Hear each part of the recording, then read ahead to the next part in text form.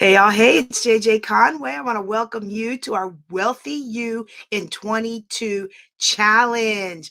I'm excited for the last 2 days that we have had of this challenge. We have had people come in to talk to us about mindset, about our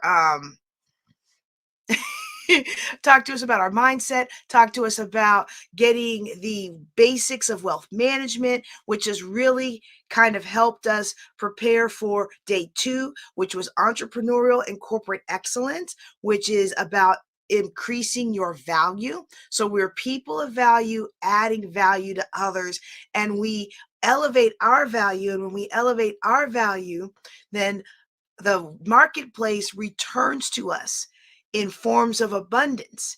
And much of that abundance begins to come eventually in the form of monetary compensation. Well, one of the things that we know in finances is not about how much you make, it's about how much you keep. And so, in order to make sure that we keep more of our income, and to make sure that we have strategically grown our income so we can leave an inheritance to the next generation and to our children's children and our children's children's children, right?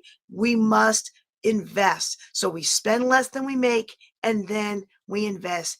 Hey, how you doing? I'm so glad that you're here with us today. It's going to be a Power Pack day. We're going to start with our Power Pack Day 3 headliner, Terry Bontemps. He is going to talk to us about how to build wealth, generational wealth in real estate without the bank. Now, one thing I like about Terry Bontemps, you will hear the size of his portfolio, and he carries no real estate debt. Woo!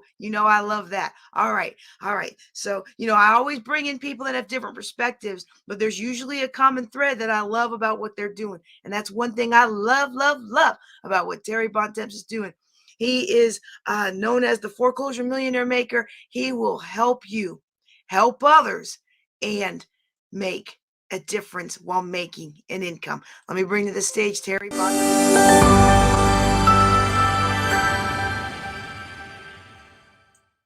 Well, hello, everybody. Welcome. My name is Terry Bontemps. Bontemps means good times in French, and I swear we're going to have a good time, okay? Now, before I even start by telling what I do and who I am, I want to give you guys today's takeaways, okay?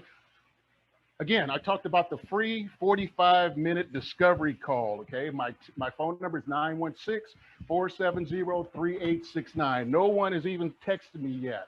I guarantee you guys, if I was on this line, I'd be texting just to talk to me. I've got 40 years in. I bought real estate all over the United States, okay? But again, if not interested, I understand, okay? And I'm reading from a sheet. I want you guys to know I've got stuff all on my table right here. I got notes, I got props. I even got a 2x4. Why would I have a 2x4? Let me see if I can reach it. Everybody, I think, knows what a 2x4 is, right? This 2x4 is symbolic of when my daughter wanted to go to college and I didn't have the money. Okay, I didn't have the money. So when she said, Daddy, I'm ready for college and I need money, bam, it felt like somebody had hit me in the head with a 2x4. So I have that prop here. I might bring that up. I got all kinds of stuff here, you guys. And I'm just going to stay on track and show you. I'm going to give you the bullet points of what we're going to cover right now. So again, the free discovery call, take advantage of it. For people out there that are listening to me, and you're not conventional. What I mean by conventional is you can go to the bank, you get a loan, you can work with a realtor, you can get a pre-qualification letter. This is for you also, but I want the people that have problems, that have issues. I call it being in the struggle. I want you to know that was me, okay? I didn't have it made on a silver platter. I didn't have it. I came from nothing to be who I am today. So if you got credit issues, you got money problems, you can't get a loan from banks, you can still be a millionaire. You can still pass generational wealth on to your family. Here's the thing. You can't do it conventional wise. You can't go to realtors and ask them to do things for you because you're not qualified. You can't go to the bank to get a loan because you're not qualified. But there is another way. You have to learn and do what I do in the unconventional world. Now, I'm not talking bad against realtors. I like realtors. I use realtors to sell my houses. But realtors can't help you if you're not unconventional. If you're unconventionals, realtors cannot help you. But there is a way, and I'm going to show you a $1 million property that I was able to pick up. I did not use a bank. I did not use a realtor. Okay. I didn't use my own money.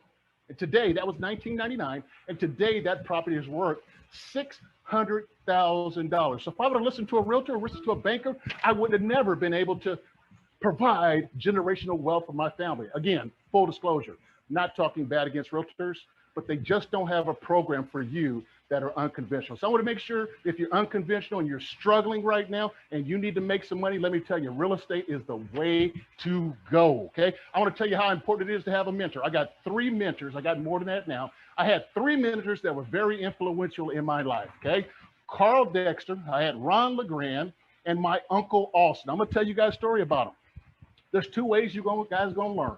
Let me just be straight up front with honest with you. There's 2 ways you're going to learn. It's going to be the school of hard knocks, which comes with the do-it-yourself, or you can get a mentor.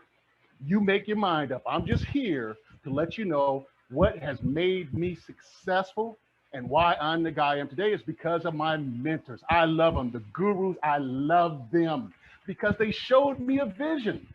I was a guy working at a job. They showed me a vision of what is possible. And glad I went to the seminar, glad I whipped out the credit card because guess what? Real estate works.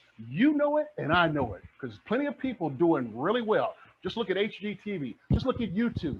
Okay, look at all the people making money in real estate. Okay, I've got 355 videos on YouTube myself, right? So if you want to do some research, I mean, just go to YouTube, punch in my name. All right, so I'm going to tell you about my daughter. My daughter's Tiffany. Everybody has someone like Tiffany. Tiffany was ready for college. I didn't have the money. I was broke. And when she said, Daddy, I want to go to college and I couldn't pay for it, I said, the heck with that. I'm going back to real estate and I'm going to be dead serious. I'm going to tell you the story about my daughter, Tiffany.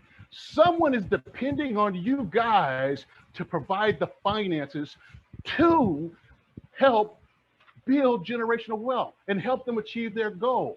And if you want to do real estate, you can pay for your family members' dreams. Real estate, okay? I love it. I love real estate. That's what's so excited. I've got 40 years in, and I'm super pumped, super excited about real estate because it changed my life, you guys. I'm serious. You're on the right track, okay? You can do it yourself, or you can get a mentor. You're going to pay the price one way or the other.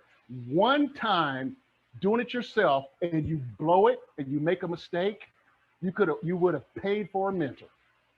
You guys just don't know how much knowledge I have. It's incredible. So I'm going to 10X your learning curve. Hey, when you're out in the field, Terry, hey, I got a question. Boom, you get on the phone and call me. Don't try to figure it out yourself, but go ahead if you want to. It's called the School of Hard Knocks. All right, again, we're going to talk about leaving a legacy for your family. My family has a legacy. We already have a revocable trust, a living revocable trust set up. So when something happens to me, my assets go to my family. I have it in a trust because I don't want it public information. If you're on this call and you got real estate, please, please, please, please, please put your properties in some kind of asset protection. Because if you get into a lawsuit, that lawsuit's going to attach to all your properties. Your real estate empire, your real estate of fortune could be taken away from you. Hey, again, my name is Terry Bontes. I'm a real estate trainer, coach. I still don't see anybody texting in. 916-470-3869, free 45-minute one-on-one discovery call. You see how much I've given so far. All right, good. Again, my name is Terry Bontes. I'm a real estate investor, coach, trainer, millionaire real estate mentor.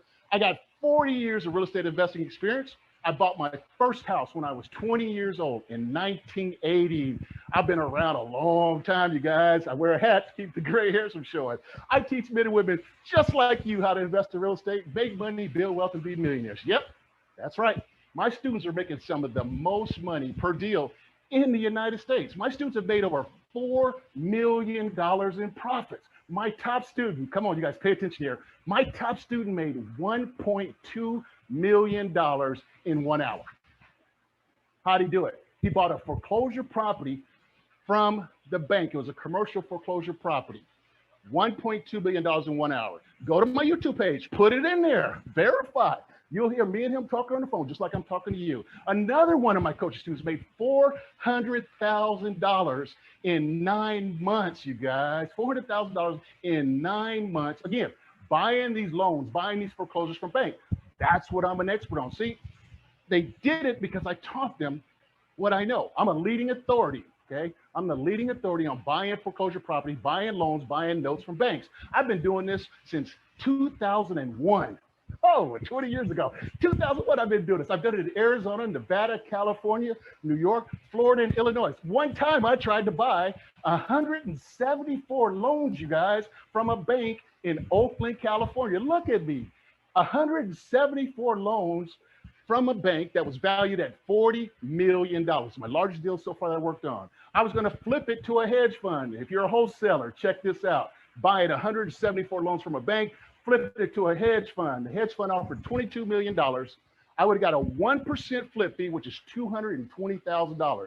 That deal didn't go through, but boy, did I learn a lot about banks and hedge funds. See, I want to be the bank. I buy these loans, and then I become the bank for the person that's making the payments. So let's say someone's in foreclosures making payments to Wells Fargo. I buy the loan for Wells Fargo, and then that person has to make their payments to me. I am the bank. I've made $40,000 in 1 hour, $100,000 in 39 days. Uh-oh, starting to get too excited to pull my cord. $100,000 in 89 days. I made $100,000 in 110 days. I've got $6,000 of monthly passive cash flow.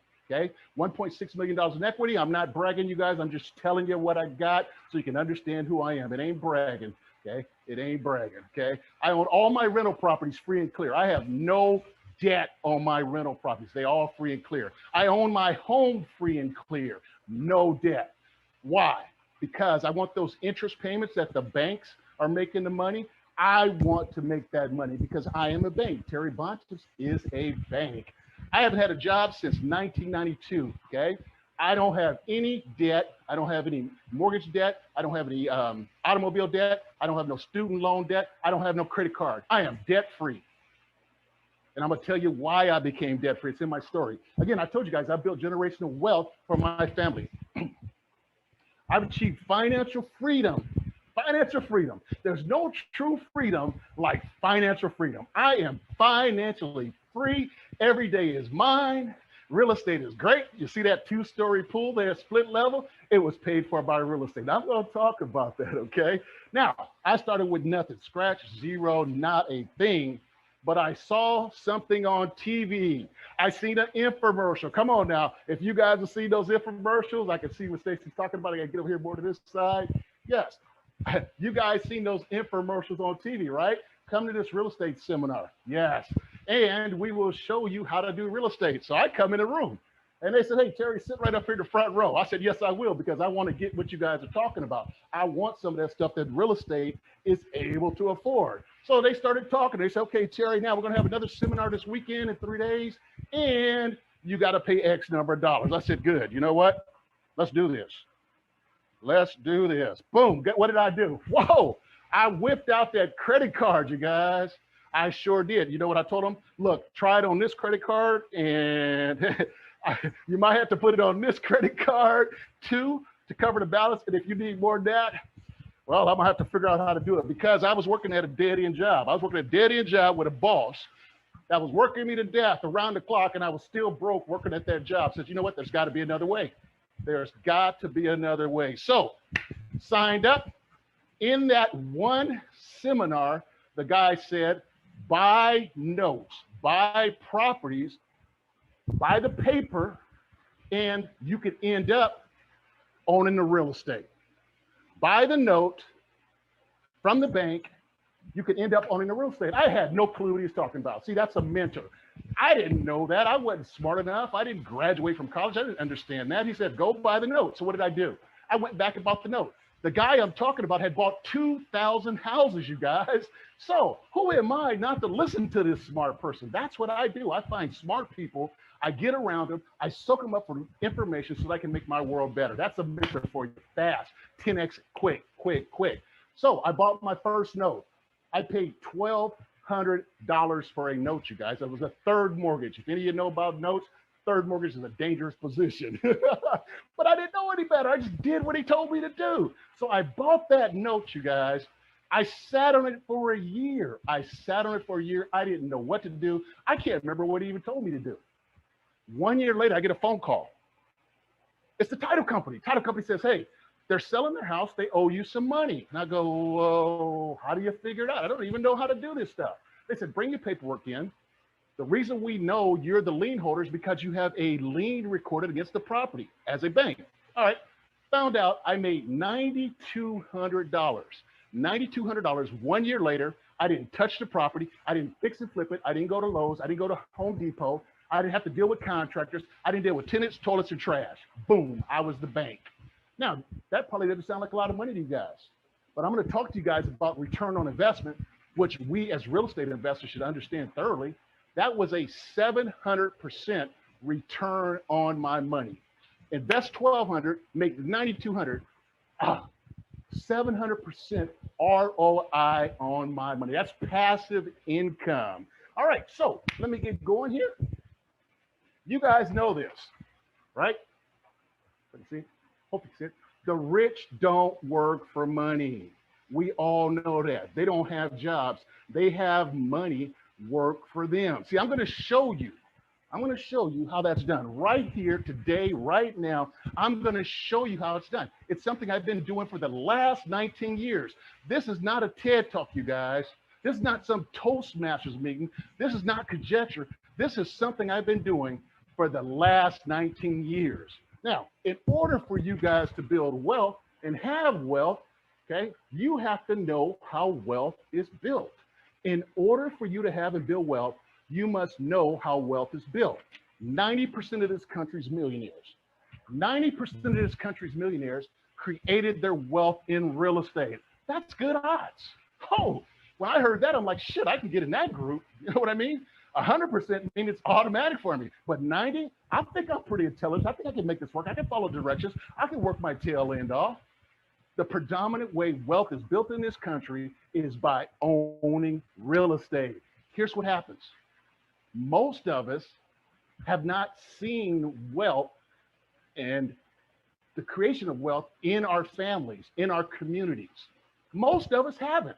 They haven't taught us personally how it's made. We can look at other people.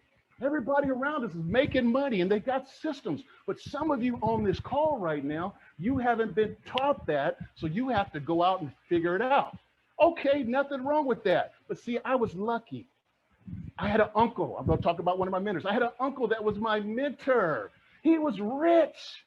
When I was a teenager, it was something about him that was different than all my family members. And I gravitated to him for some reason. So we're sitting around. And I said, Unc, what do you do for a job? Now, see, I didn't know he was rich. He was just a guy that wore Levi's and a t-shirt and drove a raggedy van. You wouldn't know he was a millionaire. I said, Unc, what do you do for a job? What do you do for work? He says, I don't have no job. I own real estate. And so as a teenager, I'm going, what the hell is real estate? I don't know what real estate is. Well, okay, tell me a little bit more. He says, I own a duplex. I live on one side. The tenants live on the other side. They pay my rent, my mortgage, my expenses, my clothes, my car. And I said, what? What? It didn't come to me. He said, son, look here. Pay attention, damn it. He said, look, I live on one side. The tenant lives on the other side. They pay for all of my expenses. That's the reason I don't need a job. I went, what? So what are you telling me? He said, look, what I want you to do, I want you to save your money. Save your money. I want you to buy a house, okay? And I want you to pay it off. Save your money, buy a house, pay it off. Wow. Best advice I've ever got in my whole life. Can you see now why I'm debt free? Now, it didn't go like that easy because I lost 2 houses to foreclosure in this process. And then on the second foreclosure, I went, you know what? I'm tired of the banks taking my real estate empire. Once I try to build something up and a recession sets in, I get wiped out. So I decided, you know what? I'm going to do what my uncle told me. My uncle told me to save my money, buy a house, and pay it off. That's why I'm debt free now. Best advice I've ever received. Again, see the value of a mentor, you guys. Just those words, save your money, buy a house, pay it off, has allowed me to be financially free. A lot of people, again, I'm not knocking people. Most people tell you to go out and leverage, borrow, borrow, borrow, borrow, borrow. I'm not saying they're wrong, but guess what? Debt is dangerous, you guys. Debt has to be paid back. I've been through 3 recessions: 2001, the 9/11 bombings; 2008, the Great Recession; 2020, COVID. Guess what? COVID didn't affect me at all, you guys, because I kept my cash flow. I had one tenant that wasn't paying. I had to evict them because they were destroying my house, which I'm legally obligated. I can do that. I feel for people that are going through COVID and can't make their payments. I have tenants like that also. But this one tenant destroyed the property. I was able to evict. That didn't upset my cart, right? Because I did not have any debt on that property and I still had cash flow. So I'm going to give you guys a bit of advice right here. If you're out doing real estate, be careful of debt, because another recession is coming, you guys. And all that hard work you put in, you're over leveraged, okay? You will lose. The 2008 Great Recession, so many investors were over leveraged, property values dropped, and what happened? Bam, went out of business. That may be you. You may be recovering right now, but guess what?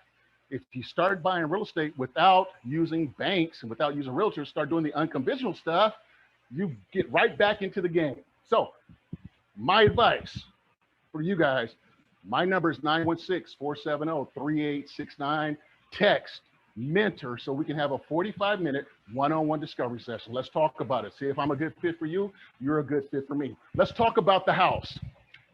$1 million I have coming from this house, and I did it without money. I did it without credit. I did it without realtors, and I dealt with banks. Before I go further, I want you guys to do this. I want you guys to put $1 million in your calculator. Please follow me, you guys. I want you guys to get this. I don't want you sitting there falling asleep, nodding off. I'm trying to be loud vocal. I'm waving my hands. I'm trying to entertain you, but I also want to teach you. Please put $1 million in your calculator. Why? Because that could be the amount of money. You got to see it first. See, $1 million just doesn't come up. You got to see it. You got to see how you're going to earn it. So $1 million could be in your bank account. It could be your net worth. It could be the inheritance to your children. It could be a business that you've sold. Okay, it could be real estate owned. I see Stacy up there. Stacy's got her $1 million. Come on, you guys, play all out, because we're going to talk about some things today. I'm going to talk about money, investing, real estate, building wealth, estate planning, and debt-free living. And we are going to use the calculator. You cannot be an investor if you're not using your calculator to run your numbers. If you do, you're using emotion, you're guessing, and it eventually is going to crush you. You must know how to run your numbers to tell if a deal is a good deal or a deal is a bad deal. I told you earlier, one of my students made $1.2 million in 1 hour. Another student made $400,000 in 9 months. I want you guys to write on a piece of paper which deal is the best deal. 1.2 million or the 400,000? Which deal is the best deal? I'm going to show you how to put it in your calculator so that you guys will know yourself. Put it on a piece of paper, you guys. All right, now let's do one more thing. We're going to talk about return on investment. Return on investment. We as investors, we like to multiply, grow, and make our money multiply. And we do that, we get a return on our investment. We get a return on our investments, ROI. So the formula for calculating ROI is your profit divided by your investment. Your profit divided by your investment. Please write that down so that you'll have it. My student Holly, the one that made the $400,000, okay, in 9 months, she bought 18 notes from this bank. She made $400,000 on one deal. She borrowed $100,000 from family and friends to buy all those notes. One deal, she was able to pay them back. She's got $300,000 of profit and 17 more deals. Now, Holly paid $25,000 for that coaching program. It was with the big people. the Than Merrills and the Robert Allens. Some of you are going, wow, that's a lot of money. But now remember, we're just going to talk about this one deal where she made $400,000, but she invested $25,000. So here's what I want you guys to do. Grab your calculator. Again, it's profit divided by investment. So Holly's profit was $400,000. Put that in your calculator, please. Put 400,000 in the calculator. All right. And then she invested 25,000. So divide by 25,000. Okay, divided by 25,000. Then hit equals. And you'll see a 16. But you have to move the decimal places 2 places to the right or multiply it by 100. That return for Holly was 1,600% for that education and training. So what am I asking you guys? Was that a good investment? She invested in herself. She learned a strategy. She went out into the market, increased her net worth $1.5 million. Incredible. So again, it's your profit, which is $400,000.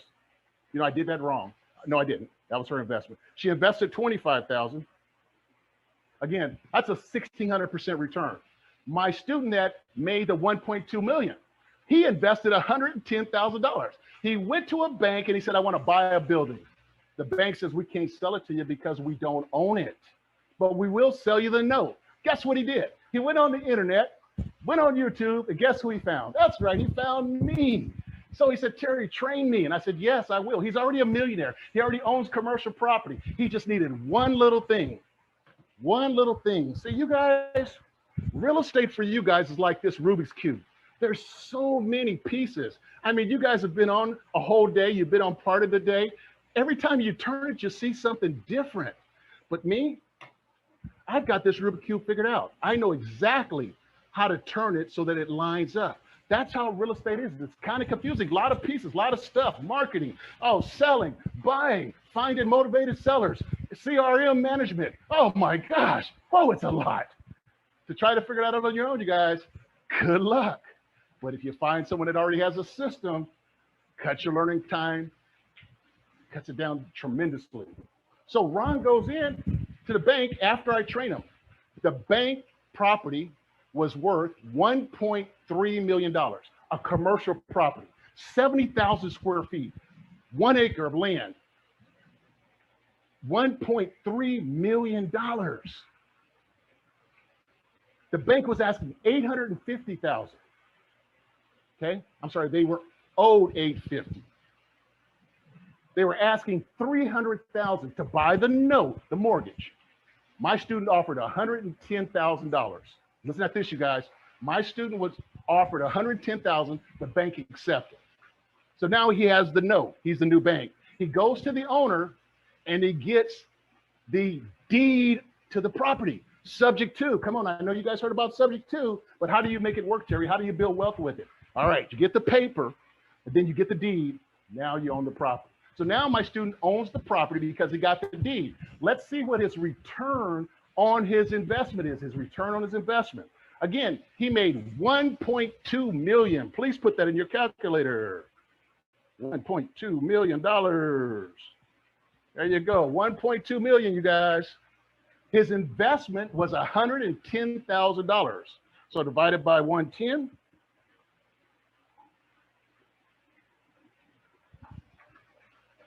$10.90, but you have to move it 2 places to the right. So multiply that by 100. His return on investment was 1,090%. 1,090%. That is amazing. But see, if you don't know about these things, okay, people are making money and building wealth all the time. That's why you got all these YouTube videos, all these HGTV. You guys are trying to get into the business. You are in the business or you advance. This is the power of real estate. I once heard that there's 1,000 ways to make money in real estate, and there's only one is paying cash. So Terry, tell us about that house. Tell us about that property that you got with no realtor. You used no banks. You didn't use any of your money. You didn't have to use any credit. All right, again. I bought this property in 1999. Some of you are going, wow, Terry, that's so long ago, and it doesn't apply to what we're doing today. Wrong. my market right now as a real estate investor, a buy and hold investor, I'm prospering right now, guys. Hey, let me ask you this. Did property values go down or up during COVID and after COVID?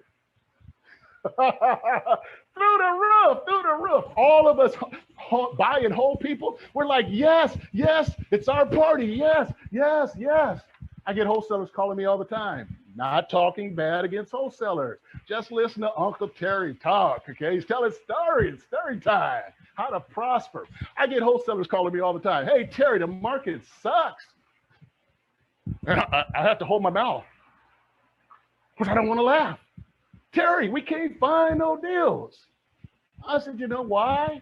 It's a landlord. It is a property owner's market right now. Hey, if you're a wholesaler and a fix and flipper, please listen to me. I got 40 years experience. You got to hold some of this stuff, you guys. You're flipping everything. You're flipping everything. Okay? You're flipping everything. You're making a little money. But look at the cash buyer. The cash buyer's getting rich. They're making a little money, a little bit more money. But the landlords, the property owners, again, I bought this for $64,000 in 1999. I have a property I've been owning since 1983. The property value just keeps going up and up and up. That's where I get the generational wealth for my family. I could sell those houses, but I don't because I don't need the money. I have enough cash flow coming in. So I'm holding the asset forever and ever. It's the golden goose. It's the holy grail of real estate. Keep producing month after month after month after month, and the property goes up and up and up. So in 1999, $64,000 what I bought it for. I got $640 the first month. The first month I bought it, $640 cash flow. Here we are today in 2021. $600,000 is what it's worth. I got $2,100 a month coming in of cash flow. I have no debt. No debt, but $2,100 coming in each and every month. Can I ask you guys a question? If someone else could make your house payment for you so you don't have to do it because you own real estate, would that make you happy? I can hear you say, yes, Terry, that'd make me happy. So again, I'm getting $2,100 a month. What could that $2,100 a month do for you? One property, you guys, without using your credit, without using banks, without using realtors, without using any money. What would $2,100 a month do for you? That's real estate. What if somebody could make your car payment? Okay, if somebody else could make your car payment, would that make you happy? You say, yes, Terry, that would make me happy. If someone else, because you own real estate, would pay for your next family vacation, would that make you happy? See, I just came back from Hawaii maybe a couple years ago, renewed my vows with my wife, my children. They said, Dad, let's go to Hawaii. I said, great. You guys spend money, not all my money, but spend some money, entertain us. That real estate paid for my trip to Hawaii.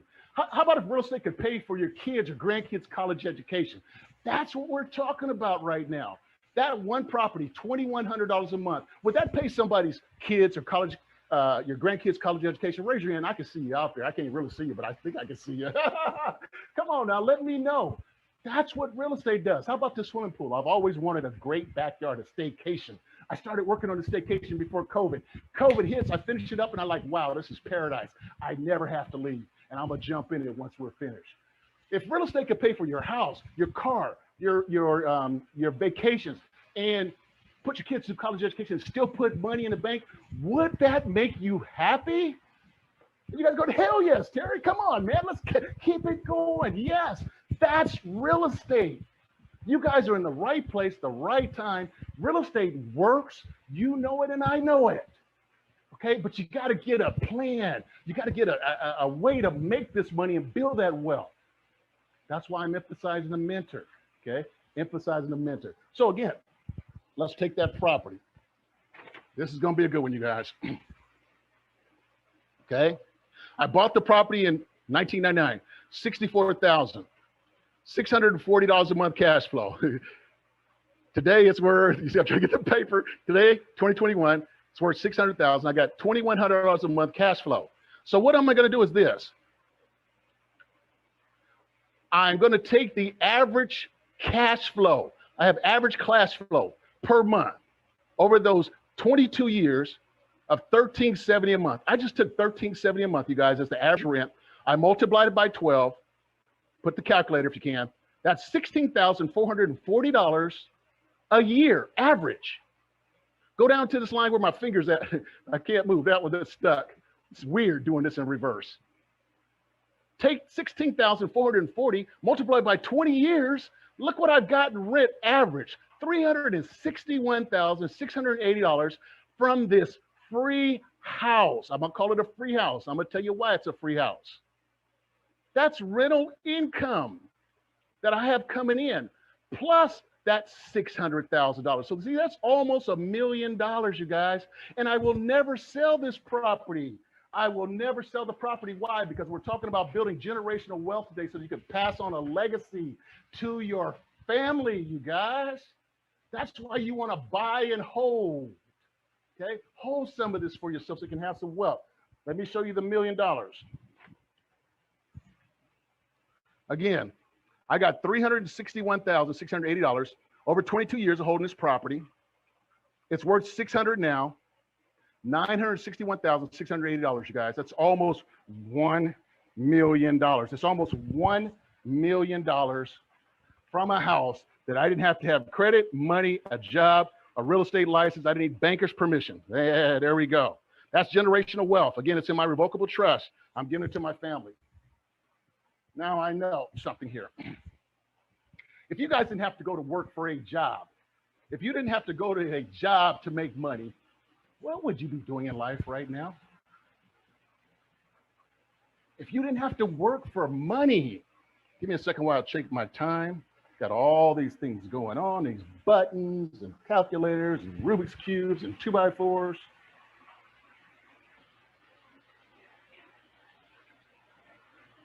$9:34. Give me a second while I take a deep breath too. Woo! Are we having fun, you guys? Are we having a good time? Man, I'm telling you what, if you guys ain't loving this, and if you're not loving what Stacy's doing with REI USA, rock. Yes, I can see it. You rock, Terry. Come on, you guys. Give me some love, some flowers, anything. I'm just trying to pump you guys up because I know you guys, some of you are in the struggle. Like the kids cost, COVID cost. When COVID hit, some of you lost your jobs. Some of you may, I'm gonna tell you this right now, you guys, I'm gonna be perfectly honest with you. If you are having house problems and you can't make your house payments and you got a payment modification that you may not be able to make, you need to text me right now and say, Terry, I need foreclosure help. I'm an expert at this. I can help you keep your home with what I do. Okay, come on, you guys. You better use the resources. I don't know why you guys are sleeping out there. Pick up the phone, text me, mentor, text me, I need foreclosure help. But again, thanks Stacy for the brilliant vision she has. Thank all these instructors that are donating their time. Come on, you guys. Fan Merrill is training people. I don't know if he's doing it now. You got all kinds of people teaching real estate, teaching how to wholesale. There are so many people teaching. And if you're trying to go out here and do it on your own, oh my gosh. If you don't have the money, I can see doing that. That's what I did. I made some money and I said, okay, look, I need more. I need more because I just don't have enough. But you need somebody that's going to help you, support you, mentor you, coach you, teach you, train you on how to build wealth. That was the beginning of my presentation. In order to build and have and create wealth, you guys, you got to know how it's done because most of you, I'm not saying all, have never had it done. Your family members were not rich. They didn't have real estate. They didn't have businesses. They didn't, their families, their parents didn't hand down wealth, okay? Like me. I love my mom and dad. They made me who I am, okay? They work for a job. All my family members, cousins, nieces, nephews, uncles, aunts, generations, my friends, everybody, 99% of the people went to a job, except for my uncle My uncle Austin, Terry, save your money, buy a house, pay it off. Man, I'm practically in tears right now because he saved me.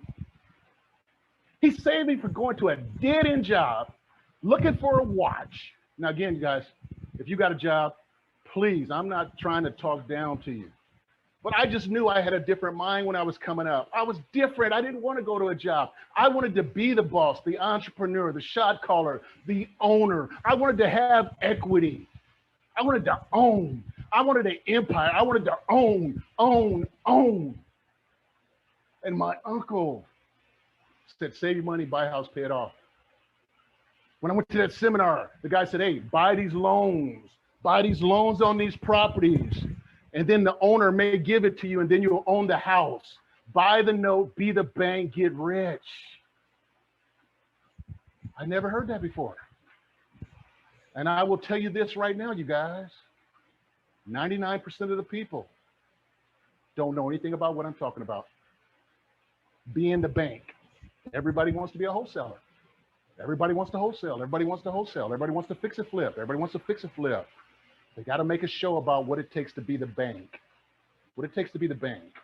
I own people's mortgages. They make their monthly payments to me instead of Bank of America, Wells Fargo, and Chase. I have every right that those big banks do. I'm a foreclosure expert. Let me tell you about how I got that house. I didn't even take a sip of water, did I? See, I get passionate about this. And if you ain't passionate and if you ain't excited, nothing great was ever achieved without great enthusiasm, you guys. Nothing great was ever achieved without great enthusiasm. So Stacy says, hey, look, this guy's a fireball. This guy comes with it. Stacy's like, man, Terry, woo, woo, woo. Dude, I'm tired just listening to you and looking at you.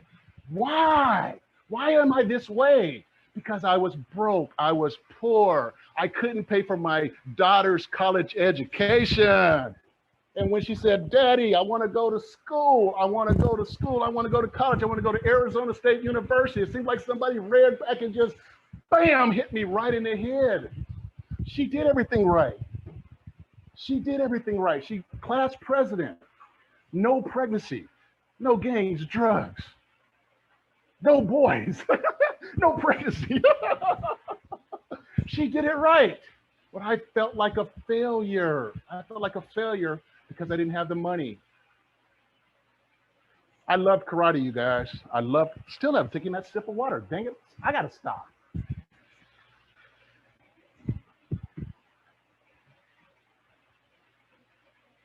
I used to have karate schools. I loved karate. I loved karate. I loved it. I was the next Bruce Lee in my head. I seen that, but it didn't work out that way. I had 2 karate schools I had opened up. I'm gonna tell you about my third mentor. His name is Carl Dexter. I had 2 karate schools I opened up. That's when Tiffany came to me and said, Daddy, I'm ready to go to college.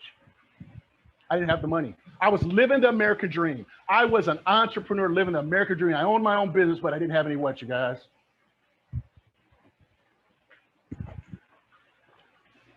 I didn't have any money. I didn't have any money. How many of you are like that? You're doing what you like, but you don't have any what? Money.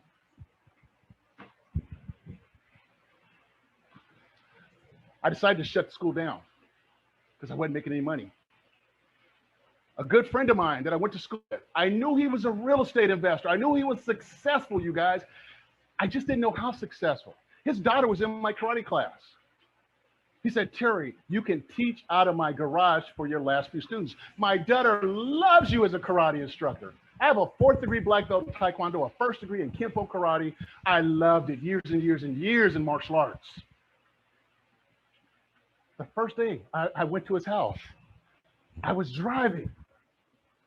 And it seemed like I went from the low income neighborhood, the middle income neighborhood, then all of a sudden it started being upper real estate, right? Upper neighborhoods, like, wow.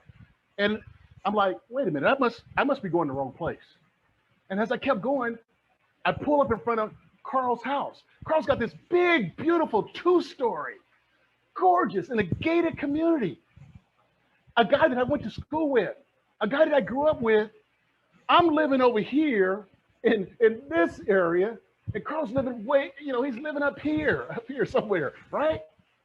I'm jealous. I'm gonna just be honest with you guys. I'm jealous of where Carl is living. So I asked Carl, I said, Carl, how did you get this house? Listen, you guys, he said, I bought the house from the developer that went bankrupt. I bought the house from the builder that went bankrupt. I'm going, wait a minute, dude, you are freaking smart. You are freaking smart. I can see that you're smart. I just didn't know. Carl showed me check after check after check after check after check after check after check that he had made in real estate. I'm like, whoa, I got a new mentor. I said, hey, man, you got to teach me. I'm up against it. What did you do to make all this money? He said, Terry, I started knocking on the doors of homeowners in foreclosure. He was a door knocker. I said, guess what? Guess what? That's what I'm going to do. Sun up to sundown, I'm going to knock on doors so I can be successful in real estate. It was either get rich or die trying for me, you guys. Because again, I had nothing to lose. My daughter was ready for college. I had no money. I was teaching karate because I didn't have no money. Had a dead end job. All of that was working for me. Okay. I was in the struggle. So if you're in the struggle, please listen to me. You can do this real estate if you're in the struggle. So what did I do, you guys? All day, all night. I went to this house. This is the 600,000 house, you guys. I'm getting ready to give it to you. Pay attention. This is how I got this house. I knock on the door and I said, hey, is John there? The lady says, John just passed away. Wow. I said, you got two houses on one lot. The $600,000 property has a 1-bedroom, mother-in-law quarters in the back. It has a 3-bedroom house in the front. Okay? 2 houses on one lot. I said, sorry to hear that John passed away. I said, what are you going to do with those properties? She said, I'm going to give them back to the bank. I'm sorry, what are you going to do? I'm going to give them back to the bank, Terry. You know why? John was the real estate guy. I only want to spend time with my grandkids.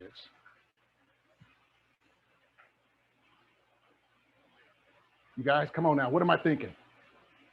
I said, I'd like to have them. I'd like to have them. Can I have those houses?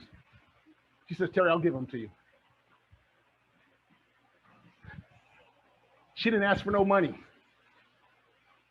If I wouldn't have took those houses, they would have went to foreclosure. She didn't care because she was a grieving widow. She didn't like real estate. Her grandkids were more important than money. Can you guys understand? She wasn't emotionally tied to that house. See, I get this. From all these years now, I understand what that means to people. So she gave me the house, a free house. It was free. I've been given at least 10 free houses, you guys, 10 free houses from people because they didn't want them. 10 free houses that I could make money on.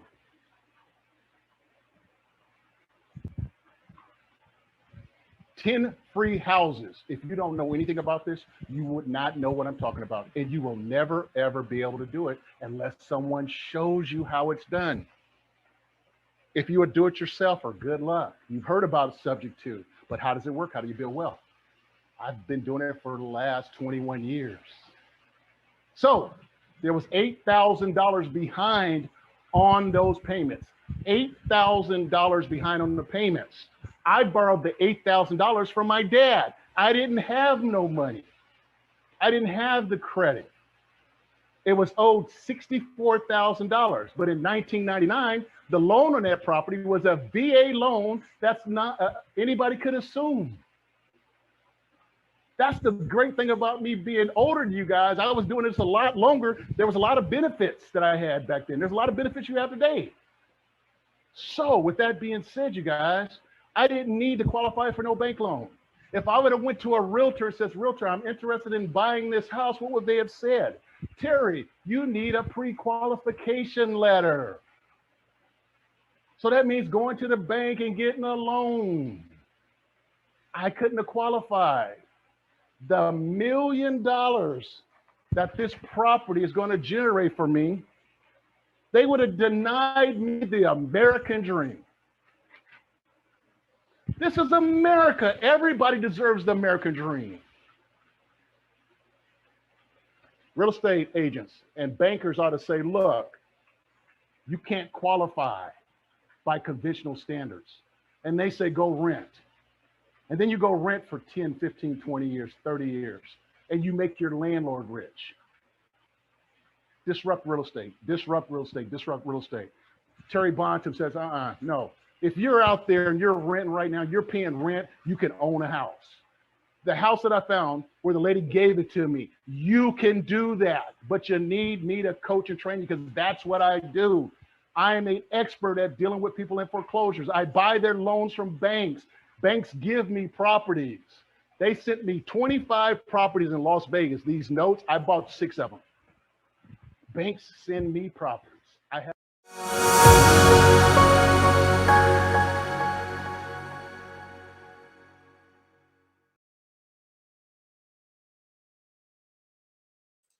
My favorite way of buying real estate right now is subject to the topic that Terry is talking about. I've just had my first deal with subject to. Is a very powerful way. And there are so many people out there who are hurting, and you being able to take that property off of their hands in a quick manner is a win-win solution. You are easing their pain, you are helping them move forward in their lives, and you are also doing something to help your future generations. Now, I have a local mentor here in Weatherford area, Tim Cook. There's another excellent mentor that I was working with in Shreveport area. Uh, Roger Ketchum, excuse me. And if you are looking for somebody outside of those areas to help you with subject to, or even if you just really resonate with Terry's style and you're in our area or you're in where I used to live, I'm not going to be offended because Terry is really knowledgeable. He's been doing this for 40 years and he can show you how to get these properties without getting loans from the bank. So you want to reach out to him and text mentor at 916-470-3869. But I would not recommend going this alone. There's a lot of things that I learned how to do out of books, but most things that I learned how to do the most effective and efficient way possible was with a mentor to show me the way and to show me the pitfalls. So text mentor to Terry, 916-470-3869. Make sure you let him know that you saw him through JJ Conway and are building wealth together. We are in our Wealthy You in 22 challenge, and we are on our day about investments. It's my favorite day of the challenge because investing is my favorite topic. Investing is what allows somebody of low means and low estate and humble beginnings to rise up. And whether it's an investment in our health, an investment in our wealth, an investment in our spiritual growth, an investment in relationships, everything that you want out of life requires an investment. It requires persistent, consistent working towards your goals. And it requires, in money, we say spend less than you make and invest the rest. But I want you to hear this. It's about everything else that we do. If we have a fitness goal, and many of you know that I'm trying to recover from a series of car accidents that I had, and I'm trying to get that body back, and then I'm going after my pre-pregnancy. I don't know if I'm going to get back to my Miss Veteran America finalist weight, but I'm going to shoot for it. You know what I mean? You miss 100% of the shots you don't take, and I know that it's possible to walk in optimum health. Right. And so the even with weight and health, if you spend all your energy for somebody else, if you spend all your energy trying to prove yourself to somebody else, you have no energy budget left over to take care of your health, to take care of working out, to take care of moving your body so that the blood flows go into your mind to prevent dementia and Alzheimer's and all these other things. You don't have any energy left at the end of the day. Your sleep isn't even productive because you spent so much of your body life energy on external things that don't matter, that you don't have any reserve to do the maintenance and the cleanup that's supposed to be happening when you sleep. Same thing with relationships. We're our best self all day long. And I know I was bad for this. I feel so, I know there's times where I frustrate my family now, but I was so much worse before. I would give my best self at work. And whatever was left in the tank, boy, I'd throw that into the ministry. And then I would come home and I'd go, meh. That's all my family would get was meh. And we do that. So we have to spend less energy than we have, less relationship equity than we have out in the world, and take the rest of that and pour it into investing in the things that are important, whether that's investing into our bodies with quality sleep, quality water, or quality nutrients, investing into our relationships, investing into our spiritual development. I mean, how many of us, and I know that I know that I have this issue. Like, I don't ever like to comment praying or prayer lifted without lifting up a prayer. So I know I have lifted up a prayer in some fairly unconventional places and times, but that's because I know if I don't do it at the moment, I'm going to forget. I just, I'm sure the Lord could bring it back to my remembrance, but I've got so much going on. I like to be honest when I say I prayed for you. So, but how many of us, the only time we ever pray to God, the only time we ever invest in our spirituality, our relationship, our faith, whatever faith you are of today, and everybody on my channel knows my faith. I believe in the Lord Jesus and the power of the Holy Spirit, and I love the life that I live, a life of righteousness and striving to make it to heaven. And whatever faith you're in, though, how many times do we not pay any attention to our faith until our back is up against the wall? Or we don't pay any attention to our faith until all of a sudden our heart is broken, right? No. Spend less than you make and invest the rest. Take some of that time and energy that you have and invest it in your spiritual growth, invest it into your relationships, invest it into your health, and do the same with your money so that you can invest in real estate and other cool things. Well, the person that I'm bringing up next is going to talk about investing in our generations, and she's got a unique spin. Now, I do want to make a little bit of a qualifier, because this is an interracial, international, all posts, all peoples broadcast. However, this speaker is specifically talking to the Black population. I'm going to definitely feature her in my Juneteenth conversation, or Juneteenth Legacy Conference. You'll see the information for that coming up soon. But one of the reasons I wanted to bring her in is because when it comes to wealth and building wealth together and being wealthy in 22, wealthy you in 22, there are certain categories of people who are increasing money from generation to generation. Mom and grandparents worked hard in the coal mines. They left something to their children. Their children had something to start off with. They left something to their children. Now those children are starting off here. They're leaving something to their children who are in college now. Those kids are going to graduate with free college and free down payment on a house, or free house, or whatever. And then their kids are going to be here, and their kids are going to be here, and their kids are going to be here. However, according to oh dear, I don't have it in front of me. It's not the Census Bureau. The Bureau of Labor and Statistics, I think, is the website. According to one of our federal websites, the African American, BIPOC, whatever the current name is for people who look like me, right? In this country, it's the only category, they label it as Black in the federal government, the only category of people whose wealth is declining from generation to generation. Well, for me, that's a problem. All right. For me, that's a real problem. And so I want to bring in somebody who can talk to us about investing in our generational growth as a people. And she is a speaker to the Black community. However, you see these same patterns of trauma in certain poor communities, in other cultures, in other locations in the country that have traditional, historic, generational poverty. If you are part of a people group who has traditionally experienced poverty upon scarcity, you want to hear this talk. We're going to bring to the stage Professor LaTanya White.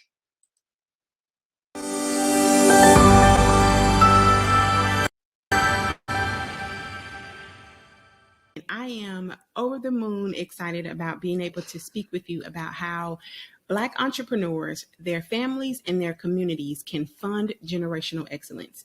So in the next few minutes that we have together, we're going to spend some time talking about a proven process for how we can perpetuate wealth for not just the next generation, but for the next 3 generations. First things first, though, we have to stop giving our energy and giving our attention to the generational curses that we experience from unhealed pain, unaddressed trauma, and especially unspoken toxicity in our lives. So instead, let's normalize rewriting our family's narrative. Let's normalize rewriting Black history altogether. And let's normalize funding generational excellence. And who am I? Why am I the person to speak with you and walk you through this process for doing so? I am Dr. LaTanya White. I'm an educator.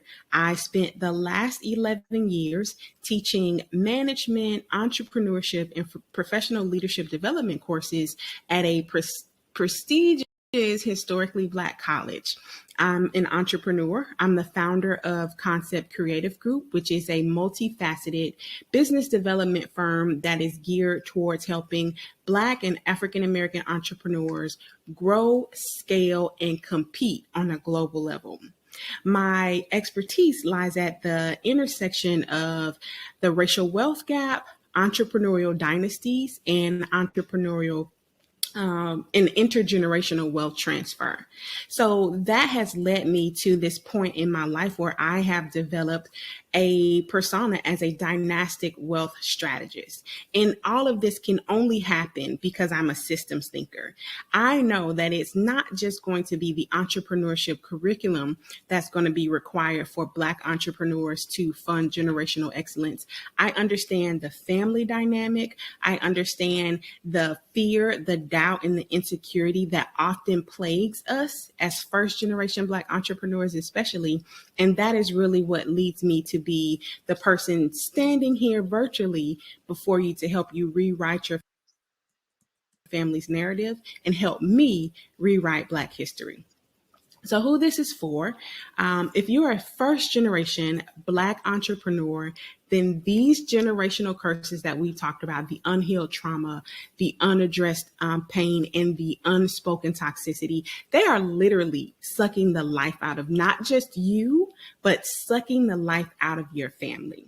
So as we explore this topic of funding generational excellence, I want to be sure that everyone understands that there are levels to this thing. So there's personal wealth. So if you are an entrepreneur in the audience, or if you aspire to be an entrepreneur, just take your side hustle to the next level. You may only be thinking about what that business and what that funding and revenue can do for you personally. So that's what I like to consider a focus on personal wealth. We're here today because a lot of us are interested in generational wealth. What am I doing, or what should I be doing today that is going to benefit the next generation of my family, my children, or my nieces and nephews, or even maybe my godchildren?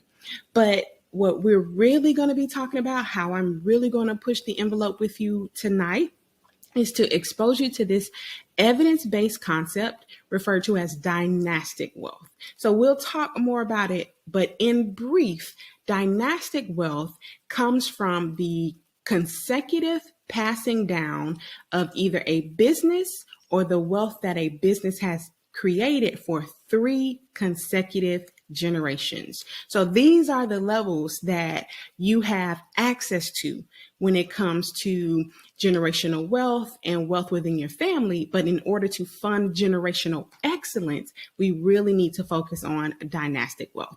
So a quick comparison. How is dynastic wealth different from generational wealth? For generational wealth, it's typically only one level down. So it's typically only from me to my daughter. Whereas dynastic wealth is all levels, up, down, and across. For example, in my family, we have just begun having our dynastic wealth discussions on a regular basis. And there are 4 generations of my family that are involved in this. While I was the first entrepreneur in my family, that doesn't mean that no one else is going to be a part of, or needs to be a part of, how dynastic wealth is created. So it's me teaching my mom, me teaching my grandmother teaching me, my grandmother teaching my daughter, my cousins and I teaching our aunts and uncles, and vice versa, of course. And then there's me teaching my cousins along that same generation. So all levels up, for every living generation in your family, they can all be involved in this process of creating dynastic wealth. Generational wealth focuses typically on a single form of wealth. If you do any research, a quick Google search on generational wealth will typically only refer to passing down financial assets, whereas dynastic wealth focuses on 5 forms of wealth. These are forms of wealth that private wealth advisors are talking with their ultra high net worth clients in closed rooms, and it's not being taught in the classroom, because believe me, I've been there for the last 11 years, and it's certainly not being taught in mainstream media.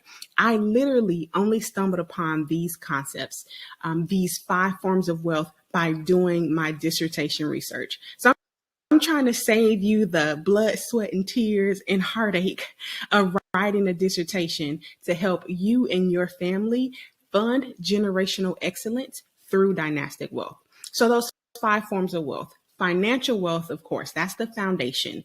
If your business is not strategically priced, and if you are not profitable, there will be no dynasty. We need financial wealth in order to establish a dynasty.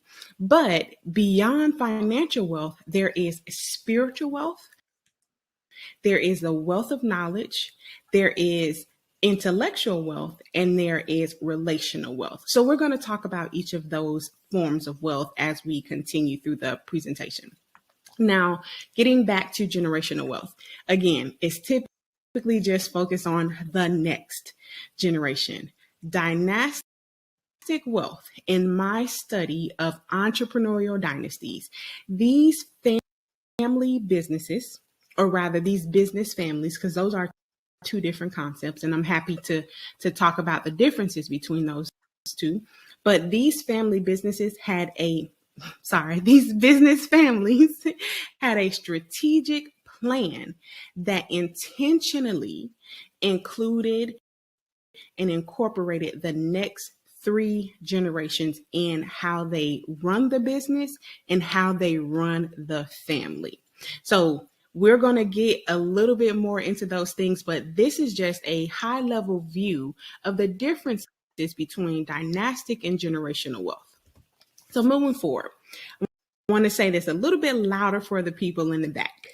Now, remember, this is for first generation Black and African American entrepreneurs, but more importantly, for those entrepreneurs who have a desire to create some future benefit for not just yourself, not just your family, but for your family and your community. Now, if that's the case for you, you have to make it an operational priority to begin to fund generational excellence through your business endeavors. But how do you do that, right? It sounds easy. And what I learned over the course of my doctoral dissertation was that easy and simple are 2 different things. So this is a pretty simple thing to do, but it's not going to be that easy. So this new direction that I am strongly encouraging, again, after 11 years teaching entrepreneurship in higher education, after 4 years in a doctoral program that focused on the racial wealth gap in Black entrepreneurship, and after 600 Black entrepreneurs that I've coached, taught, and consulted, the new direction that I strongly advise is to fund generational excellence through dynastic wealth. This can create 3 times more wealth for Black entrepreneurs and their families with a strategic focus on this particular concept. So moving forward, let's talk about how entrepreneurial dynasties perpetuate wealth. We're talking here about maybe your Rockefeller families, your Walton families, some others that may come to mind, the Mars family, right? So that first form of wealth, we talked a little bit about financial wealth, and that includes your traditional concepts for business development, entrepreneurship, branding, pricing, and profitability. But remember, these families also are being advised to cultivate 4 other forms of wealth, and that includes spiritual wealth. That is the very next step to building a dynasty. And what this includes is a vision for the wealth. What do you want the money? What do you want the wealth to be used for generations from now? Not just the next generation, but 3, 5, 7, 10 generations from now. So making sure that you have a vision for the wealth that your business is creating. Spiritual wealth also involves establishing an identity for the family. Now, if you don't have this, and trust me, my family didn't, it was something that we all had different ideas about. But when we started to get together in our weekly sessions, we really were able to hear each other's perspectives. So establishing a family identity that is taught strategically and intentionally taught to new generations of the family. But probably the more impactful thing as far as spiritual wealth is concerned is family retreats. Business families and entrepreneurial dynasties, they do not have family reunions. They have family retreats, and there's a whole tax implication for that. That really is an advantage for these families because they're infusing the operation of the business into how their family connects with each other and stays connected. So that's our second form of wealth, spiritual wealth. Getting into the third form of wealth, we have a wealth of knowledge. Now, what does this mean? It means that you, as the entrepreneur in your family, and I will say this, you might find that your family has not yet healed enough to have these kinds of conversations. You might not have the deep enough relationships or connections to talk about your family identity. And that is okay because it could even just start with you. So if your family isn't close, if there's still unhealed trauma or there's pain and toxicity, then your responsibility, if you want to fund generational excellence down the generational chain, then you have the responsibility of writing out what your vision is for the family, of documenting what you understand the family identity to be, and even begin to put on paper your ideas for a family retreat different from a family reunion. So moving forward, getting into this third form of wealth, the wealth of knowledge, this is where you want to do your best to capture your family history. I want you to do some quick research on a concept called heirs property, HEIR property. And that's just like the person who inherits anything from you is your heir, right? And Black families, historically, we have lost billions of dollars of wealth and millions of acres of land because we did not know who owned it. There was no deed, there was no will. And that is because we have not been taking the time to capture our family history. So in the wealth of knowledge, we're capturing our family's history. We're learning everyone's lived experiences. And even, again, going back to what entrepreneurial dynasties and these business families are doing, they have family councils. That means there's a leadership team within the family that isn't just responsible for planning the family reunions, but now we're moving to family retreats. The family council is really made up of the people who are committed to serving in this leadership position to capture and retain the family history, but also who are focused on governance and helping to control and monitor how the family's wealth is being created, whether it's through entrepreneurship or real estate investing or investing in stocks or even alternative investments like gold and luxury watches. There's a family council that is made up of, people from different generations within the family that helps to perpetuate that. So that's our wealth of knowledge. The fourth form of wealth is intellectual wealth. And this is where we get to literally make an investment in the passion, in the skills, and in the abilities of people in our family, because we've done the family history. We've captured the lived experiences. So now we have a better idea of how people want to serve, how people want to be seen, and how they want to show up in the world. And we get to invest in that as a family to help them reach mastery so that they can generate revenue and return the investment back to the family council and to the family wealth. So that's intellectual wealth. And it's this fifth form of wealth that really research has estimated, I'll say is the term, that Black and African American entrepreneurs generate typically 1/3 less revenue than our white counterparts because our social networks are weaker. We have less social capital. So if we are going to truly fund generational excellence within our families, relational wealth is going to be the missing piece. And what is that? That means that it's not just me networking, it's me and my daughter networking. I'm taking her to appropriate social events. I'm taking her to appropriate business development events. And I'm helping to model for her how she can build her own relationships with decision makers, with movers and shakers, and with influencers. And that expands our family's network and the strength of our family's relationships. So this is how entrepreneurial dynasties are perpetuating wealth. This is how ultra high net worth individuals are creating wealth that's passed down for 3, 5, and 7 generations. But this is not being taught in mainstream media or mainstream education.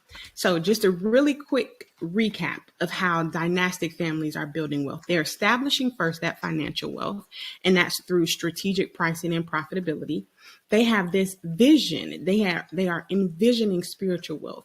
They've discussed what they want the wealth to be for, what kind of freedom, access, and opportunities they want future generations to benefit from because of their work today. They record the wealth of knowledge. They have relationships within the family. They may not be the healthiest relationships, but they have these doors, these windows within the family that allow them to at least learn who was grandpa, what did he do to establish this business, and what was his experience as a business owner. So they're recording this wealth of knowledge and they're passing it down. And from there, they actually even are investing in intellectual wealth. You may know personally a handful of people that were in college with you that did not need a degree because there was already a job in the family business waiting for them. That family literally invested in that student's intellectual wealth because they knew that family member was coming back to the family business or coming back to the family council to build more wealth for the family. And then they also are really focused on relational wealth. Some might call it nepotism or favoritism, but if we had the opportunity to do so as Black and African American entrepreneurs, it'd be a shame if we didn't. Bringing along our nieces, nephews, sons, daughters, godchildren, everyone, bringing them along after they've been properly groomed, of course, and they're in appropriate spaces to create their own relationships. This is how dynastic families build wealth. But what this really means is if you've ever sat in on a business development workshop or listened to a YouTube training and they're talking about tech this and venture fund that and lean startup the third, and you don't really feel like you're in the right place, it's because you're not. So the tech-enabled, venture-funded, and lean startup model for entrepreneurship training, it does not hold space for you. And I'm saying this as an entrepreneurship educator, as a certified business analyst, as an entrepreneur myself. That model is not built for the Black experience, and especially not built for what first generation Black wealth creators such as yourself and like me, it's not built. It doesn't have the space for what we require. So I really want to take just a couple of minutes to share this framework for funding generational excellence through dynastic wealth. And this is from the perspective of how do we contextualize it? How do we make it relevant for Black and African American entrepreneurs?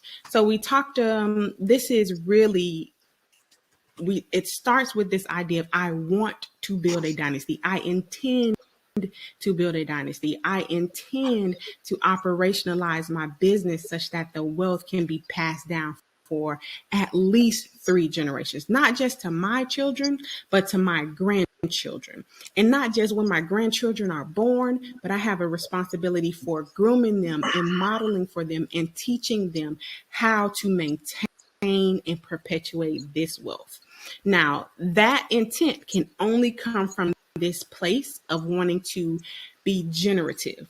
So you hear the word almost like generosity in that, but generative, a generative script is this story, this narrative that's in your head and in your heart that says, to whom much is given, much is required. It says, I have the responsibility to do and create more, to create better for the future. Okay, so we start with dynastic intent, and from that comes this idea of your generative script. That is your personal narrative. That's the story that you say in your head. It's what gets you up in the morning. It's what keeps you going throughout the night.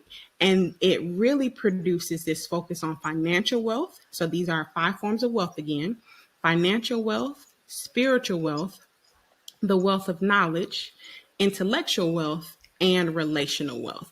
And you see here, these are all the different components that go into that. So like I said, it's a simple approach, but nobody said that it would be easy. But that's okay, because you're not in this by yourself. So I really want to kind of frame what this means for you as a Black entrepreneur, especially with the understanding and the acknowledgement that the regular business development and entrepreneurship training curriculum does not hold space for your experience as a Black entrepreneur.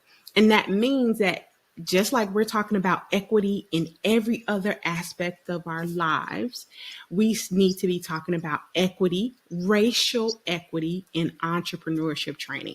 So when it comes to establishing that financial wealth, what I want to share is from my days as a certified business analyst with the Florida Small Business Development Center Network, I would always have clients who just did not feel like they could do it. They did not have the confidence or the esteem that says, I got this. I'm going to do this and I'm going to knock it out of the park.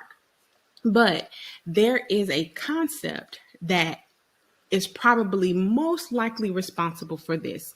And it comes from Dr. Joy DeGruy. She did some research and actually published a book called Post-Traumatic Slave Syndrome. And one of the constructs that comes out of post-traumatic slave syndrome is this idea of vacant esteem. So we've heard of self-esteem, low self-esteem, high self-esteem. Vacant esteem says that you don't believe that you can do it. And that's simply not true. So, racially equitable entrepreneurship training would address that fear, that doubt, and that insecurity that often cripples us, that paralyzes us. And I have been a witness to that. That's been my own experience, and I have developed an approach to overcome that. So I look forward to sharing that with you. Also, regarding financial wealth, remember, this is not being taught in mainstream media or mainstream education. So don't think that you missed the news session on this, or that you maybe that was what they taught in class, that one day you didn't go to class. It's not being taught anywhere. There are racial inequities that are built into the American tax system. There is racism built into the American tax system, especially if you're looking at it from an employee side. Think as an entrepreneur, things are not as black and white, literally.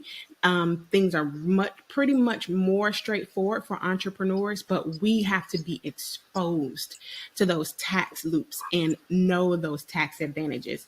Dorothy Brown is the author of The Whiteness of Wealth, and you can learn more about that, those racial inequities in American tax policies, especially as you're focusing on establishing financial wealth. Now, as far as spiritual wealth and envisioning spiritual wealth, what these dynastic families are doing and what Black entrepreneurs have to do, we have to incorporate succession planning into our business operations.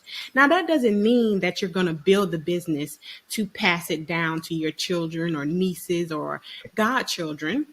Succession planning doesn't even mean that your family has to be involved. Listen, at least not your blood relatives. Family is literally what you make it. And in envisioning spiritual wealth and funding generational excellence, you actually don't have to pass down the business. We're focusing more so on the wealth. Remembering again that the pricing and profitability of the business has to be strong in order for there to create any wealth to begin with. Going back to these family retreats, the book that I would recommend for you, either audiobook or digital physical copy, is Complete Family Wealth. This is where I was first introduced to the concept of a family retreat, a business-oriented family retreat that has tax write-offs, as opposed to the family reunions that Black families often are hosting. So the next form, racially equitable entrepreneurship training that we need to incorporate, goes to this wealth of knowledge. And here again, not every family, especially not every Black family, there are some aunts, there are some grandmothers, there are some parents who just have so much pain, so much trauma, that they cannot be bothered to answer your questions about their childhood. They won't react positively when you try to understand their logic about a decision that they've made. So this goes back to, this is a concept from post-traumatic slave syndrome as well. And it's referred to as ever-present anger. Now, this isn't the session to really kind of unpack this, but there is real research that shows that because of historical and generational trauma, Black families, especially Black matriarchs, are often angry because the lack of male protection, which we know is systemically induced, because of the fear of losing their family, again, racially induced. So there are some things that are at the heart of the situation, literally at the heart of the situation, that until there is healing, your family may not be able to have those discussions, and that is okay, because funding generational excellence can start with you today. Okay. So getting into investing in intellectual wealth, that takes us back to spiritual wealth. It takes us back to what do we want the money to be used for, and how do we ensure that the passions, skills, and abilities of the members of our family are that we're investing in those, and so that they develop mastery. They get to a level of mastery and expertise that again brings money back to the family, back to the family trust, and back to the family council. And then finally, we have building relational wealth. That again is the social capital. That is creating these opportunities for leadership development, for relationship building, and even maybe apprenticeship through philanthropy and service. So this is what Black entrepreneurs can do. This is contextualized for historic oppression, for racism, for post-traumatic slave syndrome, and for the violence against Black bodies in general. This is what we need to focus on if we're going to fund generational excellence through Black dynastic wealth. And so, just as a recap, generational funding, generational excellence, and dynastic wealth is a model. It's a model for wealth building that encompasses the lived experience and the ancestral narrative of you and I. You will not find racially equitable entrepreneurship training anywhere in mainstream media. You will not learn about entrepreneurial dynasties in a classroom unless I'm there, right? But that is the gap that I am here to fill. And I look forward to being a part of that with you and for you. So again, funding generational excellence, it can begin with you today, and it can last into perpetuity with the right strategy and, of course, with the right guidance. So I have some resources available for you as far as funding generational excellence is concerned. There's a free checklist I want to make sure that you get access to. You can also sign up for one-on-one coaching or even for group business mentoring. And as we get deeper into this and make more headway as a people, I look forward to being of service to Black families and Black entrepreneurs and helping to establish their Black family wealth retreats. So you can get those resources at Meet Professor White, PROFWhite.com/FGE for funding generational excellence. And I look forward to you doing so that your grandchildren's grandchildren don't have to worry about. Yes, yes, yes, yes, yes. I am so excited for this concept of funding generational excellence. And as you'll see, as I align the videos here, I have with me backstage and bringing up to the stage Sybil Slade. You heard from her yesterday. She is a financial advisor and has definitely a passion for elevating communities of color. Oops, I lost her. When it comes to finances. Don't get me wrong. I'm sure people enjoy looking at me, but it's always nice to see another smiling face. You know what else is really nice for me? As a female of color who is in the financial space, it's just so wonderful for me to see another female of color in the financial space and not how do I want to say this? Because I think one of the things that you had on your website were insurance products and stuff, but not someone who signed up for a network marketing. I'm going to sell people into insurance products and call myself having a business. Now, some of those do work, and some of those do build very good businesses. But most of the people that I've had come approach me to be part of their business opportunity, they haven't quite made business status yet, and they haven't had the education or the certifications, or they haven't received the accreditations that they need, the FINRA, the CFP, the other things like that they need to be taken seriously in the financial space. And one of the things that when we look at funding generational excellence in communities of color, one of the things that we understand is that a lot of times our expertise and our excellence is not taken seriously in the professional space because we haven't done the things that others have done to communicate to the rest of the world that they know what we're talking about. And we may know what we're talking about, but we haven't met the gates that tell other people we know what we're talking about. So, Sybil, welcome back to the Wealthy You in 22 Challenge. I would love to get your take on some of the things that we've heard this morning.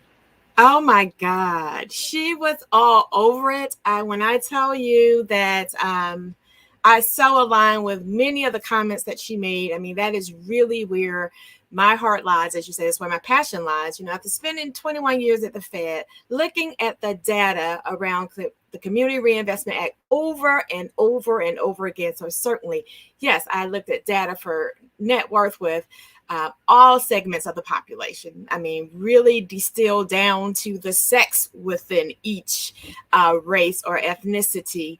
And so, to be honest with you, that is why I'm now a financial advisor. I think that we talked about home ownership as the only way to get Blacks to build wealth when there was just so much more. And then when she began to talk about this generational wealth, and of course it takes 3 generations. And so she began to talk about the Rockefellers and then all these other 5 strands of wealth that we have to create. I was so happy to see that, because most people don't know that. And then when you put on these sessions like you have done, JJ, many of us are at work and we're still not doing it. And when we get off work, we're doing something else on social media versus watching this YouTube and learning and grasping this information and concepts. And so, yes, she was all over it. I agree with you about the investing in the intellectual capital of our family. We have to have the proper knowledge. We may have the experience, but we have to bridge the two. Right? And so until we do that and enter in these spaces with the proper knowledge and education, we're still losing. That's why I'm in this space. I needed to make sure that I had the proper knowledge. I have the experiential all day. I can tell you about all the traumas. We all know the traumas, right? And so, yes, this was just amazing. I'm just so glad that she teased out all these things and brought them to the forefront.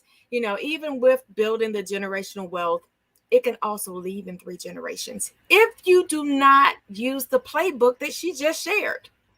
You have to be intentional about every last generation, and every stakeholder have to understand their role. And there will be this board of trustee, all those things that she named. And everyone has to understand their role to make sure that we're contributing back. We're not taking more out of the family trust. We're contributing back, right? We want to contribute more into it than we take out of it. And that is why it can leave in 3 generations, because as the generations grow, there's more people pulling out of the trust. The other part, oh my God, the whole tax part. And I'm going to stop because I know you want to jump in. I see you. The tax part. She is so right. We are making earned income. So we're taxed at a higher rate, right? But if we could get to the point where everything is passive income, when we wonder why certain people are paying less in taxes than us, it's because of the type of income. So when we can get to the point where our monthly needs or annual needs can be paid out of passive income, we won the tax game. That's the goal. I'm going to stop because I see you're ready to jump in. But I just was all over this. I was enjoying my coffee. It was perfect. Perfect way to. I know. I'm like, this is why, and then this is why when I saw your reactions and I look at your areas of expertise, Latanya is also coming back to speak at the Juneteenth Legacy, and that's why I was like, you've got to be them. And one of our viewers texted me, she's like, I can hear you typing, and because I was typing with these, I'm like, blah, blah, blah, blah, because I'm just so excited because these are things we don't know. And every level of my financial journey, I get like, oh wow, I'm learning this new thing. It's really not a new thing. There are people who've gone before me who've been knowing this stuff. It reminds me of when sequestration happened. You may have heard this story before. When sequestration happened back in 2012 or 13 or so, I had to sit down with all of my, I was in charge of a very large research organization. And I had to sit down with each one of my scientists and engineers and make sure they understood. We didn't know what was going to happen with sequestration. There was a possibility of them being furloughed. They would lose up to 20%. And they did. They ended up losing. They ended up being furloughed. They lost 1 day of work a week. They lost 20% of their income like that. And I don't think it was paid back. I don't know if it ever was, because by then by the time things worked out, I moved on to another job. I moved up to another position. But in that midst of the uncertainty, I had to tell all the military people, hey, we might be forced to work without pay, which means we can't go get another job to feed our families. That didn't happen to the military, but we didn't know. So we had to prepare. I had to prepare every single one-on-one conversation with everyone. And I'm going to tell you, out of everybody that worked for me, none of them looked like me. And every single one of my scientists and engineers was like, well, it's no big deal. Like, who doesn't have a 6 to 12 month savings account? And I was just like, the first couple of guys said, oh, man, they're just cocky young guys. Okay, whatever, but every single one of them was like, it's no big deal. It's not going to go past a year. I got a 12-month savings account. Who doesn't have a 12-month savings account? Stop treating me like a baby. I know you're older than the rest of us, but stop treating me like a baby. We all have our savings account. Like, that's how everybody was. You contrast that to the response of my church. My church was like, oh, we need to fast and pray because if we don't get paid next week, everything stops. Everything falls apart. And I was coming out of debt at that time. I had come out of $120,000 of consumer debt, but I still had about $700,000 of upside down real estate debt that I needed to unload. And so, I was like, I need money. I had my baby savings account, but I didn't have a 6-month savings account back then. So I'm very thankful that what happened with the military didn't happen, but it was the culture and the upbringing. Yeah. And when I hear about the dynastic planning and the strategic meetings and all those things, I think, wow, oh, this is so new and exciting. But now that I'm hanging around more people of higher worth, I'm like, oh, they've been done doing this. This ain't nothing new for them. Right. And then the other part of it, in fairness to us, so right, on top of everything that you just shared, there is also, well, let me say underneath everything you just shared, is also the structural issues. Incomes have remained flat for how many decades? But we don't know that. We're asleep at the wheel. So that's why we don't have that disposable income that we see others have. So yeah, we still need the teaching, but we have to understand our incomes have remained flat. So what do we do to increase our income, even with this flat structural thing that's going on? We have to upskill and how do we break our dependence on that? Yes, even like with the wage raises and stuff. And I'm not going to try to get controversial here. Yeah. But we think we're doing something for the poor people. Nothing changed. Yes. Ain't nothing changed. Yes. So I will leave it at that.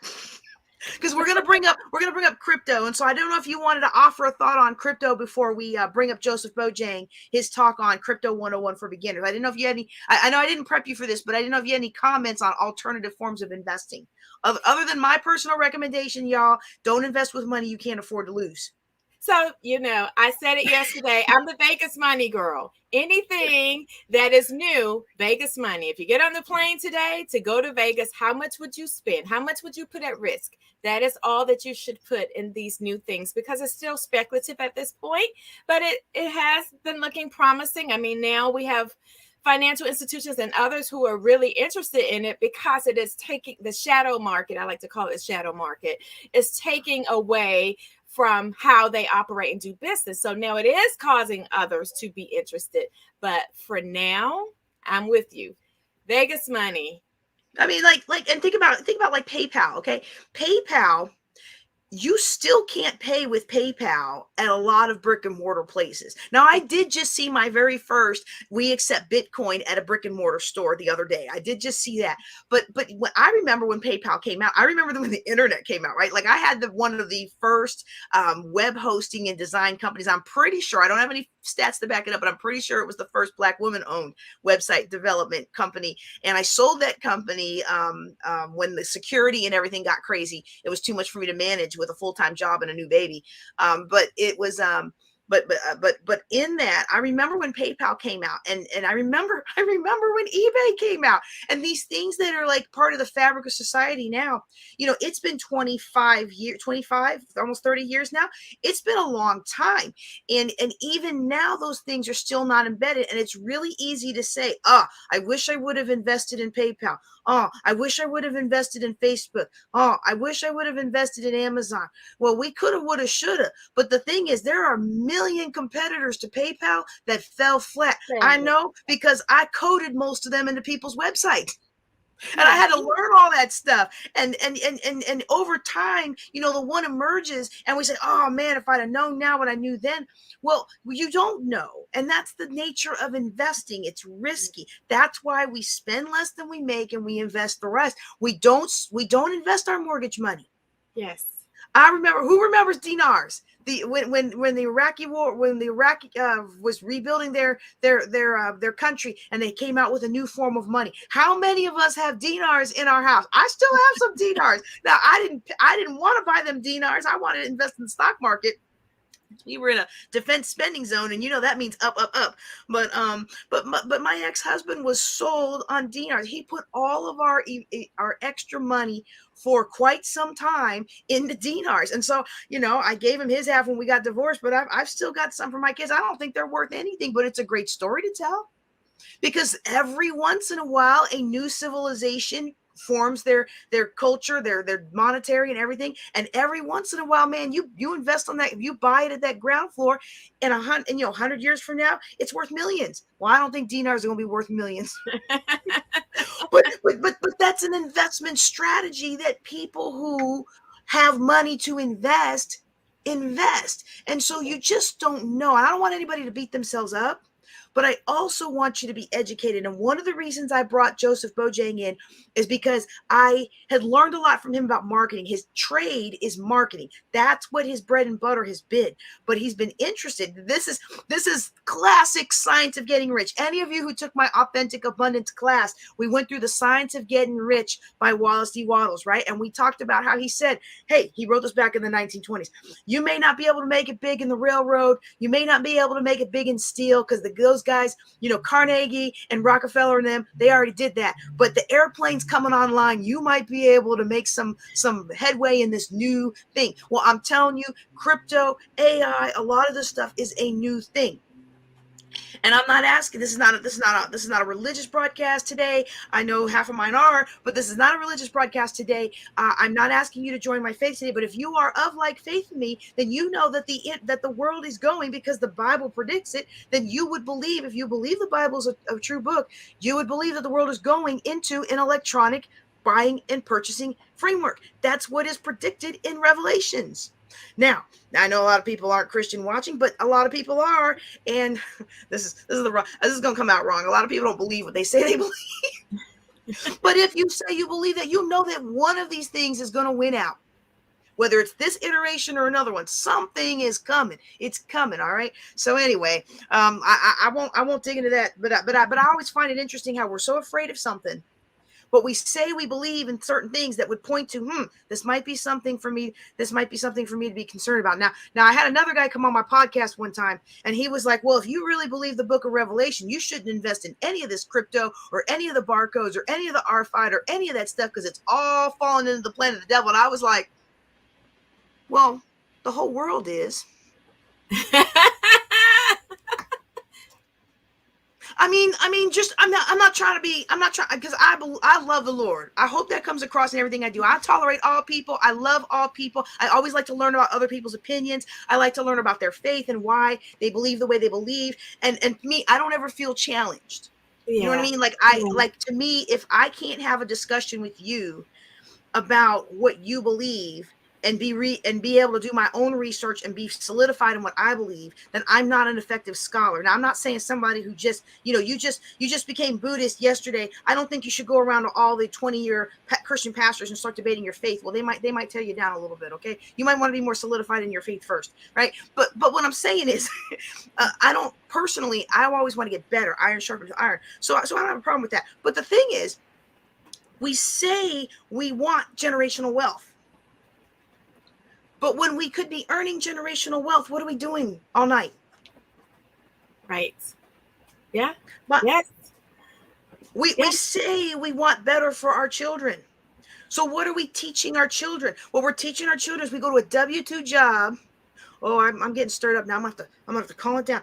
We teach our children. The epitome of life is you get a good government job paying you a scant 6 figures after taxes. You got a decent house with a high note. You drive a 7 Series with a high note. That's the American dream. Well, to me, that is the American nightmare.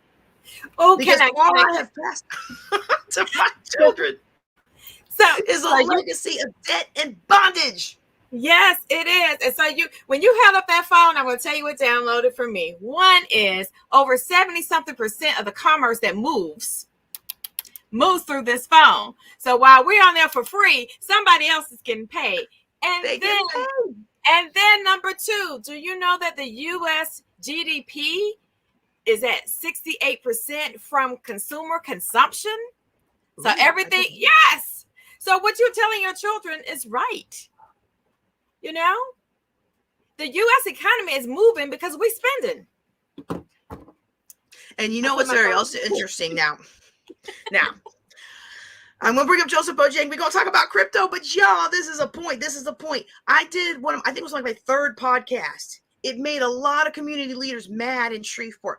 I did a podcast how if we took the amount of one Popeye's chicken sandwich, y'all remember when the Popeye's chicken sandwich was popular?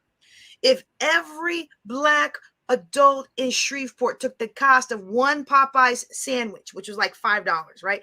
And we invested that money in perpetuity, we could fund every single one of our graduates from the 4 Black Shreveport high schools. We could fund all of them to go to trade school or Louisiana Tech University. All of them.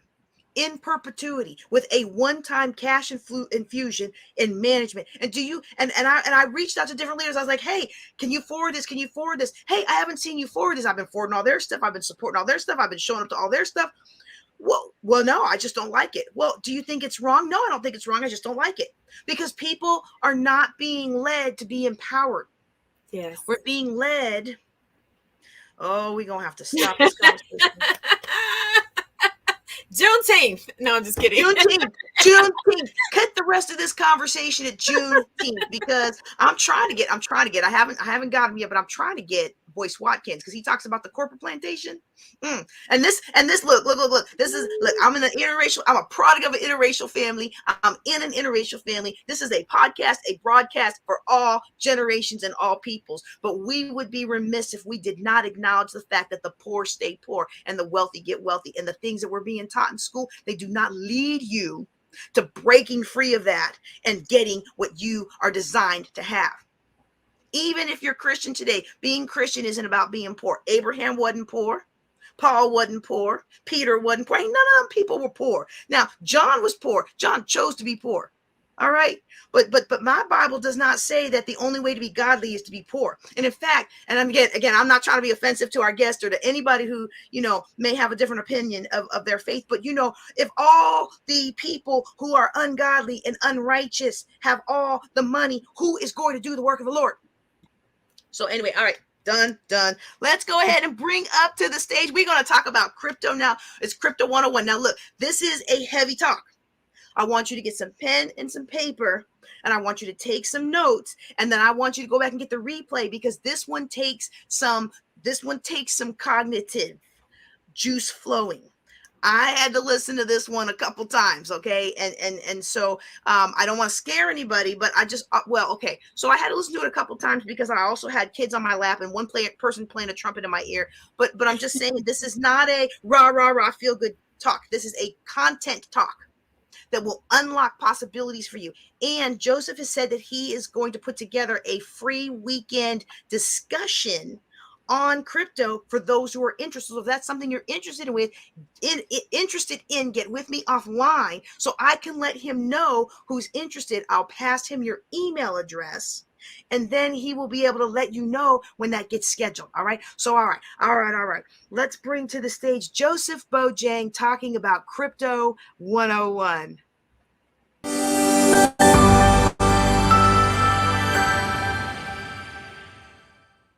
All right. Thanks so much, JJ, for the opportunity to be here today to talk about crypto. I want to make this really good for all of you, so I'll try to keep the presentation as tight as possible and as short and not go too far off. As you can see, we are here to talk about Crypto 101 for beginners. Let's go ahead and jump in and give a quick overview of what we'll cover today. I'll give a brief introduction of who I am, what I'm about, so you know who you're learning from. Next, I'll talk about why you should even consider or be interested in cryptocurrency. Next, we'll talk about what is cryptocurrency. It's one thing to believe it's important, it's another thing to understand it and have a better grasp of how to get into using it. We'll talk about how to buy it, and we'll also talk about how you store it. There are a few things that I'll give at the end as far as resources so you can better understand other advanced topics as well. So let's jump in. My name is Joseph Bojang. I'm a business owner and I actually have a marketing company. I've worked with very, very large brands. I've worked with international airports. I've also worked with small mom and pop shops, and I've been in the industry for a really long time. I'm married, been married for 15 years, and I have 2 kids. The reason I mention that is so that you understand I'm not someone that isn't committed to a group of people. I think crypto can be one of those things that's considered a risk. But I have a group of people, my family, and my kids that depend on me. So when I look at cryptocurrency, I look at it as something that potentially is not only uh, able to help us now, but to help my kids in the future. And potentially, I'm able to leave a larger investment to my grandkids. So this is not just a fly-by-night thing that some people think of when they think of cryptocurrency. So it's important for you all to know that I'm coming into this looking at it not only from the reward side, but also from the risk side, because I have kids that depend on me. And I've been married, happily married for 15 years, and I want that to continue. I have 3 degrees. First degree was in IT, my second one was in theology, and my master's degree was in human relations, so a social and psychology perspective there. I only point that out to say I have very interest and I'd like to go deep when I'm learning a different topic. And based off the IT background and marketing, crypto is just something that's come to me and I really have embraced it. For a while, I was interested in stocks, but crypto has just been more of a love that I've had. So I really enjoy getting to share more about it. I went from debt to debt free. And then I would like to say at a point, I became financially peaceful. But right now I'm on the path to financial freedom. And what that means to me is that I'm living off of my assets. I'm living off of investments. I'm not necessarily living off the income that I make through my business by giving my time to a client, by giving my time to a particular project. So my goal with cryptocurrency and other investments is actually to be financially free, where I can choose to do what I want, choose to work how I want, and whether or not I go to work, I'm still getting paid, and that is taking care of everything that I need in my life. So that's the path that I'm on right now, and I think that's the same for many of you. So as we talk about crypto, I hope it's something you consider to put in your portfolio and at least to start understand it, because as we talk about why cryptocurrency, I think you'll see the power that it has. So next, let's talk about the warning. This is really important. And I'm going to read this just to make sure I don't miss any part, but investing in crypto or anything else, like you know, comes with risk. This presentation is for educational purposes and is not financial advice. I repeat, this is not financial advice. It is just my opinion. So you should always do your own research and think for yourself, which I know you do, and I know that's why you're here. Here are some real quick things I just want you to think of when it comes to cryptocurrency. You never want to share something called your seed phrase. You may not know what that is now, but I just wanted to put this up front. Anything that is considered private when it comes to cryptocurrency, you never want to share it. And a seed phrase is something that's private just to you. We'll talk about that a little bit more later. There are so many scams when it comes to cryptocurrency and fake giveaways. You need to be wise and make sure if something seems too good to be true, it's probably too good to be true. So I'll go through how you can buy crypto, and just keep in mind that the ways that I show you, stick with those at least for a year or 6 months until you're understanding how you can actually obtain crypto, because there's so many fake scams. Bookmark links. Now, what this means is that once you find sites that you trust, I recommend that you bookmark it, leave it in your browser if you're using something like Google Chrome. Google Chrome will show you that it's a website that's secure, which means it uses HTTPS. You'll see a little lock in the left-hand corner near the browser bar. This is a great way if you're using bookmark links to get to a website and make sure you're not getting to a fake website that looks like the real website. And a lot of the times, people will go to a fake website and they'll give them their seed phrase or their private keys, and people take all of their stuff. So try to bookmark links that are important to you. Only invest what you can lose. Now, I think this goes without saying, but there have been people that will get into crypto and they will mortgage their house. They will do all these crazy things um, to get loans, or actually to take out loans and then to put that into crypto. Don't do that. Invest what you can lose. Play with a small budget. You don't have to start big to get involved. And next thing is always be leery of people who are saying you can get rich very fast. Now, the truth is you can, but it's unlikely. For how many people are saying it and they're trying to do it, it's unlikely that everyone's going to get rich fast. So anyone that's trying to say this is the best way to get rich overnight in crypto, just be leery of them. Take some time. Don't let that FOMO, which is fear of missing out, don't let that FOMO try to get you to do something that's outside of your means. All right, with that said, let's go ahead and jump in. Why should you consider cryptocurrency? Let's start with this little um, I don't know if it's a quote, if it's a saying. I really don't know what I would consider it, but it is a little phrase that I love. And it just goes like this: the poor spend, the middle class save, and the rich invest. Now, I was recently at the bank with my daughter, and we were putting some money in the bank. And I said this to her, and she goes, "So we're middle class." And so I have some work to do here, and I am middle class, but the goal of this presentation, the goal of cryptocurrency is to help people to start understand how do we pass on a wealth of information so people can make new and better decisions. Cryptocurrency to me is a way that people can get in early to start making investments and get more gains from those investments. And most people don't understand money. Most people don't understand the way to keep more of their money in order to make more money. And I grew up definitely in a family where we spent like crazy. And then I went through a phase of my life where I've been saving like crazy, and I'm just now on that journey to start investing more. And cryptocurrency has been a great way for me to do that. So let's talk about why cryptocurrency. I have three big reasons. There's multiple reasons, but because this is 101, we'll go through one of these, and that's going to be the early investor reason. And we also have unbanked and other use cases and what crypto does to give you early access to your funds. But let's go through some early investor reasons right here. So up on the screen, you can kind of look at the whole chart, but I'm going to go through it line by line. Hopefully it doesn't overwhelm you. So let's start with the very top line where it says early investors. You'll see the next column says opportunity, and let's just go through this line by line to give you a really good idea of what this could mean. So for most people, an early investor in most cases are people that are already wealthy that can invest into companies that are startups and are potentially going to give them a very big payday. Most people can't do that because they don't have large capital or because they're not an accredited investor. To be an accredited investor, in most cases, you have to have a certain level of net worth, which most people don't have. So Peter Thiel here is an example. In 2004, he gave a $500,000 angel investment, and he received for that $500,000 44 million shares of Facebook.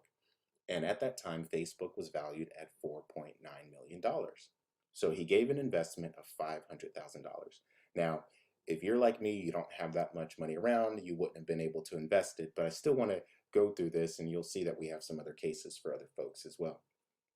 So as we move over to the key point, we'll see that Peter Thiel in 2012, he was able to sell a portion of that 44 million shares. What he sold was 16.8 million of his shares.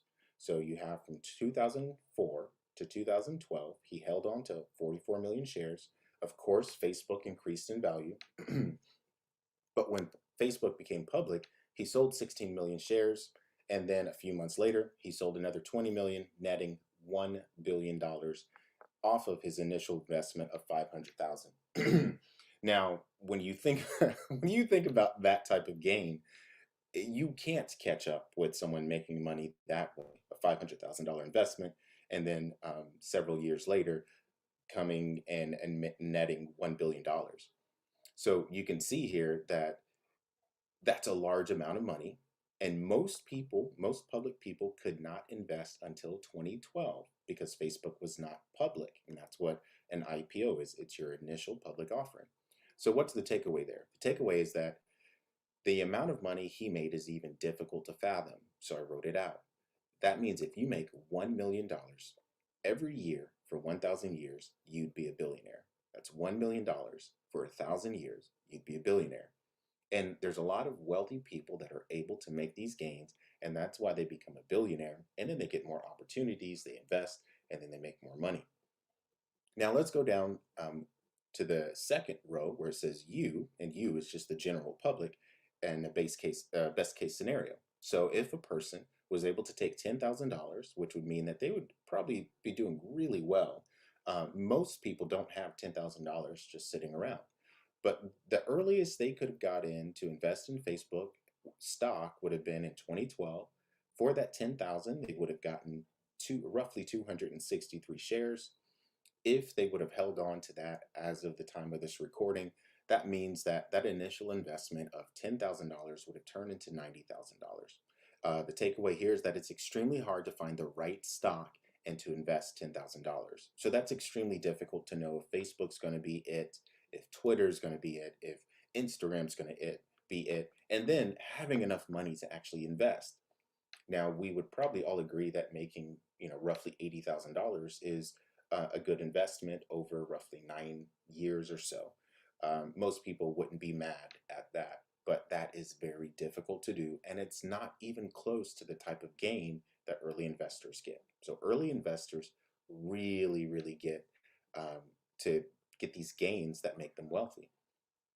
The most likely case is on this third row where it says you, likely case. If you were to invest, and I think this is probably accurate for most people, that they can invest $250. But even that can be a stretch. And it's a stretch because one, it's $250 you could put somewhere else. You're not sure if the stock you're investing in is the right stock. And then on top of that, you might not even have an account set up, so you miss the low price. So for all these reasons, it's really difficult to nail it for the average person. But if you had $250 and you put that in actually 2012, it says 2021, but if you put that in 2012, you would have got about 6.5 shares, which would mean today you would have around $2,200. So the thing is that you make money, but it's not the same type of gains. So when we think of cryptocurrency, I want to keep this in your mind that the greatest wealth is created by being an early investor in innovation. Making that investment requires believing in something before the majority of people understand it. And that's why we're going to jump into it a little bit more here in just a moment. But the mindset is the really important thing. Now, people will say, oh, don't do that. They'll talk about you, they'll say all these things, but as you can see in the very last sentence, it's absolutely worth it if you can get in early enough to where you get the gains. I'm sure people made fun of Peter Thiel in 2004 for investing in a social network, but they're not laughing at him now. So this is the slide you're familiar with. I just want you to look at this last row. If you or anyone would have taken that same $250 and let's just say 2015 with Bitcoin, with cryptocurrency, it's still so new. It's so new. It's still so early that you can still get really good gains. But let's say that, Bitcoin came out in 2009 and you just were super late and you invested $250 in 2015, and that would have gotten you about 1.6 Bitcoin. Today, you would have gained off that initial $250 investment roughly $78,000. Now, that type of gain is crazy. And you can see for the best case for the Facebook stock, it would have had to been a $10,000 investment to get 90,000. Now, if that number was different, you could just multiply 10,000 times 48,000 and see how much that 10,000 investment would be. But the main point I'm making here is that when you invest in cryptocurrency, the average person can do it. The average person can take a small amount of money over time. Of course, these things are volatile, so you need to invest what you can. But over time, the average person can invest like rich people do because the prices are so low that when you get in, you have the opportunity to do really well. So now that you have this a little bit of an understanding about the early investor case, I'll briefly touch on the unbanked and other use cases and access to funds because it's not all about making money. Cryptocurrency isn't. But the reason to do it, if it wasn't just for the money alone, but it's also for reasons like unbanked people. The stats of people who don't own a bank account around the world are huge. So my father is from Africa. Many of my family members do not have banks. Many of people in Africa don't have banks. People in America don't have banks. And when you don't have a bank, that means anything that you do is expensive. If you want to cash a check, you might have to go to one of the places that can cash your check, but then they take 10% out of your check. If you want to send money to people and you're using Western Union is going to take some of that money out of the transaction as it goes from your place to their place. So being unbanked means there's a lot of things you can't do, and the money you don't have or the little money you have becomes less because you don't have a bank account. Well, with cryptocurrency, that helps people who are unbanked actually have a wallet on their phone. As long as they have internet access, I can send cryptocurrency directly from my wallet to anyone's wallet in Africa, to anyone's wallet across the United States, and the fees aren't going to be as high. Also, you can get access to your funds much faster. I can remember when I was young, I would go in, for whatever reason, I couldn't go pick up my check on Friday, so I'd pick it up when I'm working a shift on Saturday, and I couldn't cash my check when I was so young because I didn't have direct deposit. I couldn't cash my check until Monday. And half the time on Monday, it was a rush to get to the bank because I would play sports. And I didn't have really quick access to my funds. And the cool thing about cryptocurrency is it does take a while to get set up. But once you're set up, you are the bank. And then it's easier to work with, in some cases, a bank. I have a local bank that I'm able to purchase crypto with, which is really neat. So crypto does give you more access to your funds. There's not as many wait that you have to do. So it's a really good reason to consider crypto, not just because you get to be an early investor, but because of the unbanked, all of the technology that comes with the blockchain we'll talk about here in a bit, and then because of the access to your funds. All right, so here we go. When we're considering cryptocurrency, there's always a risk. And like I said before in the warning, there's always a great reward. So even though I think it's such a great opportunity, I also want to tamper some of that just by saying that you can mess up and send your crypto to the wrong person and there's not a refund button. So if you send it to the wrong address, someone's going to be happy, but it might not be you. It's still a developing technology, and that's the reason why it's so early now. If you get in now, the opportunities for gains are great, but it's still developing, so it's hard to know. And for most people, it can be overwhelming to know which cryptocurrency to get into. You might not be sure who to trust. It's hard to know if something's a scam if it's not. So I'm going to recommend some very established places that you can start with, and then from there you can take it from there. We also know that part of the risk of getting into cryptocurrency is banning, and we see that in the headlines with China banning crypto, unbanning crypto, banning crypto. We see regulation happen, and we're not sure what regulation is going to come. So all these types of things can create what we call FUD, fear, uncertainty, and doubt. And sometimes that's done on purpose to not get you involved. So the people that have the really, really big bank accounts can purchase more. And when they purchase more and they've gotten all they've gotten, then they remove all that fear, uncertainty, and doubt and tell everyone it's a great idea now. But this is an opportunity for some folks that have the availability and capital to actually consider getting into it. The other thing that's a risk here is that you are the bank. If you lose your keys to your crypto, you lose your crypto unless you find it. Think of it like gold. Think that you have gold in your home or in your backyard or somewhere and you've lost it.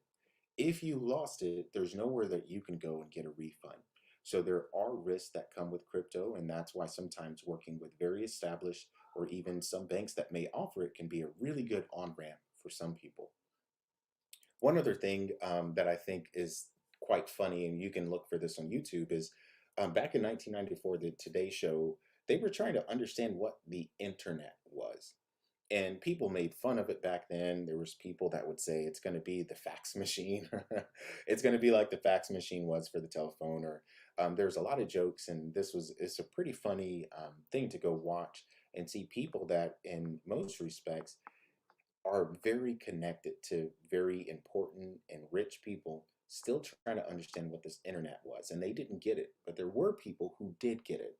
And now, because you're watching this and listening, you know that the internet is something that's powerful. And I believe this is very similar to cryptocurrency. Cryptocurrency is one of those things that not many people understand, but there's some people that get it, and they're the ones that are investing into it now. So now that I've said that, let's actually talk about what is cryptocurrency. So we're going to move through this. I'll give you some resources at the end, but I really just want to take you through it, give you an understanding so that you have enough and know how to get started in a way that's not overwhelming. So let's start with the word cryptocurrency. Now, I may refer to it as cryptocurrency. I might refer to it as crypto. I think it's interchangeable, but at the bottom line, it is a digital version of money where the transactions are done online. That's it. You might think, well, isn't that what PayPal kind of is, or isn't that what Venmo is?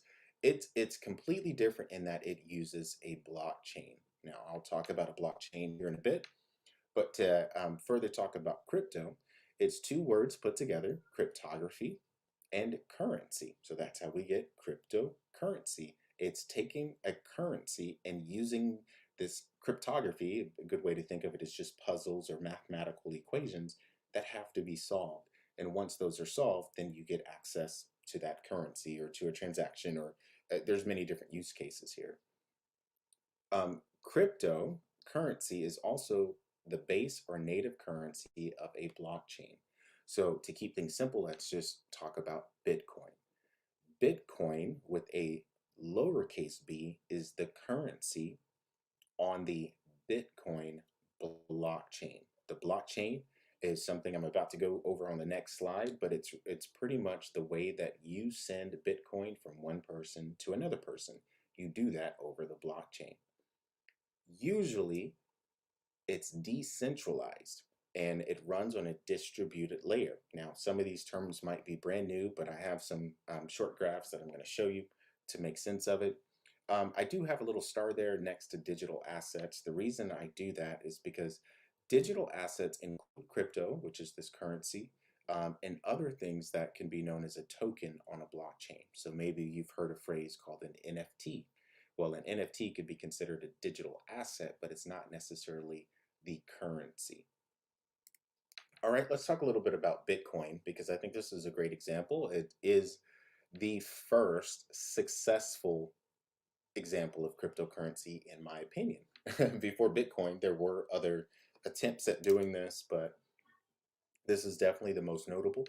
Bitcoin launched in 2009 under a pseudonym Satoshi Nakamoto. Now, we don't know if Satoshi Nakamoto was one person. We don't know if it was a group of people. We don't know. And no one has ever publicized that information, which can be good or bad for Bitcoin. But what that means is that Bitcoin is this thing that's just out there with no governance, meaning that if something goes wrong, you can't just go somewhere and speak to a central authority and say, "Hey, fix this thing." So let's go over this graph and hopefully this helps you understand how things work.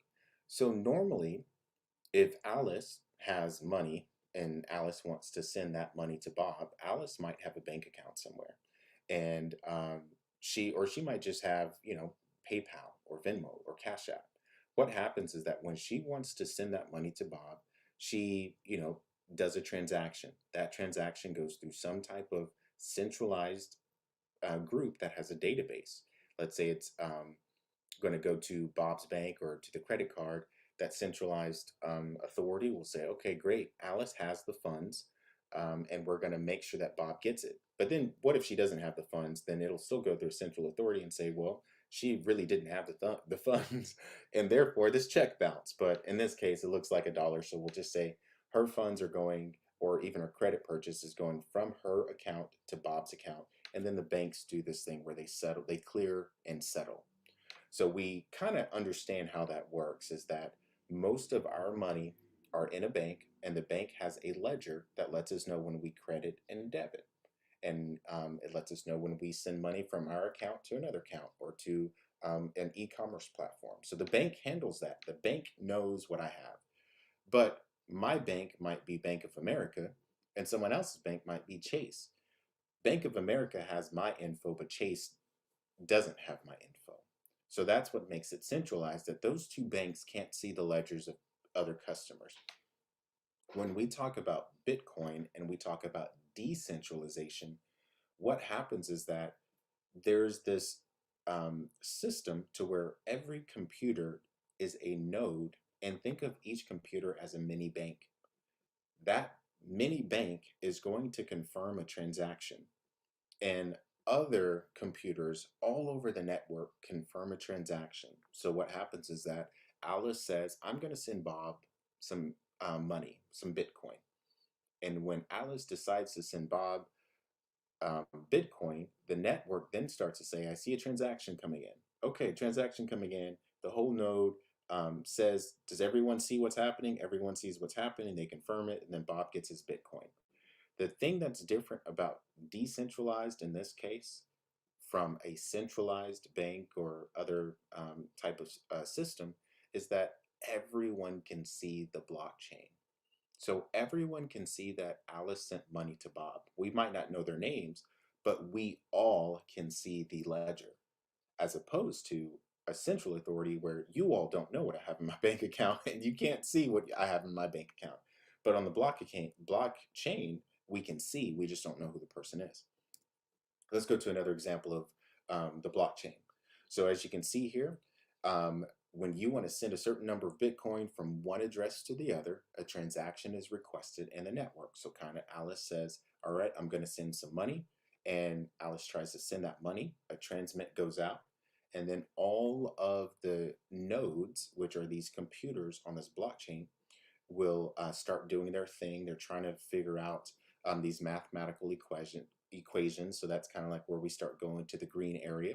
And then we come to this blue box in the middle. They're trying to figure out a puzzle.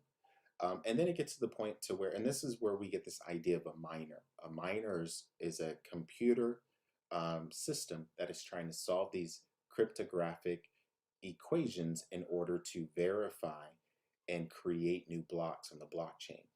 So as you can see, we have that little pickaxe or mining tool there, because after the mathematical equation is done, it takes all of the transactions that happen. So there's a lot of Alice's, there's a lot of Bob sending money to each other. There's a lot of people buying their food with Bitcoin. There's a lot of things happening on this network called a blockchain.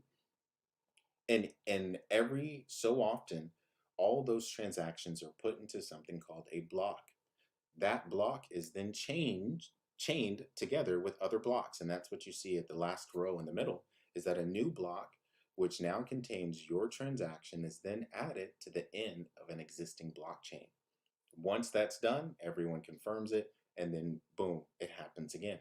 So that's a very condensed version of what the blockchain is, but essentially it boils down to a database in a chain of blocks, and people can see what's happening on that database.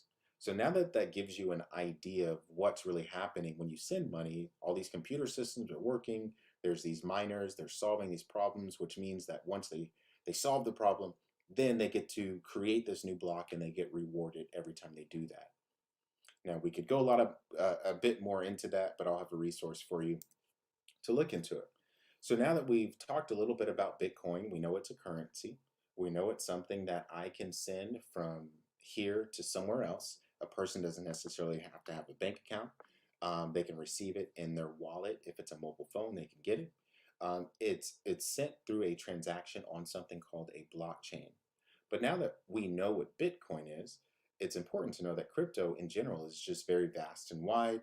There's a ton of cryptocurrency, and we call them altcoins. So generally, you refer to Bitcoin as the only coin, and everything else is an altcoin that many folks will just call a token. So Bitcoin is a coin, other altcoins have tokens.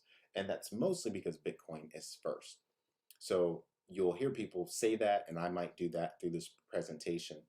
And a lot of the times, each system is going to have its own purpose. So no crypto or not all cryptocurrencies are exactly the same. They have different reasons why they were created. So how many cryptocurrencies are there? There's over 6,000, and they're all being created for different reasons. There's there's a lot of different reasons. I'll try to help you understand that a little bit more. How big is the crypto market? 2.1 trillion. It's huge, and it has a lot of increase for it to go. So think of your just normal global financial services. That's a $22 trillion market. So with what Bitcoin and other altcoins are able to do and replace in a lot of our existing financial service systems, it could go, even if it goes from 2.1 trillion to 10 trillion, and our existing global financial services come down to 12 trillion, all of anything you've invested is going to exponentially increase. And that's why I say it's early, because it's only at 2.1 trillion. Last year, I think it was at 89 billion. So everyone that invested then, they got all the gains up to 2.1 trillion. So as this continues to move and increase, any investment you have now will continue to increase as it takes more of the global financial services away from existing structures. So some use cases that people do for different types of cryptocurrencies. They have payments. We have cryptocurrencies that are used as a store of value. Bitcoin is great for that. We have programmable money.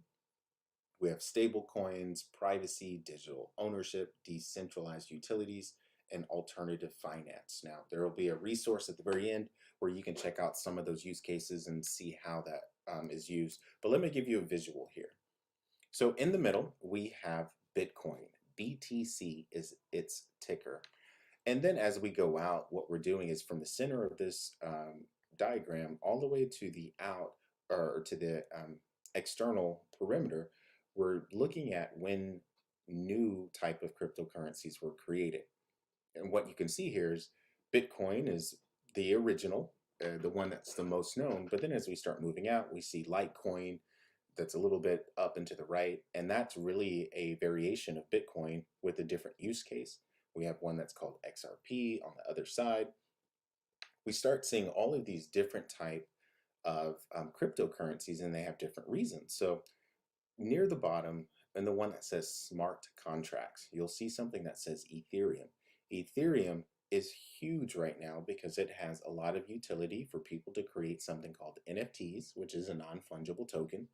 It also has decentralized exchanges. It has all these things going on it that people are doing, and it's a different use case than, and it's built in a different way than what ADA, which is Cardano, underneath it. So Bitcoin, Ethereum, and ADA, which is Cardano, are the three biggest right now. So those are three that you could look into, learn a little bit more before you went and looked at the 6,000th altcoin, because it might not be around in 3 weeks. But when you start seeing when some of these are created, who created them, why they created them, what's the real world use case for it, you can start seeing the real value in this. So now let's do one thing. I want to show you just a real world case, because sometimes I'm talking about crypto, what it is. It's a lot of theory, but if I can show you just some real world examples, I think that might help. So let me just exit out of this real quick. Let's go over here to Twitter. So one thing that Twitter is doing, and this is a link that you can go find on their Twitter blog. This was actually just released September 23rd. The big thing here is that Twitter has a tip jar. Now, the tip jar is pretty cool. And just to set this up a little bit more, think about this idea of the great resignation, where people went through this extreme pressure cooker of 2020, and it made them think about their life and what they wanted. So a lot of people actually have resigned from jobs that wanted them to come back in. So instead of doing those jobs or working in a way that they feel they don't want to, they're trying to be content creators. And that's why YouTube is so huge, TikTok, and all these social media platforms, and even on Twitter. So people bring information that's valuable and they want to get tips for it sometimes. So this is an ecosystem that most people aren't even aware of. But when you start thinking of it from that lens, you can see that there are people that are making a living off of being funded by people just enjoying their content. And these companies like Twitter, like TikTok, like Facebook, like Instagram want to reward those people. So one way that people can do that is you'll see here, people already drop their payment profiles and their bios in tweets. So what can happen is that the tip jar is a way that makes it easier to do, offering a one fixed spot right from your profile where you can link to your Cash App, your Patreon, Venmo, and other platforms. So you can come back through and read that. But what I want to show here, and you can see it on mobile, you can't see it if you're on a desktop. But what I want to show here is this. Look, you can tip with Bitcoin. So because you can tip with Bitcoin, and I do think it's important to note that this is available in El Salvador and in the US. You'll see that there's places where it's not available.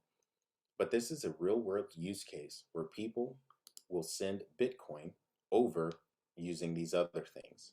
And it's only a matter of time where other cryptocurrencies will start being used. There's so many other use cases, even with Strike, that's very interesting in how they're actually allowing people to send cash to cash, but it uses Bitcoin blockchain to do it. These are real world examples that I think it's important to be aware of. Most people don't know this, but this is happening on one of the largest social media platforms in the world where people can get paid doing this right now. So I wanted to show that as an example of things that are happening. Of course, there's many other things that are out there, but I thought this was a fun and new way that people are using cryptocurrency. So let's go back to our PowerPoint here. So now that you know a little bit about what is crypto, it's a currency, and that currency is sent back and forth in transactions over a blockchain. Now, blockchains are going to be different because there's 6,000 different cryptocurrencies, and there's many different blockchains, and there's a lot of different use cases. We also have this term called a digital asset, which isn't necessarily a currency, but it is a digital asset, which can be something like an NFT. All right, so now that we know a little bit about what cryptocurrency is, now where should you buy cryptocurrency? Now let's briefly go over some ways that you can do that. I will, in this presentation, only focus on the centralized one, or this would be a 4-hour presentation. So the ways that you can get crypto are through an exchange. An exchange is a place where you take your fiat. Your fiat is really just your dollars, your pesos, your yen, your bolivar, whatever money is in your country. In the US, it's dollars. So that's our fiat. I would take my fiat to an exchange and I would exchange it for crypto. Now, most of these are online, and I'll show you one in this presentation. I recommend starting with a centralized exchange, and I'll go through why. There's also decentralized exchanges. Those are some ways that you can get crypto. You can also get more crypto by staking rewards, by referral incentives. So if you sign up with the exchange that I'm going to mention, and then you send that to your friends and your friends sign up, you will get referral bonuses. Sometimes they'll say, refer your friends and get $10 in Bitcoin. So that's a way that you can get it. And it's from a centralized exchange. You can also get it through your bank. You can get it through mining. There's some of those types of ways that you can get it.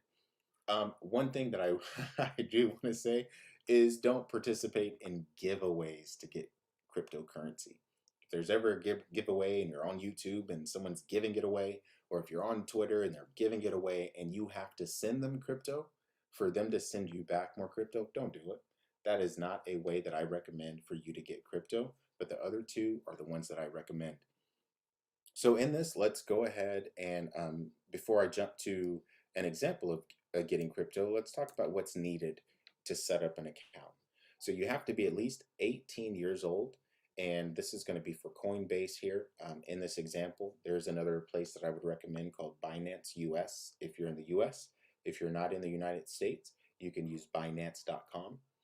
But Binance US and Coinbase are very similar in this regard, in that they will ask you for proof. You have to have government issue ID. That could be a license, it could be a passport, it could be other types of ID you might have. You need to be connected to the internet, so computer, phone. Um, I always recommend a computer so that you can see more of the screen. And then once you're comfortable working from your desktop or laptop, then consider a smartphone or tablet. Next, I would also, or to sign up, you'll also just need to have a phone number you have access to that you can receive that text message, because a lot of the times they're trying to be extremely safe because they don't want you to lose your money. You'll need some type of browser. I always recommend keeping your Chrome browser up to date, or whichever device you're using.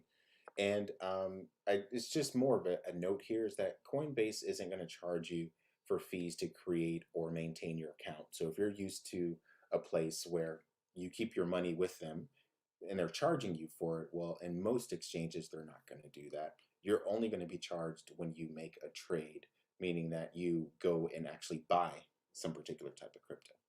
So with that in mind, here's the website. It's just coinbase.com. Remember to make sure it has that HTTPS. Let's just go through a quick sample here. So once you're at Coinbase, and this is the lock I was referring to, it's pretty simple to get started. So even when you just come here, that's funny, they have Satoshi Nakamoto. He's the guy that or the name of the person who created Bitcoin. There's a lot of things to explore here, so I'll do this briefly. You can look through prices. That's generally going to take you through the different cryptos they have. So let's just open this in a new link just to show you. Um, so this is just going to show you all of the cryptos that they have and how much they cost. So actually, Bitcoin went up. All these are doing pretty well. So with that in mind, you can always look at prices, learn. This is a great place to come, get some tips, tutorials, understand more basics. There's a lot of things that I'm not going into here. There's a difference between if you're an individual or business. As an individual, you can buy and sell, you can earn. You can have a wallet, which I'll briefly talk about that, but I do recommend you come here. You can have a card where you have crypto and then you spend it in different ways, and you can borrow. And this is really interesting that a lot of people will lend their Bitcoin and their cryptocurrencies and receive a yield off of it because other people are taking out loans. And when you think of that, that's people that don't normally have access to traditional loans. They can do that through crypto. So that's a great use case here. You can come through, learn a little bit more. I always recommend for almost any website that you visit, if you scroll down to the bottom, there's going to be links that are up here that this is to get you to do something that they want. But sometimes if you come to the bottom of a website, you can learn who is over the company, what they're about, how they're going to keep your information. So you can always come back to the very bottom and learn more. I definitely recommend that you click on this link here where it says, what is blockchain, to learn. But all you're going to do from this point is click on sign up. Once you click on sign up, and yep, what you do is just fill out your information. You will have to do something called KYC. KYC means know your customer. If you're in the United States, a centralized exchange like Coinbase will have to report any earnings you make to the IRS. So that there will be a delay in actually being able to add money to your account, because you'll have to link a bank. You could do that through ACH, and then you can do a wire if you don't want to do ACH. But once you go through, get your account set up and you fund it, you put money in it, then you can actually start purchasing crypto. So this is going to take some time. I would say just give yourself 14 days. It might take a shorter period of time. It might take longer. But if you're over here looking and someone's saying Bitcoin is going down and you want to buy, you want to be set up before it's time to buy.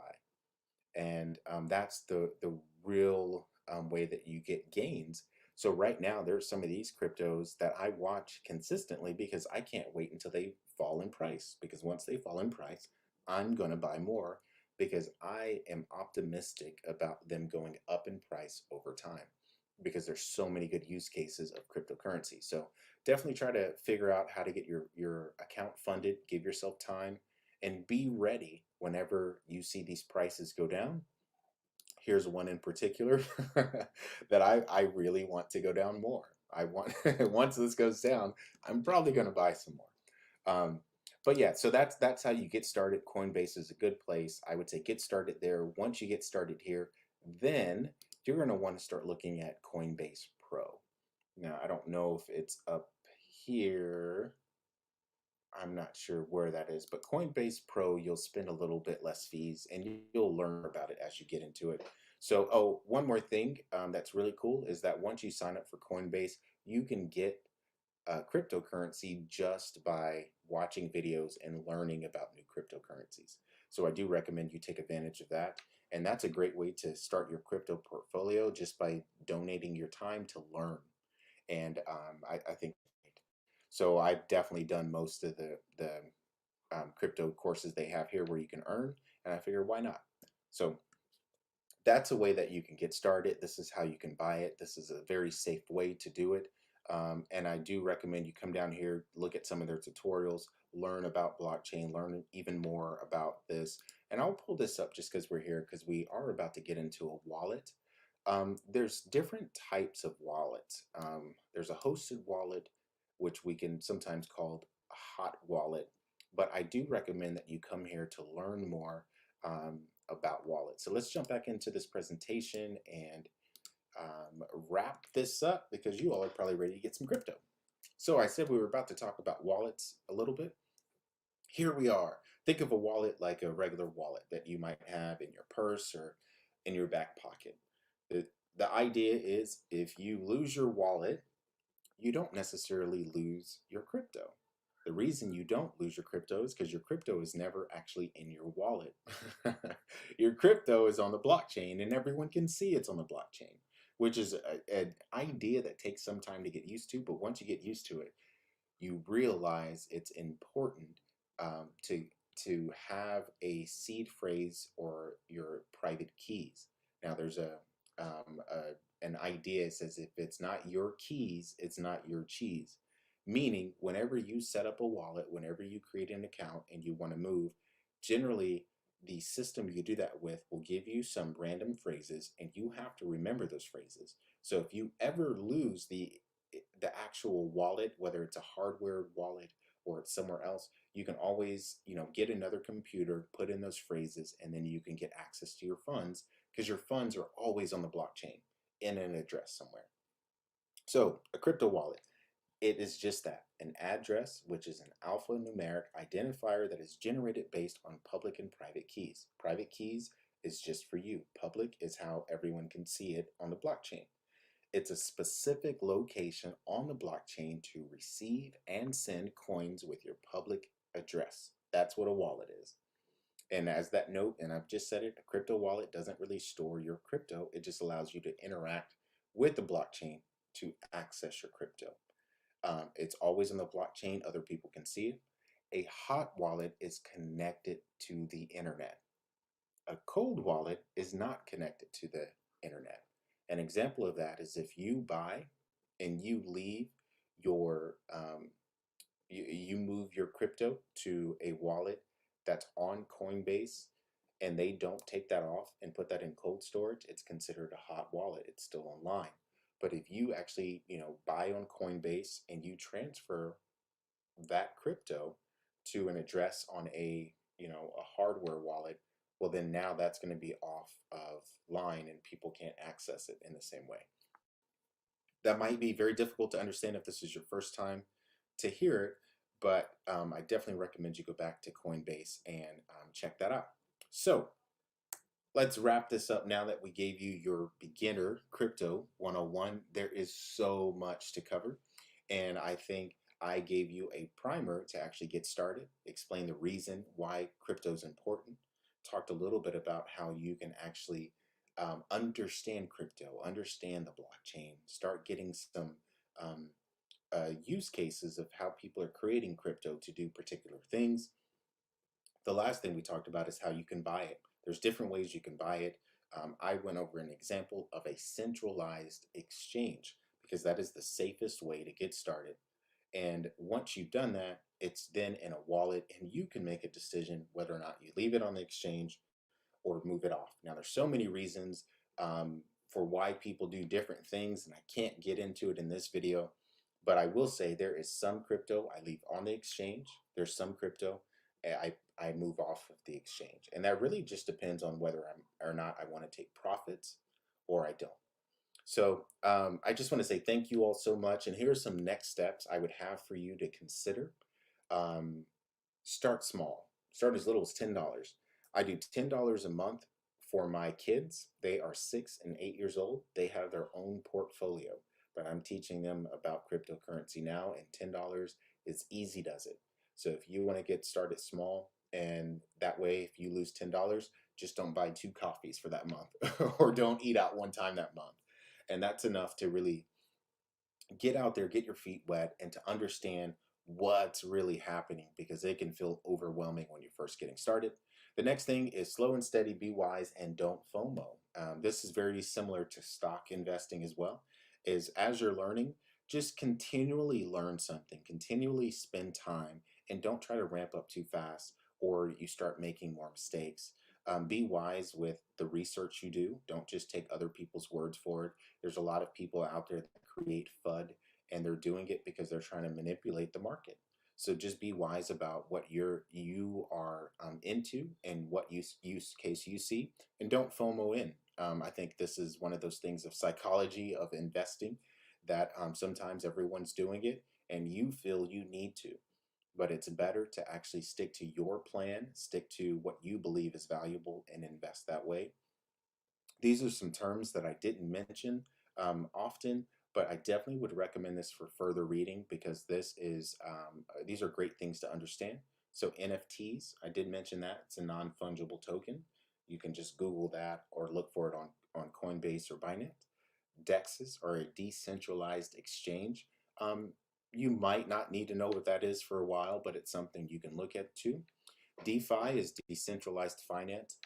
This is a really big thing right now. A lot of people are interested in this because it's a great way for people to get a return on your crypto.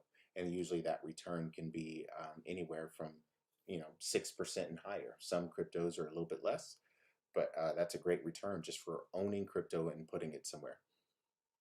Next, never share your private keys, your private seed phrases. Never share. No one will ever ask you for that. And if they do ask you for that, just don't give it to them.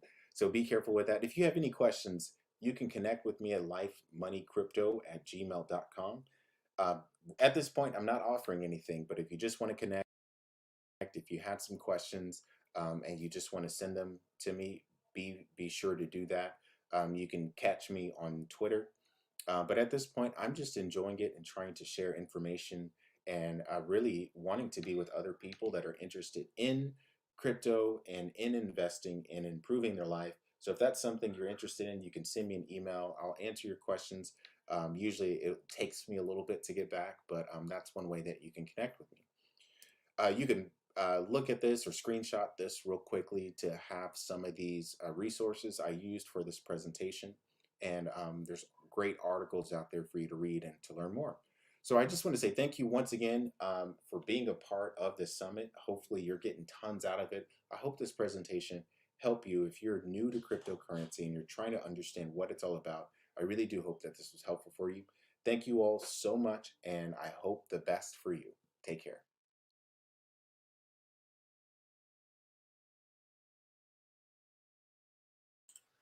Wasn't that a wonderful overview? I don't know about you, but almost every other presentation I've had on crypto has made me feel slimy or salesy, like they're just trying to take advantage of me. And even when the information was good, I just kind of was like, I'm not sure I want to invest with these folks. But the way Joseph put it together, oh my goodness, it was easy to follow, easy to understand, and he provided us next steps to get educated. So I'm earning my free Bitcoin. I'm earning my free Bitcoin going through all the education on Coinbase, and I hope you are too with whatever mechanism you chose. So I appreciate you being with us, Norma. I appreciate Sybil and Takima and everybody and Trinetta and everybody who's been on. I mean, this is the kind of thing that will help us elevate our lives. And I had heard him. I've seen Joseph's posts about letting his kids pick out different ones, and one I think one post was about his son picked one that looked cool or something like that. And it's like, you know what? Let these kids get involved. How many of us didn't get the experience when we were kids of our parents letting us pick stocks? I've heard about people who let their kids pick stocks and follow those stocks along to see how much they make over time. And getting our children involved in this habit of investing is so key to that generational wealth. Okay. And so I'm very, very excited to have had this. Make sure that you reach out to him. Some people texted me because I know I did say reach out to me. Make sure you email Joseph at lifemoneycrypto@gmail.com, because when I get the information, then yes, I will forward it to everybody that's in my mailing list. If you're not in my mailing list, or if you're new to me in my body of work and you're not sure about signing up for yet one more newsletter, although this is one of the best ones to sign up for, you may want to just email him directly at lifemoneycrypto@gmail.com. While I'm talking about signing up for my list, when you register for the conference, I know this is day 3 of the Wealthy You in 22 conference, the Wealthy You in 22 challenge. But when you sign up for the official challenge with this link down here, when you sign up for that, you're not only going to get the email that gives you the link to the guidebook, but you're all and the link to how you can win. I'm going to show it to you right now. Up to $1,500 of prizes and courses and gift cards and Amazon credits and all those kinds of things, right? Well, maybe we should throw some crypto into that mix. Maybe, right? But when you sign up for this, for the actual course, so some of you are watching because you signed up. Others of you are watching because it was on my list. Others of you are watching because you saw the Facebook posts, or you had a speaker that's in this challenge who referred you to the challenge, or because you're just an awesome person, right? But if you're not registered for the actual challenge, which jjclink.com/22, if you're not registered in that link for the actual challenge, then what's going to happen is starting the Saturday, 1 January, I'm going to be sending out journal prompts, memes. So it's a picture with a couple of words. It's nothing going to make your head hurt or anything like that. It's a picture with a couple of words for you to reflect on throughout the day that will increase your ability to attract wealth to you. Just that month worth of means, you're going to find that it makes a difference in your life. And so I hope that you will sign up at jjclink.com/22 so that you get on my mailing list, as well as getting access to those means, even if you're already on my list, because I don't like to send people stuff they don't want, right? I am going to give one more email attempt for people to know, hey, if you want these memes, sign up here. But I don't want to overload anybody's email. You're getting a lot of these. Look, I'm up to 97 emails, 97,000 unread emails in my main Gmail account. And I was working diligently to clear a lot of things out over the break, because in the last 2 days, I think I've gotten over 2,000. New year, do this, new year, do that. It's almost too late. If you send me something that says, and we're gonna bring up Mason here to talk about gold here in a second. If you send me something that says you've got 10 minutes left and I haven't made a decision on it, it's deleted. If you send me something that says RE, like you're responding to my email, but you're not responding to my email, oh, you're getting deleted and you're getting unsubscribed from my list, because that's false advertising and I don't like liars, right? So I better stop and bring up Mason before I offend half the viewers today. But you know what I mean? Like I'm going through all these different things, and then just the deluge, just during Joseph's talk alone, I have received I have received 50 something emails here. All right. And so I don't want to clog your email. I only want to send you things that you want. Now, I know everything I send is going to move the needle forward in your life. It's going to help uplift and encourage you. I know this semester, I'll admit that half the time I haven't sent as many feel good emails. I've sent a lot of marketing emails. I admit it. I know I kind of dropped the ball on my schoolwork, y'all. And I was just trying to make sure I didn't lose the list. You let the list go dark for 6 months and you try to restart it. You're going to get a whole lot of unsubscribes. So I know I'm going to do better. Those of you who've been with me for 6-7 years, you know that I usually send out a lot more personal, feel good, wealth building and abundance stuff. We're going to get back to that. We've already started. Hopefully you've seen that in the last couple of weeks. But I want you to register at this link so that you get those memes, because having a visual component and combining that with a writing component, when you put those things together, it's operating both sides of your brain at the same time. And then you add to that the power of the different techniques that we talk about, that everybody's talking about, doing these tactics, but we want to get ourselves mentally and physically prepared. So we want to have a movement that crosses the body line, right? We want to engage both sides of our minds. That's why we speak the affirmations. We write the affirmations every day. We don't just take one form in. We won't utilize every sense that we can to help solidify it in our subconscious until one day you absolutely believe it. And I'm gonna share you something. I was cleaning out my desk. I was so embarrassed when somebody texted me and said, "Hey, we can hear you." So I was clearing out my desk while I was listening to one of the talks, because I realized that I couldn't find something that I wanted to do. And you know how it is, you just throw stuff in the drawer, you just throw stuff in the drawer. And if you don't pay attention to it, it's like life. The weeds just kind of grow up because you haven't been paying attention. Well, I was cleaning it out, so I was embarrassed about that. But one thing I was really excited about is I found the original sticky. How many of you remember this sticky? I've told some people about this sticky. This is the original sticky. So I think I had been divorced for maybe 2 years, and I watched a body consciousness documentary. And I don't know why I watched it, because I never really was, until recently, I never really was very self-conscious about my body. I always knew I was big, but I ran marathons and I could outdo the other folks in the military on my fitness test. So I wasn't worried about the fact that I was big. But for some reason, I was watching this documentary on body issues and eating disorders and things like that. And the lady challenged everybody watching to put something on their mirror that said, "I accept myself as I am." And I'm going to challenge you for this today. If you've never done this, I want to challenge you to do this. I accept myself as I am. And then I just kind of didn't like that, because I'm always a personal growth person. So you see what I wrote at the bottom. After about a couple days, I wrote, "Even as I allow the Lord to help me get better." All right. And so this was on my mirror this was on my mirror in my little apartment, trying to get my life back together. $845,000 of debt. Single military mom. Here I am, everything that I worked so hard in my life not to be, a Black single mom with a lot of debt, right?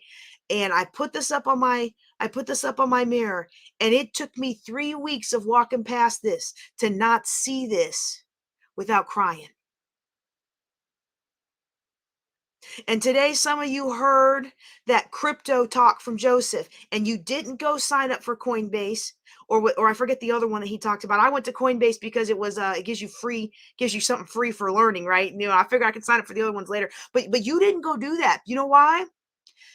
You're saying it's because it's too new, and you're saying it's because you want to play it safe, and you're saying it's because you don't jump in anything and you first hear about it. And I'm with you on that. Like, I don't like to buy on impulse. I have if it's over $500, I don't care if it's the deal of the century. If it doesn't come back around, I'm not buying it on impulse, because I'm an impulsive person. So I have to have guardrails, right? So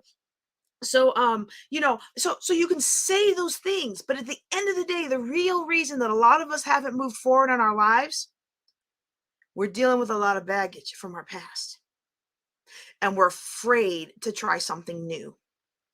We're afraid to try something that moves forward. I'm a financial planner. I have been wanting to get into crypto, but I still remember signing up and where it tells you have to click, you have to connect it to your bank.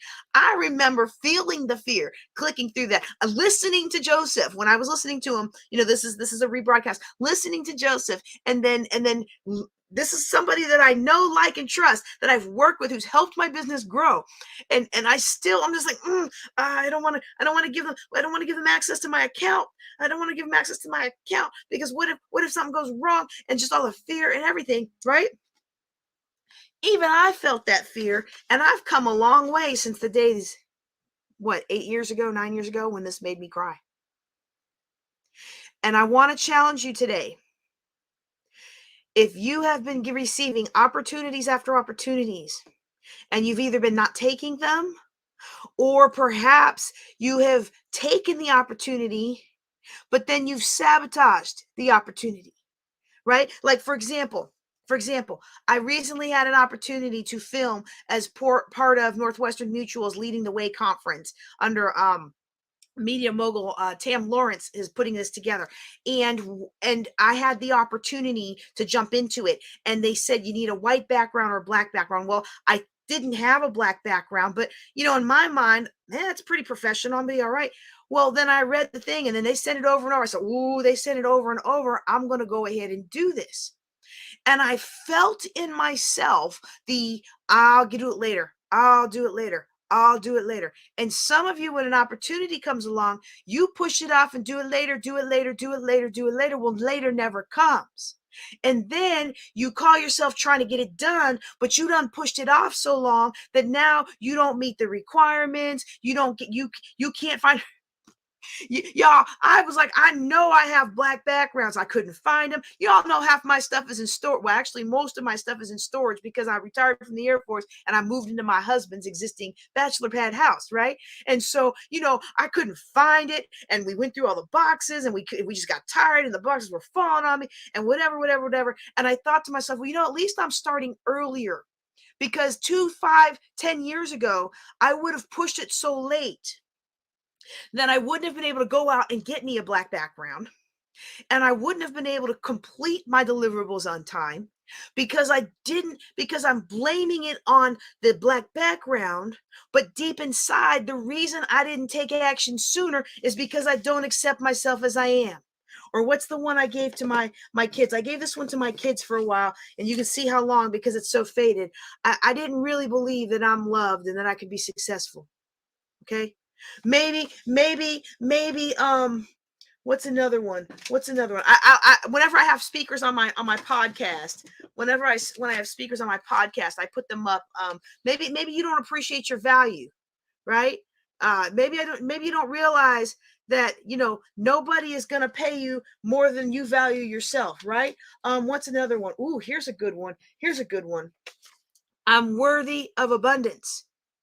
Right? If you can't see these without a catch in your heart, or if you find yourself sabotaging, you get the opportunity to be on TV, but then you show up late. You get the opportunity to be in the big meeting, but then you get stopped by the train, and you get stopped by this, and you get stopped by that, and we say to ourselves all these external things, but really what's happening is inside. We don't believe that we may not be able to change our past, but we really can change our past. We don't believe it. We believe we're stuck. And because deep down inside, we believe we're stuck, even when we're going through the motions, even when we buy into the opportunities, even when we take that next step, or we connect to that mentor, even when we pay a lot of money to connect to that next mentor, we sabotage it every time, because deep down inside, we don't accept ourselves as we are. And we don't believe that we can, as Dr. Cheryl Wood says, be good soil to sow into. We think something's inherently wrong with us. We don't think that we're worthy of abundance. I think I showed you that one already. We are, instead of operating from a sound mind, we're operating from a position of fear. How many of us are operating from a position of fear? How many of us feel like life is just what happens to us, and we're not willing to be intentional with our time, treasure, talent, or energy? Because when we start being intentional, then it's no longer anybody else's fault. Ooh, I'm saying a word to you today. I'm saying a word to you today. I'm encouraging you today to invest more in yourself than on yourself. Invest in yourself when you register for this challenge. Take part in this challenge, get those daily memes, send in the responses to me, and let's move the needle forward in your life. Woo! I hope you like that today. Y'all drop me some comments or send me some text or something and let me know what you think, all right?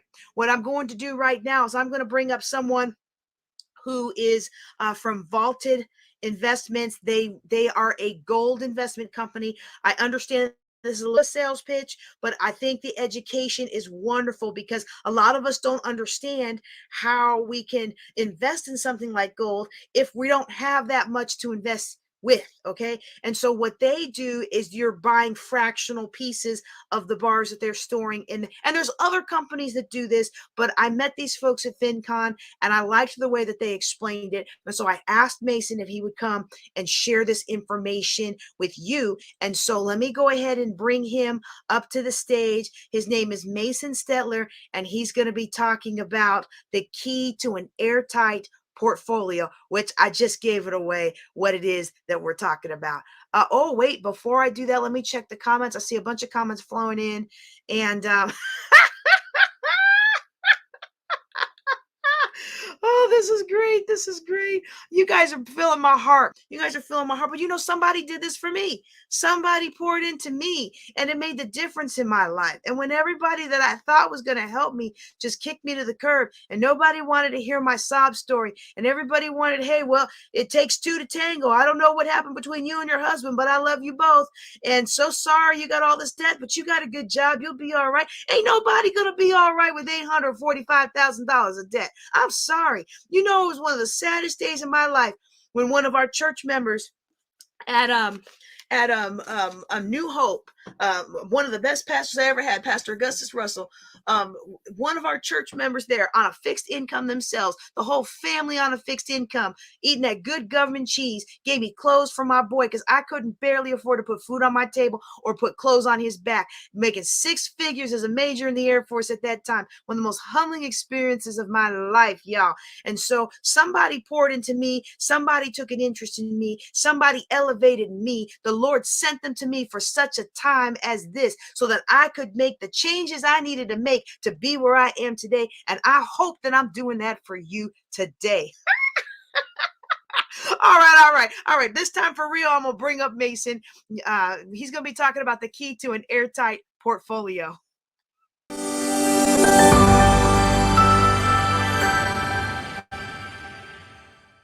Hi, my name is Mason Stetler. I'm the head of business development for Vaulted.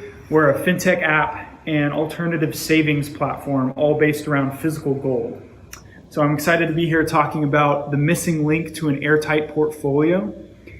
We've probably all heard the quote by Greek philosopher Heraclitus, "Change is the only constant in life." So what we're going to be doing is looking at the past 40 years of interest rates and inflation, looking at what long-term trends have developed over the last 4 decades and how those long-term trends have impacted portfolio allocation and traditional investing advice. And then what structural changes are happening in the economy and in the markets that might put an end to what has worked in the last 4 decades and how you can be prepared to be a better steward of your wealth, knowing that kind of information. Because we know the change is coming. We know we need to be prepared for it. It's just whether you're on the front end or the back end of that. So if we look at the traditional portfolio, the 60% equities, 40% high quality fixed income. We've all heard of the traditional 60-40 portfolio. The stock side, the heavier allocated portion is focused on performance. And then the 40% side is bonds, high quality fixed income. It's focused on protection. So this works really well because theoretically when stocks go down, bond prices go up, and you have an equally balanced portfolio at all times. And it has worked really well over the last 4 decades, mostly because we've been in an environment of cheaper and cheaper and cheaper money. So if we look at the 10-year treasury yield over the last 4 decades, we can see it peaked in 1981 at 15.84%. And that happened because Paul Volcker, the Federal Reserve chairman at the time, jacked up the price of money intentionally to combat inflation. So if you know, in the 70s, the US economy was experiencing very high levels of inflation. And to combat that, Paul Volcker jacked up the price of money. That's what an interest rate is the price to borrow money, or the price of money. So it peaked at 15.84%, and ever since then, it's been declining. So this actually worked. You can look at a chart of inflation as well. Inflation peaked in the early 1980s about 15%, which is very high. But when Paul Volcker jacked up the price of money, it worked and it brought inflation down. It also damaged the stock market because the stock market really likes cheap money, but that was a risk he was willing to take. And ever since then, inflation has been very low. We can look at the past 4 decades, and it's peaked at about 5% a couple times, including right before the stock market crash of 2008. And then if you look at the red box in the corner, that's the most recent bump in inflation we've seen post-COVID. I'm sure we're all aware of that situation. But for the most part, it hasn't reached near the levels we experienced in the 1970s. But that's weird because we've had a declining interest rate environment. Money has gotten cheaper and cheaper and cheaper. So you would think that that would cause high inflation. But there's a couple reasons why that hasn't happened. And 2 of those reasons have been globalization and demographics. So first of all, globalization, the interconnectivity of the world, has allowed developed economies to outsource their labor to developing economies where labor is much, much cheaper. And that's kept the price of goods and services lower in developed economies like the United States. But there's an anti-globalization movement in the United States to bring that labor back into the US where it's a lot more expensive. And that's going to trickle down into the price of goods and services in the United States as well. There's also a lot of international trade tensions right now, and the US is not as interested in being the world's policeman and being so interconnected with the rest of the world, because now we're energy independent because of fracking and some other things. The US is less interested in being so connected, and that makes prices more expensive in the United States. So the deflationary impact of globalization could be reaching a secular turning point. And then there's demographics. So we all are aware of the massive baby boomer generation.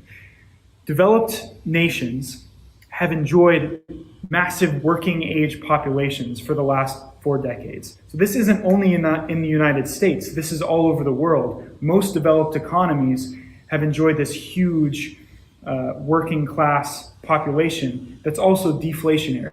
When you have a big working class population, it keeps prices lower because those people produce more than they consume. But what happens when these huge populations reach retirement age, which they're doing now? Now they consume much more than they produce, so the price of goods and services can skyrocket. So this is called an inverted population pyramid. Typically, you want the population pyramid to look like this, where there's less people on top, there's less older people than younger people, so the younger people can support the older people. Well, now in a lot of developed nations, including the United States, it looks more like this, where there's this massive old population and not as many younger workers to support that older population. So that's a problem, and so it's unwinding a lot of the deflationary impact of the baby boomer generation that's dominated the economy over the last 4 decades. So these trends are not trivial, and they pose massive risks to the traditional 60-40 stock bond portfolio. And there's other risks as well, one of them being the massive risk we see in the stock market that we've never seen before. Most of that comes from this huge onslaught of retail traders, individual investors that have become involved in the stock market, especially in 2020 and 2021. To give you an idea, the average options trading volume in the last year on an average day has been $432 billion. Compared to regular stock trading volume, that's only been $404 billion on the average day in 2021. So this is the first time in history that options trading has outpaced regular stock trading on an average day. What options are? They're a super risky vehicle that produce outsized gains, but also can produce outsized losses. That might be why we've seen such a berserk performance in the stock market in the last year, because all these retail traders have been buying options to a degree never seen before in history. The stock market has ridden this massive wave of options up and up and up and up and up. So who knows when that'll turn around? I mean, a week, a month, 10 years. But when it does, it will be equally severe on the downside. So options also increase risk to the downside. We're sitting on a situation, a completely altered stock market landscape that we're not prepared for and we don't know how to react to because of this huge onslaught of retail traders. That's something to consider when you're investing. And we've talked about the persistent inflation problem. One stat that absolutely blows my mind is 40% of US dollars in existence today have been printed in the last year. So most of us have worked our entire lives to acquire this big lump sum of fiat currency that can just be printed at the click of a button by the Federal Reserve in the Treasury Department. 40% of US dollars have been printed in the last year. And eventually, the prices of goods and services in the United States will react to that. They'll go up because there's such a huge supply of money. Another consideration is the stock-bond correlation. So the traditional portfolio relies on the fact that when stocks turn around and go down, bond prices go up.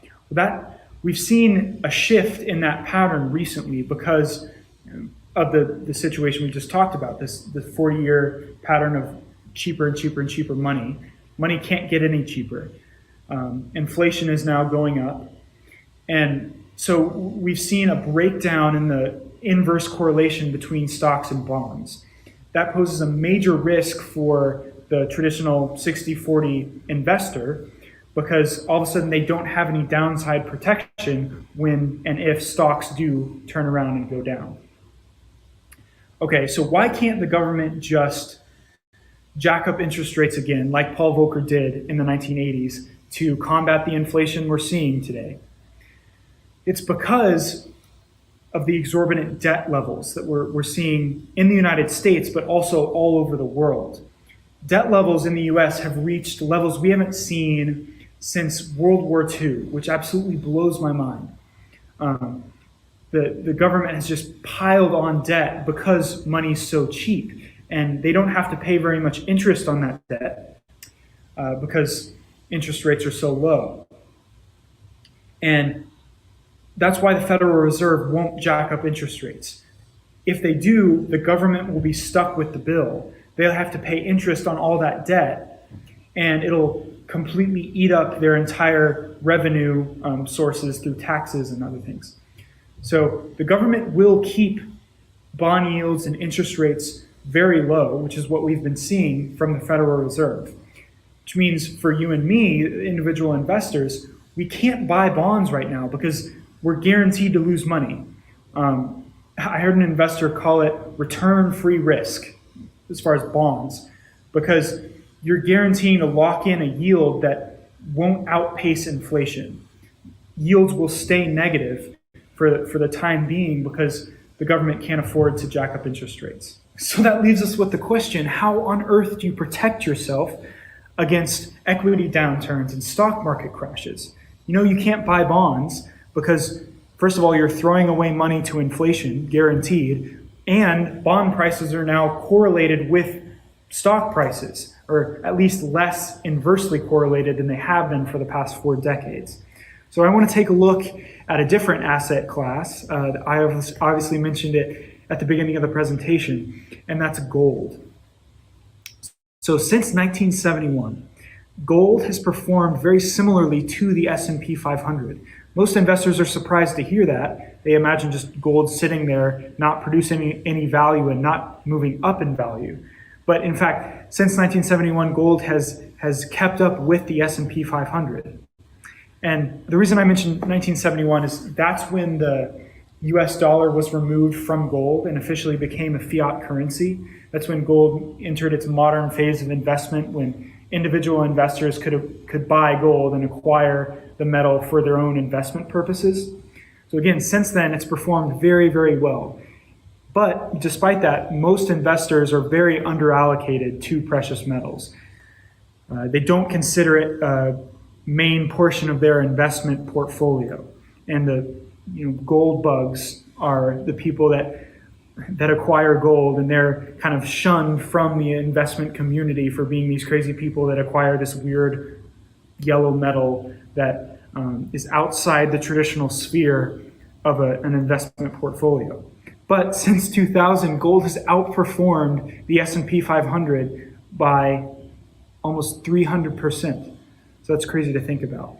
And during that time, 1971 till the present, gold has been more negatively correlated to the S&P 500 than US bonds. So gold has actually provided a better hedge against equity downturns than bonds have. For example, in 2000, again, that was the beginning of one of gold's longest bull markets from 2000 to 2011. And that's obviously when the tech bubble popped. And in 2008, when the housing market crashed and stocks took this huge downturn, gold was one of the only assets during that year that ended up in the positive. So gold investors were heavily rewarded during that time period when everyone else was losing everything they had ever invested in real estate and stocks and bonds and everything else. So gold also performs very well during times of inflation. This is mostly during the 70s when we had really high rates of inflation. But on average, if we look at the past 50 years, when inflation is more than 3%, gold performs really, really well, but still performs decently well when inflation is below that. Right now, obviously, we have almost 5% inflation. So I'm going to fly through a few data points and illustrations when it comes to investing in gold. By all means, if you want access to any of this data, any of these charts or graphics or anything, this presentation, please shoot me an email after the presentation. I'd be happy to share anything with you and have a conversation about anything I've talked about today. So as we mentioned, gold provides downside protection in the sense that it goes up when stocks go down and vice versa. It hedges against inflation because gold cannot be printed. It can't be replicated in any way. It improves portfolio performance and reduces maximum drawdowns in a mock portfolio over the last 50, 20, 10 years. And it protects purchasing power, again, compared to a fiat currency that really has no fundamental intrinsic value. So gold is unique, and in the sense that it doesn't provide any value in the sense that it doesn't pay a dividend. It doesn't meet earnings quotas. It doesn't pay interest, anything like that compared to other assets you might be invested in. It just maintains its value, and it's scarce. People have demand for it, and will always have demand for it. It's been locked into our monetary system for 5,000 years. I mean, almost all ancient cultures that had access to the metal used it as a system of barter and trade because it's universal. It can be found on every continent, it can be mined on every continent, and it's very limited in its supply.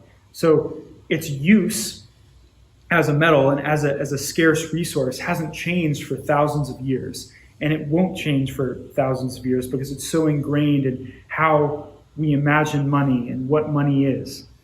So that's really cool about precious metals. It's something unique that you can't find in any other asset class. So the last thing I want to talk about today is why physical gold rather than futures or options or gold-backed ETFs or any of the number of ways you can invest in gold. So physical gold has a completely different risk profile than paper gold, is what we call the other products. The International Monetary Fund defines physical gold as a tier 1 asset, or categorizes it as essentially zero risk, risk-free. It's not going to go to zero, essentially is what that means. And that can be a huge advantage to you as an investor. This came with Basel III, which are some banking regulations in the post-Great Financial Crisis world. we don't need to go too deeply into that, but essentially what you need to understand as an individual investor is what gold can do as far as its risk profile. Some other advantages: there's no counterparty risk. You're not paying anyone to pay you when gold goes up or take your money when gold goes down. Like, you actually own the physical commodity. It's in your hands, so you're directly exposed to when gold goes up in value or goes down in value. There's no guarantee in any of those other vehicles. There's universal liquidity. So gold is a currency that's recognized throughout the entire world. You can exchange it for any fiat currency or any digital currency or anything else when it comes down to it, because it's universally recognized. And then there's the privacy and security concerns. Gold investors tend to be very aware of privacy and security concerns, just like cryptocurrency investors. And gold provides some unique advantages when it comes to reporting and being exposed to the internet and things like that. So those are just a few of the advantages that come with actually owning physical gold and being allocated directly to the actual metal rather than owning paper gold. All right, well, thank you so much for being here, listening to my talk about the missing link to an airtight portfolio. Hopefully you're aware now that that missing link probably is gold. You have an idea of how gold has performed historically, how it compares to other asset classes.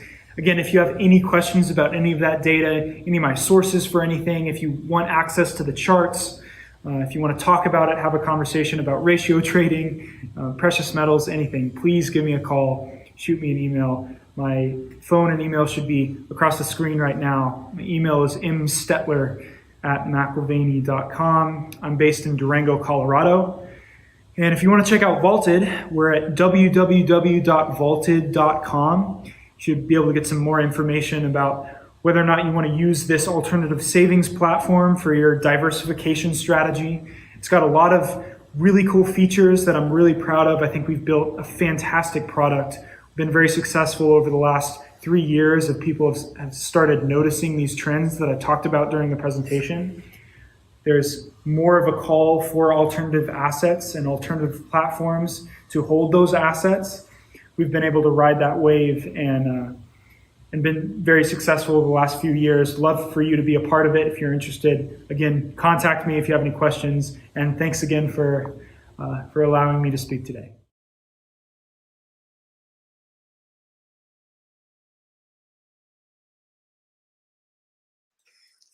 Wasn't that wonderful overview of something very few of us have ever thought to invest in, especially with something as expensive as gold? I remember one time calling myself, I'm going to go down and buy myself some gold bangles, because I have sensitive skin. And so gold and platinum and certain metals have to be pure enough for me to wear them. They can't have any nickel.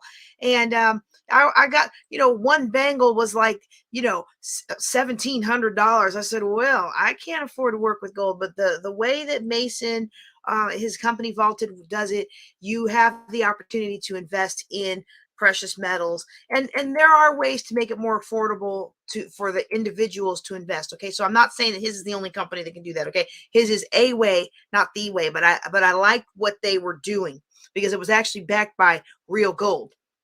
So they're actually really getting together and getting to gold. So now what's supposed to happen right now is I'm supposed to give you my keynote on creating, on 5 steps for creating a never-ending generational legacy. And what's happened is we've had so much great discussion. I've kind of gotten us behind schedule. So what I'm going to do is I'm going to go ahead and play General Spencer's talk. And rather than delivering my keynote, which was a veiled sales at the end, I'm going to sell you into something. But instead of doing that, what I'm going to do is I'm just going to tell you what I was going to sell was the Building Wealth Together Academy. We're getting ready to launch that in a month or two here. And I was trying to pre-sell that. Okay. And so it's the same talk, just with an added sales presentation for the Building Wealth Together Academy. Okay. So if that's something you're interested in, it's going to be the new way that I deliver content going forward. We're building it out in 2022, and probably about halfway through the year, we're going to transition to that format. It's going to be better for me. It's going to be better for you, right? If that's something you're interested in, get with me offline. You can get the charter price, the charter member price. How many of you joined the original Building Wealth Together back when it was $20 a year? Huh? And how many of you are like, wow, that was the best $20 I ever invested? No. Let me go back before that. I don't know if Jaleesa is on today, but she was one of the first students to actually get my money back. How many of you joined before we were officially building wealth together, when we were just my investment classes and I was testing out the concept, and I would give you your money back if you attended all 9 classes? Anybody remember that back in the day? What? So, as times change, we elevate and we change, we get better. But I'm going to go ahead and roll into General Spencer's talk. But before I do that, I want to let you know the things that I would have been referring you to, because this is my Wealthy You in 22 challenge, and I kind of would like to make a little money. Is that all right with you? Is that all right? I would like to sell a little bit. I'm giving back, but I would like to get to, and I'm not even going to pretend about that. So free. I want you to join the conference. If you have not officially registered for the conference, I want you to join the conference. jjclink.com/22. Okay. And then if you haven't already registered, my January class is Self-Image Rising. Okay, you can go ahead and register for that now. It's a $500 class. You can get it for $99 at jjclink.com/SIR. That's jjclink.com/SIR for Self-Image Rising. Grow your net worth by growing your self-worth. We go through the workbook. We go through exercises. It is a game changer. It is based on the work of Psycho-Cybernetics by Maxwell Maltz. We'll talk about the habit of happiness. We'll talk about certain ways that you can physically unlock the creativity and the blood flow to the most important problem-solving areas of your brain. We'll look at why we can't outperform our self-image. It's going to be an amazing class. All right. And this plays into generational wealth, because unless we do something to deal with what's going on inside, we are never going to be able to outperform how we feel.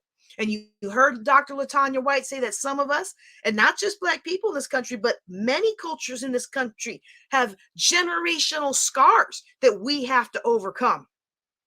And so unless we overcome and do the work to overcome some of this stuff and to move forward in our lives, we're still going to be hitting against the same brick walls. Well, get there, self-sabotage. Get there, self-sabotage. And so I want to end that cycle, and I know you do too. Jump on in, jjclink.com/SIR. That stands for Self-Image Rising. Okay. So now what we're going to do is we're going to switch gears. And many of you know that General Larry Spencer had a book coming out, and he agreed to be one of my keynoters for the Building Wealth Together 2021 conference in May. And so we did 2 sessions with him. We did his main headline, and that one I do give away for free. Okay, so you notice I didn't broadcast in this. One of my agreements with him was that I was going to give away that copies of that talk, especially throughout the military, minority, Air Force officer groups, and the other things like that I support. I'm on the board of AFCOMA, trying to elevate Air Force cadet officer mentoring action. And so, we want to elevate that. So his keynote is available at no charge. If you don't already see it as a preview on the Building Wealth Together VIP thing, then you can just reach out to me and I'll give you the direct link. But the Military Money Mastermind was a closed session. And what I did was I went ahead and got permission for us to broadcast that session for everybody else. It was a VIP session, a special gift to those speakers and VIP upgraders, but there was so much goodness dropped. It was like a whole separate keynote. Okay. So I want you to, and I'm going to post the link to his book here in a second. I want you to get some pen and paper and look at the 7 steps that he's going to give you as far as financial solvency. Okay, and investing. The stories he talks about, from his uncle to his brother to him to other notable military leaders, you got to hear this, and you can apply it to your life. So let me now bring up to the stage General Larry Spencer and those who attended the VIP Military Money Mastermind with him.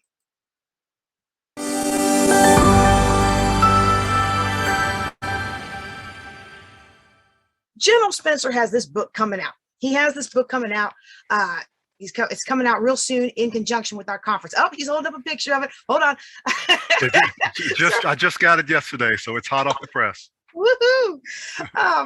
So he's got this book coming out. It's along the same time as this conference, and so I asked him, and he graciously accepted to be one of our headliners for the conference. And so you should see on your screen there the information about it. I'm going to scroll down so you can just see what the conference is about. But as I went ahead and interviewed him for his pre-recorded keynote, I was like, sir, we got to have a discussion and dig a little deeper into these concepts. So that's what this session is. Now, I'm saying that with the realization that you have not seen his keynote. Okay, so what we're going to do, what he's agreed to do is just talk a little bit about the high points, and then we're going to go into some Q&A about military money. Before we bring him to the stage and I read his bio and all that good stuff, I mean, many of you already know who he is, but I still want to, proceed with the formalities. I want to tell you why this is so important to me, that military members understand how money works and how to make it work for them. For those of you who don't know me, I am JJ Conway. I retired after 23 and a half years of service just last year as an Air Force physicist. That was my career field, 61D. And unfortunately, about halfway through my career, I came home from a military trip. It was a 6-month in-country deployment, right? So I was in DC helping stand up Global Strike Command. And I came home from that trip to find my house sold, my stuff thrown out, and divorce papers in my face. My ex-husband had found somebody that was more appealing to him, and he thought that the general who was standing up global strike was going to take me with him to Barksdale. So he decided we were going to get a divorce and we were just going to move on with our lives and nobody was going to know anything.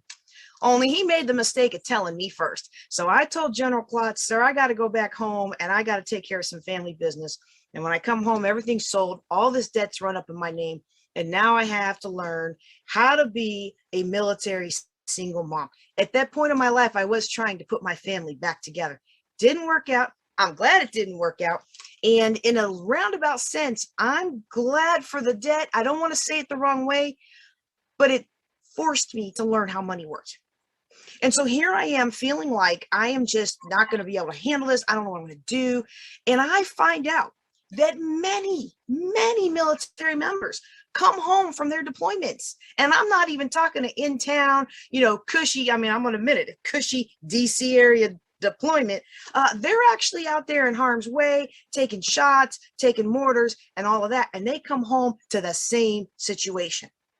So I wasn't a special snowflake. This is something. Now, I haven't met anybody else that had almost $1 million of this debt run up in their name, right? Like that I haven't seen, but I've seen a lot of military members who have come home and their spouse used that power of attorney to do whatever they did. And so when I talked to General Spencer and he began to talk for his keynote about different experiences his peers had, I realized we needed to have this conversation. And so I encourage you to get into this conference so you can hear the extended talk into these principles. All right. And so with that, let me go ahead and check how we're doing on participants. I'm going to redrop the links in for those who just came in. For those of you who came early, you're going to be like, wow, she is cutting and pasting that 1,000,000 times. The reason is because when you jump into a Zoom, you don't get to see all the previous stuff. Okay. So let me go ahead and we are going to bring to the stage. Let me stop sharing this screen. There we go. I am going to bring to the stage none other than General Larry O. Spencer. Sir, I want to welcome you to Building Wealth Together. How are you doing? I'm doing great, JJ. Thank you so much for having me, and thank you for those that are joining us today. Yes, sir. Yes, sir. I'm going to just read your bio really quick. I got to tell you, when I think about so many people who have odds stacked against them, and we feel like, well, this system stacked against me and that system stacked against me. And I look at what you've done, and I look at the principles behind what you've done and how they've helped others succeed. It gives me hope for our future, because these issues aren't over. So let me stop. Let me just go ahead and get this bio read. But I just want you to know, sir, that I have so much appreciation for the leader that you are, and you're giving back to us today. Well, thank you so much. All right, y'all. General Larry Spencer, U.S. Air Force, retired, was born and raised on the Horseshoe, a tough inner city street in Southeast D.C. The expectations of living in an all-black neighborhood were to be good at sports while shunning academic progress. Anybody else had those expectations? General Spencer met those expectations. He struggled in school, but teachers who didn't want to see him repeat their class would pass him to the next grade, which resulted in poor self-esteem and a bleak outlook for the future. Quite by chance, General Spencer enlisted in the U.S. Air Force, where he continued to struggle with the racial turmoil of the 1970s. A senior non-commissioned officer saw promise in him and guided him to obtain a college degree and apply for officer training school, where he excelled. He went on to serve at the White House and ultimately became the Air Force's 37th Vice Chief of Staff, making him one of only 9 African Americans promoted to 4 stars. So in his book that we've already mentioned, but I want to make sure we mention again, Dark Horse, that's going to be released on Veterans Day, the day after our conference, General Spencer tells his story and concludes with his historic climb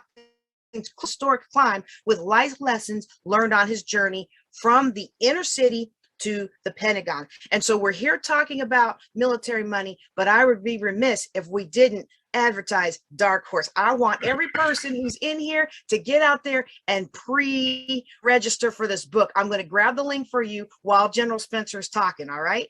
All right, General Spencer, welcome to the stage. We're so happy to have you again. Well, again, thank you so much for having me, and thank you for those that joined. First of all, I want to be clear, I'm not a certified financial planner. So what I will be talking to you about today are my experiences. Obviously, I had a financial background, but I wanted to be clear that I'm not a certified financial planner. But I have learned it, as my father would say, grew up in the school of hard knocks. So I've gone through it, similar to what JJ did, similar to her experience. And so I want to start with a couple of things to kind of get the conversation going, but I'm hoping this will be more of a conversation rather than sort of me doing all the talking.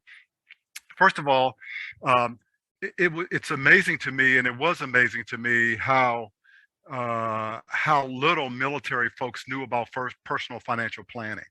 I think a lot of that is because, as you all know, in the military, we have a lot of security around us. We get base housing in a lot of cases. We get our medical care provided. I mean, there's a lot of things that are done for us. We we even know what to wear every day when we get up. And so a lot of us don't really think about personal financial planning. What am I going to do when I separate from the military or retire?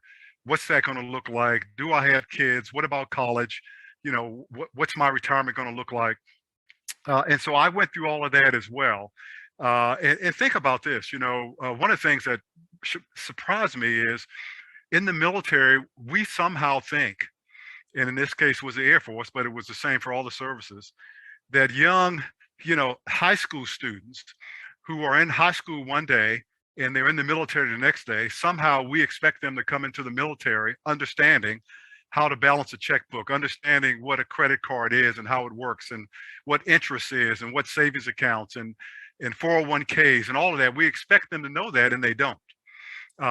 Because we don't provide the training to them, and most of them don't have it, don't get it on their own. So it should be no surprise, frankly, that a lot of military folks, and I know very senior folks, and I'm talking very senior general officers that retire from the military and have never bought a house before, who don't have a lot of money.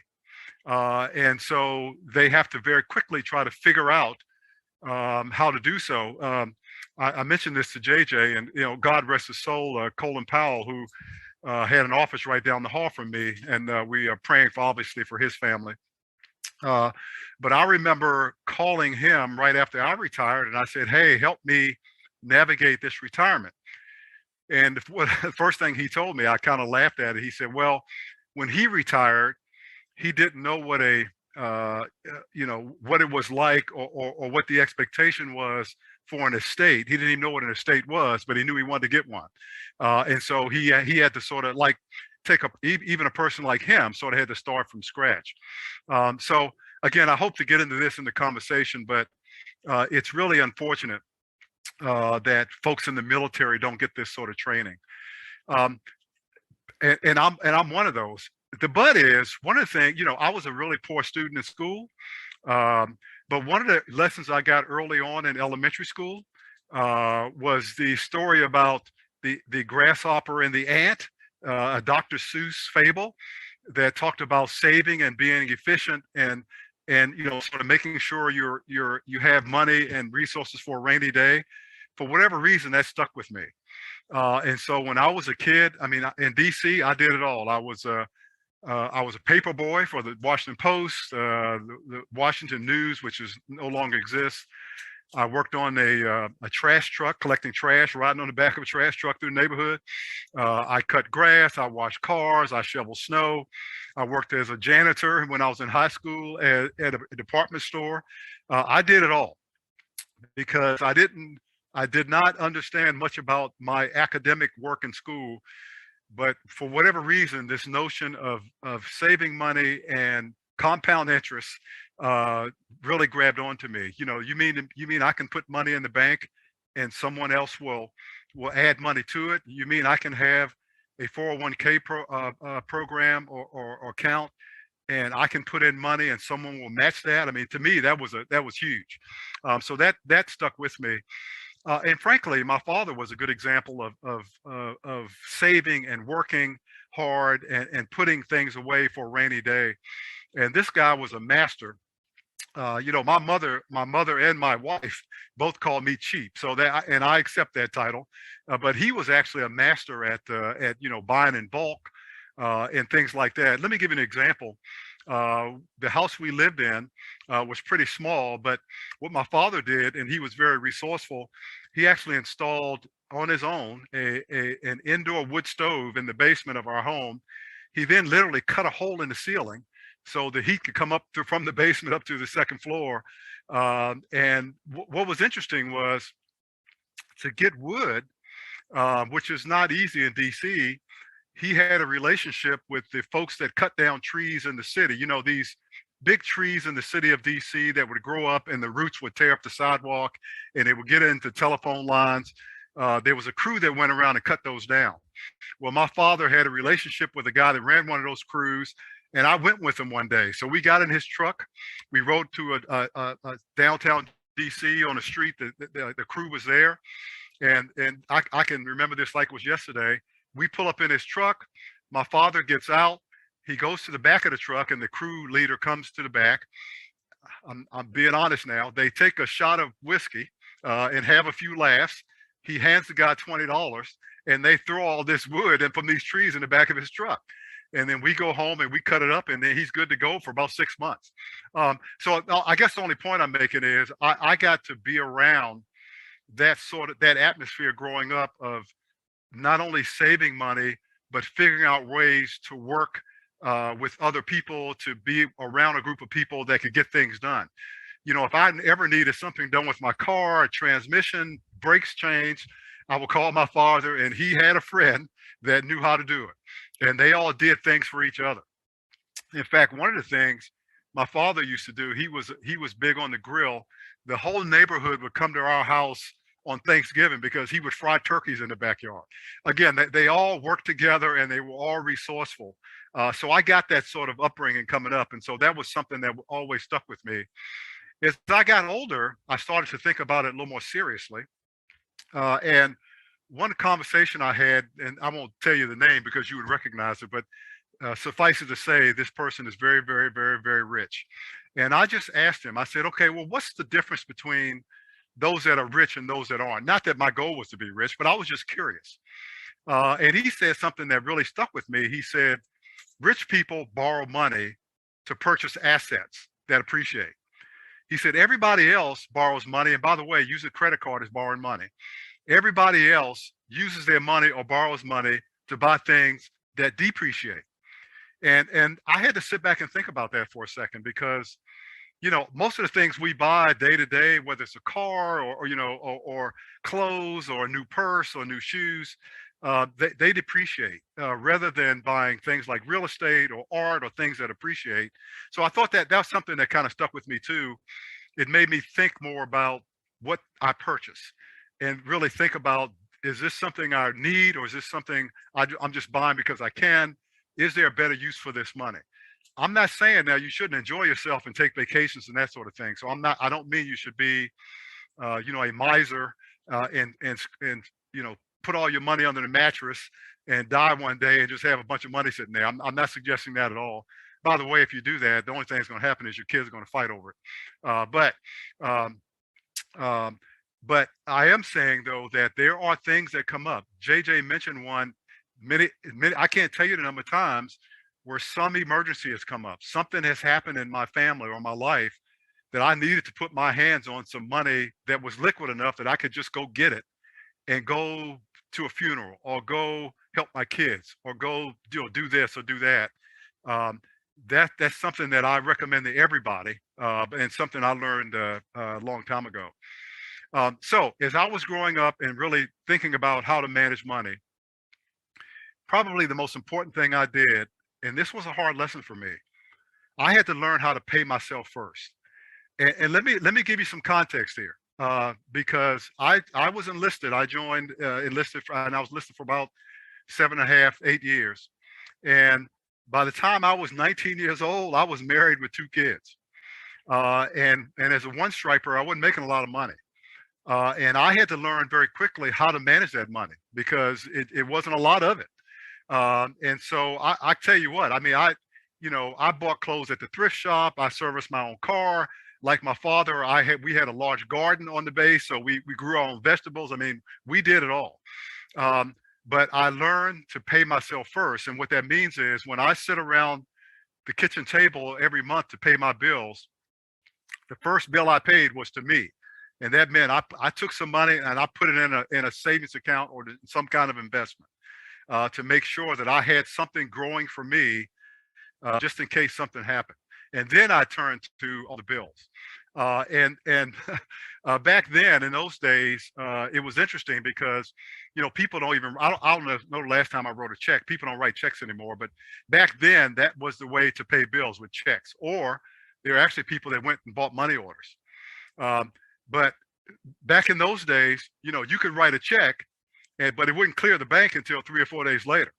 And so I would literally sit around my kitchen table figuring out, okay, if I write this check now, it may not work, but by the time they receive it, it should be good. I mean, I literally had to calculate that carefully about spending my money, because it was very difficult to pay the bills and pay myself.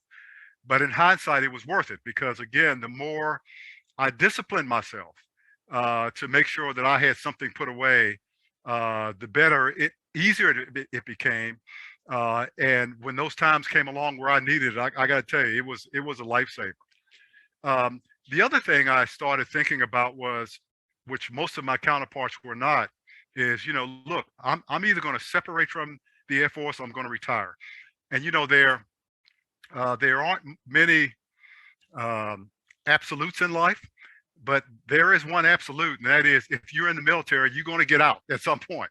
You're going to separate, you're going to retire. You can't stay in your whole life. And so I started thinking about, what am I going to do when I retire? Am I going to work? If so, what kind of job am I going to have?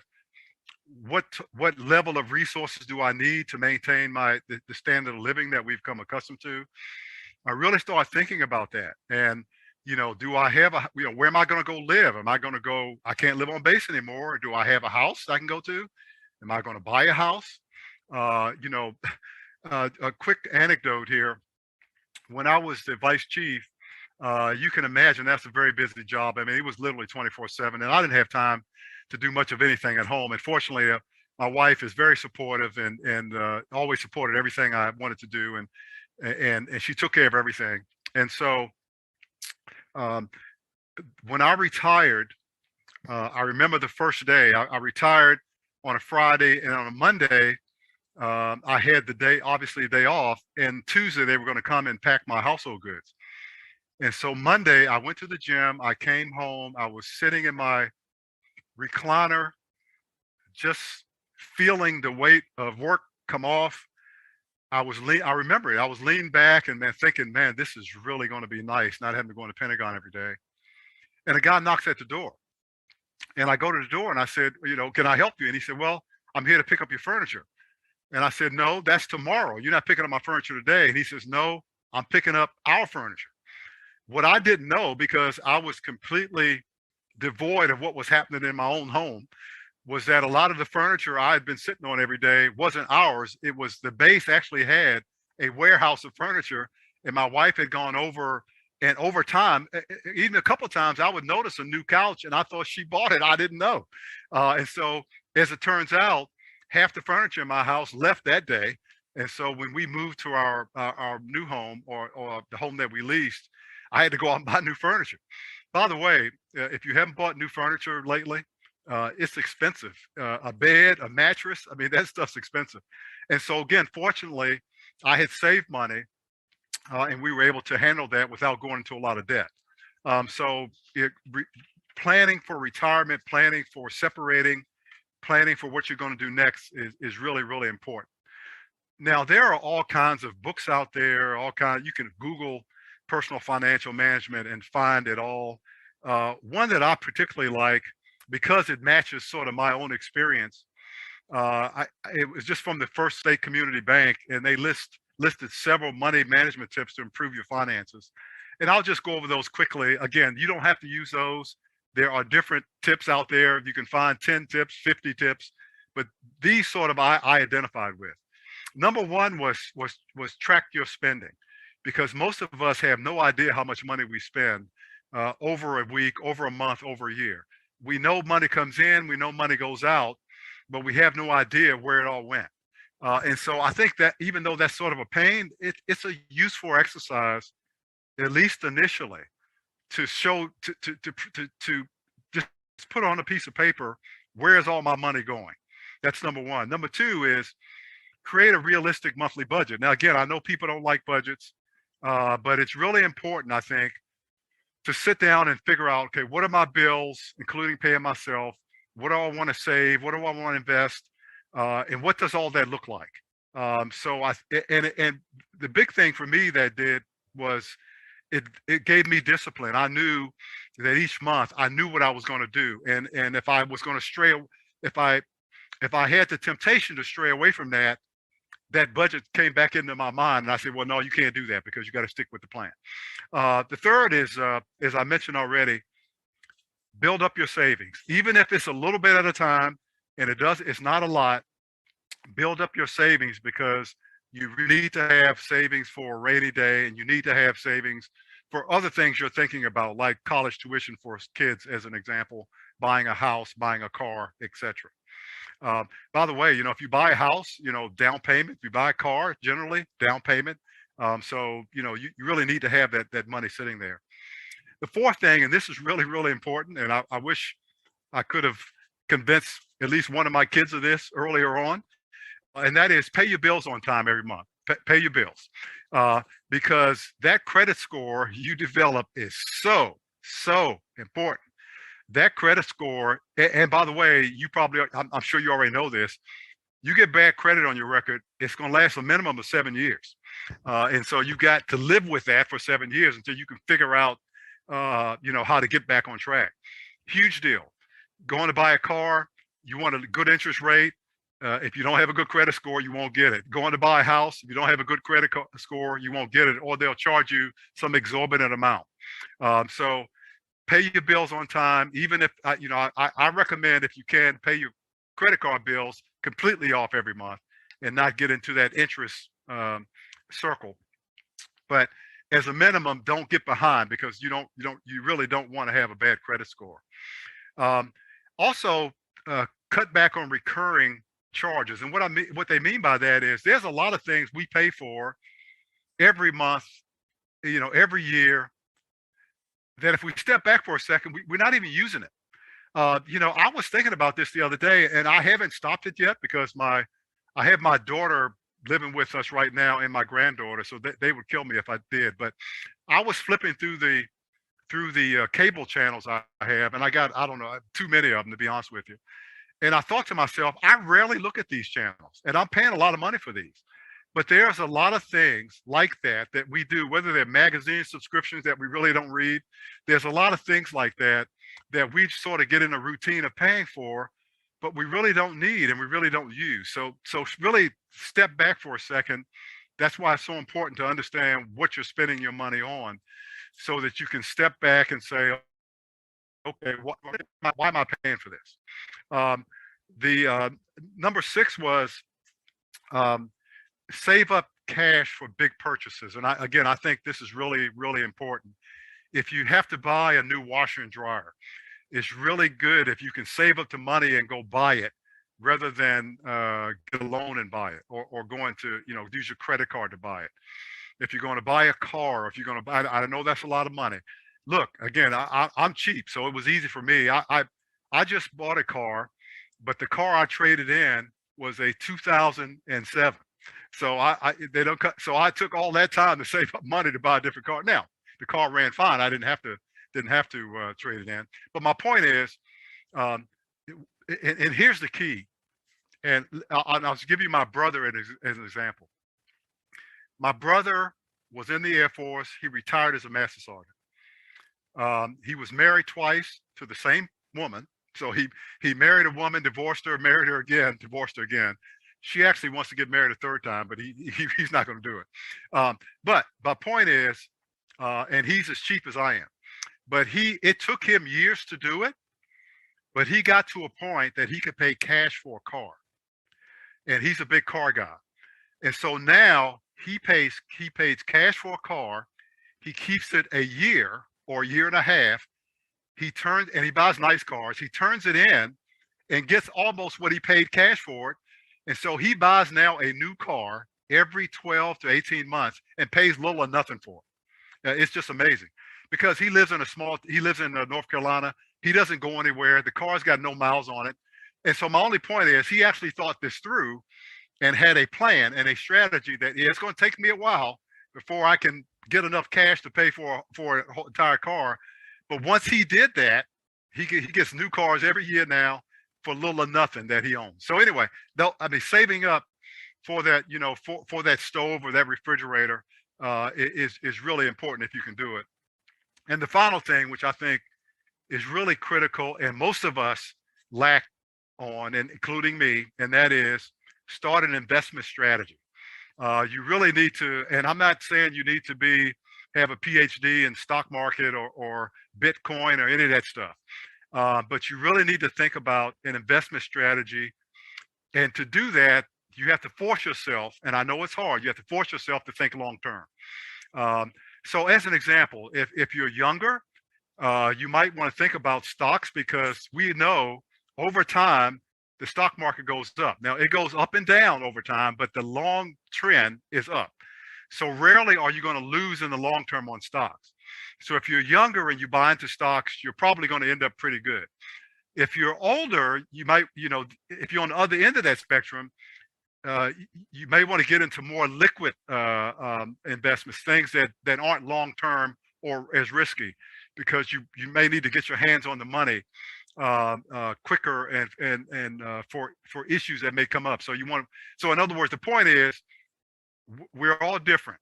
You have to look at your situation. Are you married? Do you have kids? Do you want to buy a house? What are your goals?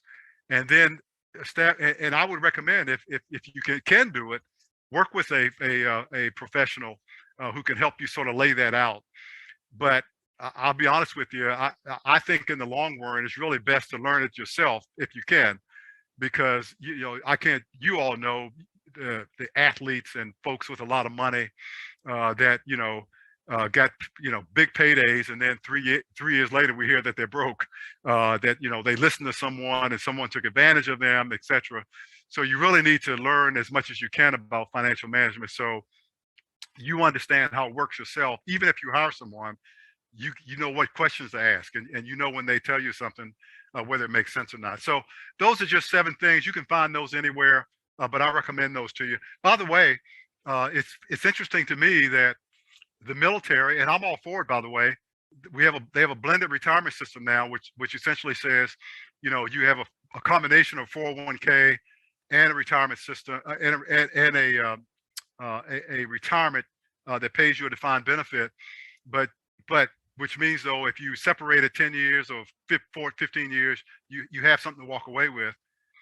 I think that was probably a good idea, but where's the training? Where's the education for the folks in the military? You know, who is sitting down with them saying, okay, here we're implementing this blended retirement. You need to understand what 401k is. You need to understand how matching works. You need to, what other investments do you have? Are you on the thrift savings program? You know, someone needs to be able to sit down with folks and explain to them what that means and how they can best apply it to their life.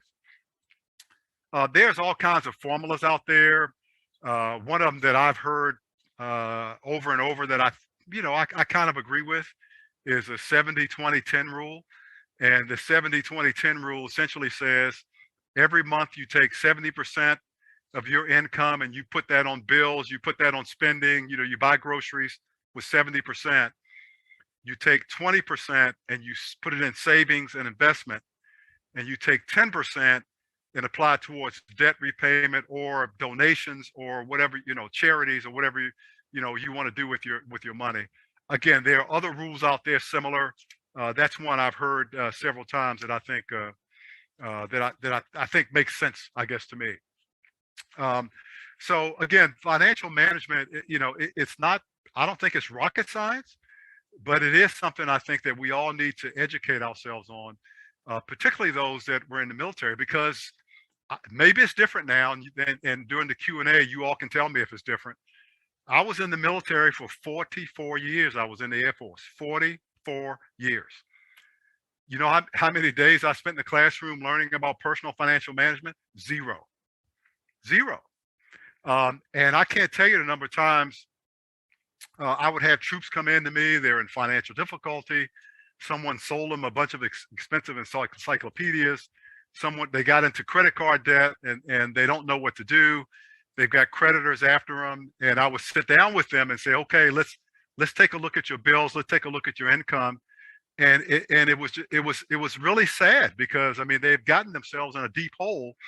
And think about a young family starting out. The last thing you want to do is get bad credit starting out, and then have to work your way through that over a 7-year period. This, in my opinion, is really important to make sure folks in the military, in the government, really understand financial management, personal financial management, as best they can, and to apply that to their own lives. Finally, I'll open it up for a discussion.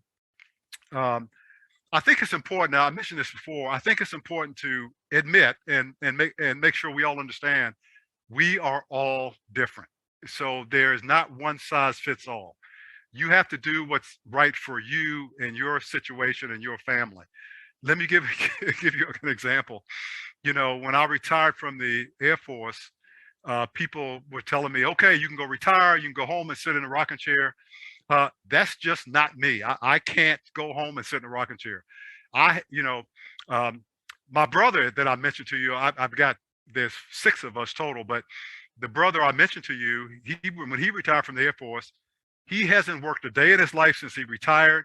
He's in a house by himself that he paid for cash, but he paid for his car cash, he paid for his motorcycle cash. He sits in his house all day and does absolutely nothing. His biggest decision every day, because he doesn't cook, is where is he going to go out to eat dinner. He eats dinner every day, 7 days a week, goes out to eat. That's his biggest activity. That would drive me crazy, but he's as happy as a clam. He's very introverted. He's there by himself. He watches TV. He just is happy. He's involved with his church. He's as happy as he can be. That would drive me crazy, because I can't sit around the house like that. And to me, you know, I have my neighbors come up to me because they see me washing and waxing my cars all the time.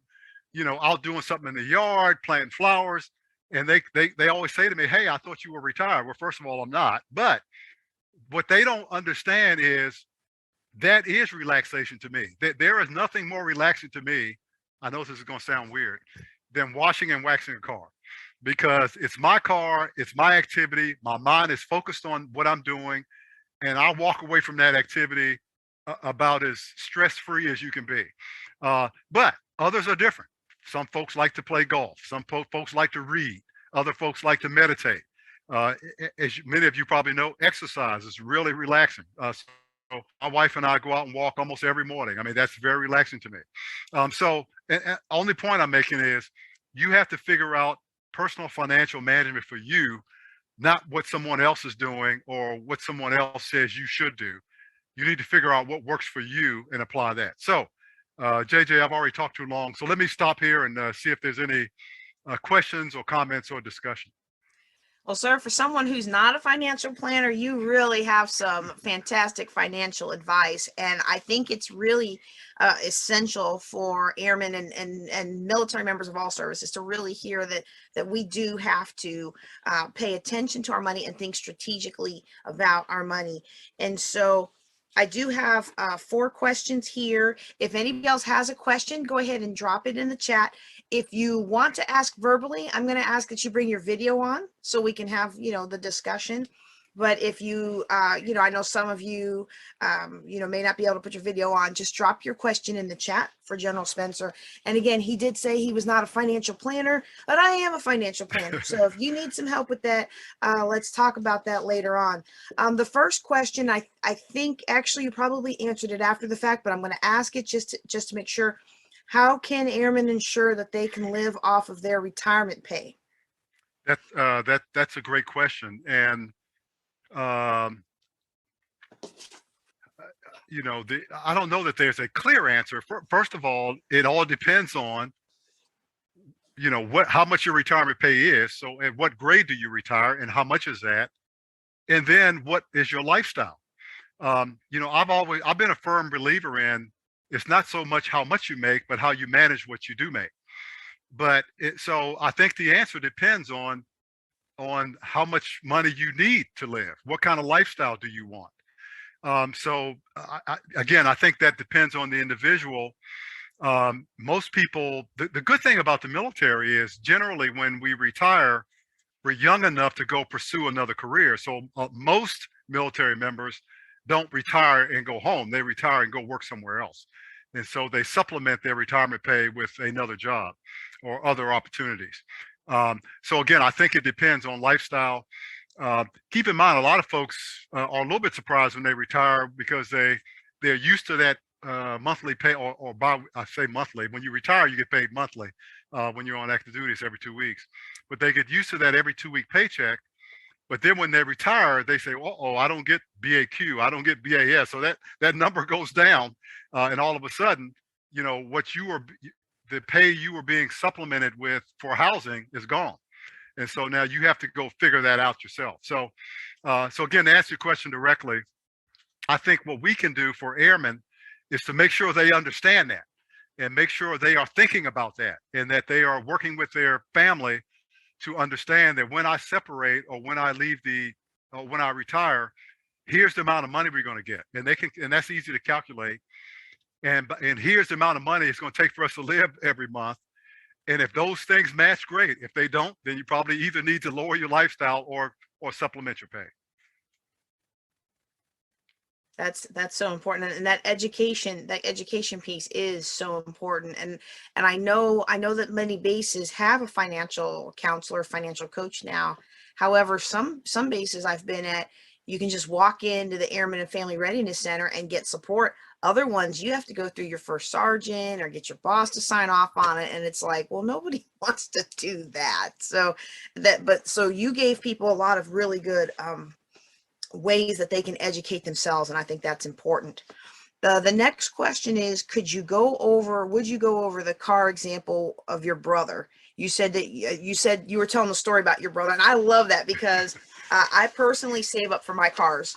I save up for my cars, and I don't switch them out as often as he does. That's a new goal. But I believe in not having payments over me and not having any stress. Like for me, living a debt-free lifestyle reduces my stress. Right. So actually my current house doesn't have a mortgage, but the next one probably will. But other than a mortgage, I don't even like to have any kind of payments because I don't know what's going to happen next month. And maybe that That's what happens from being in a couple car accidents and things like that. Like if I can't work next month, my kids still need to eat, Right. you know? So can you go over that example again? Sure. I love So it. yeah. So you just reminded me of something. So I did what he did, paid cash for a car for the first time in my life 2 months ago. Had never done that before. I always borrowed the money, went to the credit union, got the money, and paid, payments. And after seeing what he did, I saved up my money and I went and paid cash for a car. By the way, you want to talk about a good feeling to walk into a car dealer and write them a check and just walk out and be done with it. I'll tell you, before I talk about my brother,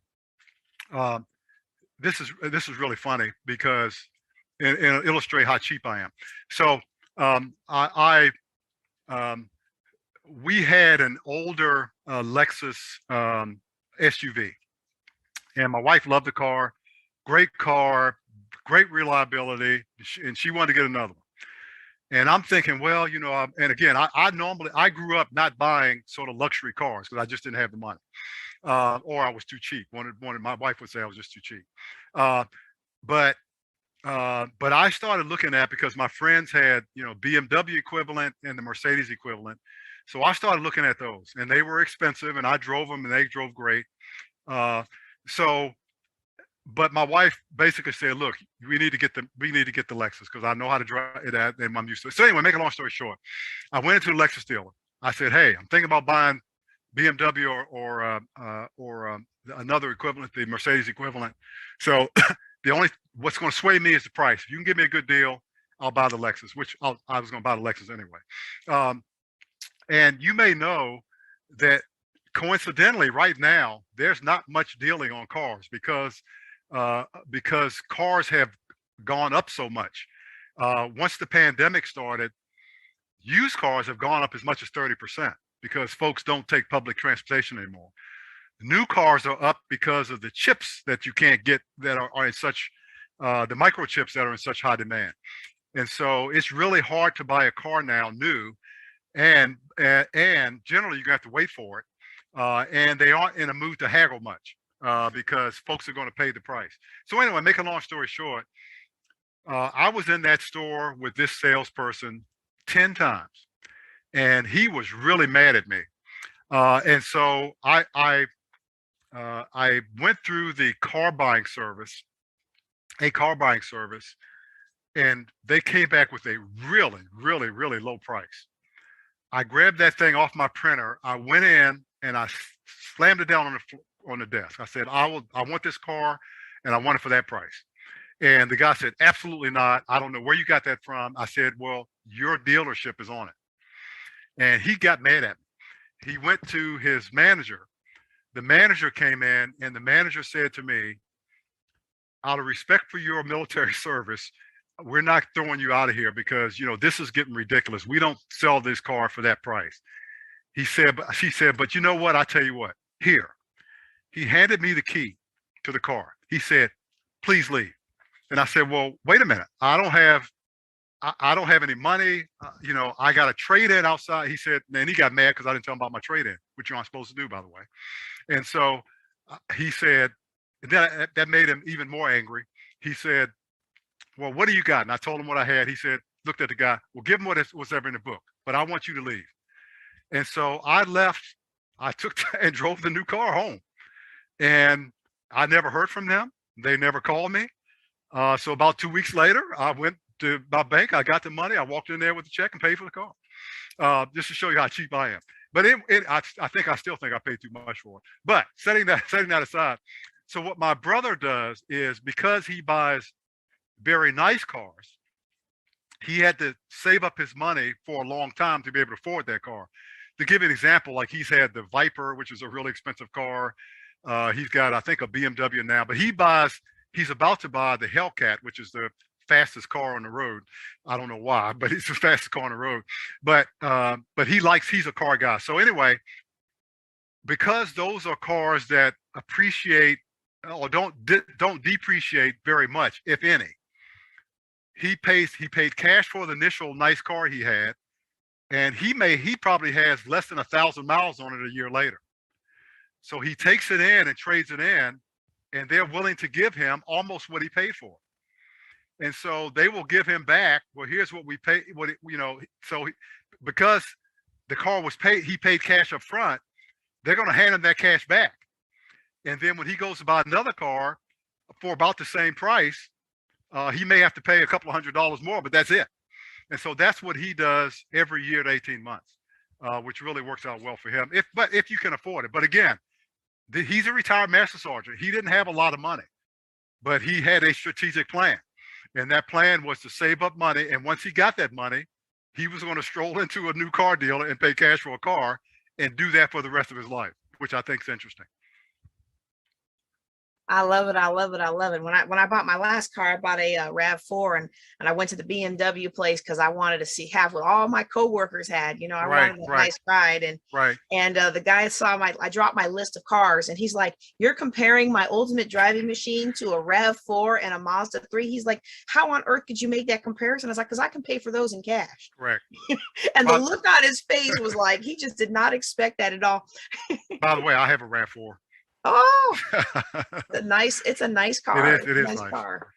Okay, we have a question come in. What's your opinion of car warranties, extended warranty, service protection plans? Now, of course, this is a very charged question amongst financial people and regular people who are successful like yourself. Yeah, that is a great question, and I don't know if I can give you the right financial answer, but I'll give you my answer, and that is, I do get the warranty and extended warranty. And here's why. I have at home in my garage a 1972 Monte Carlo.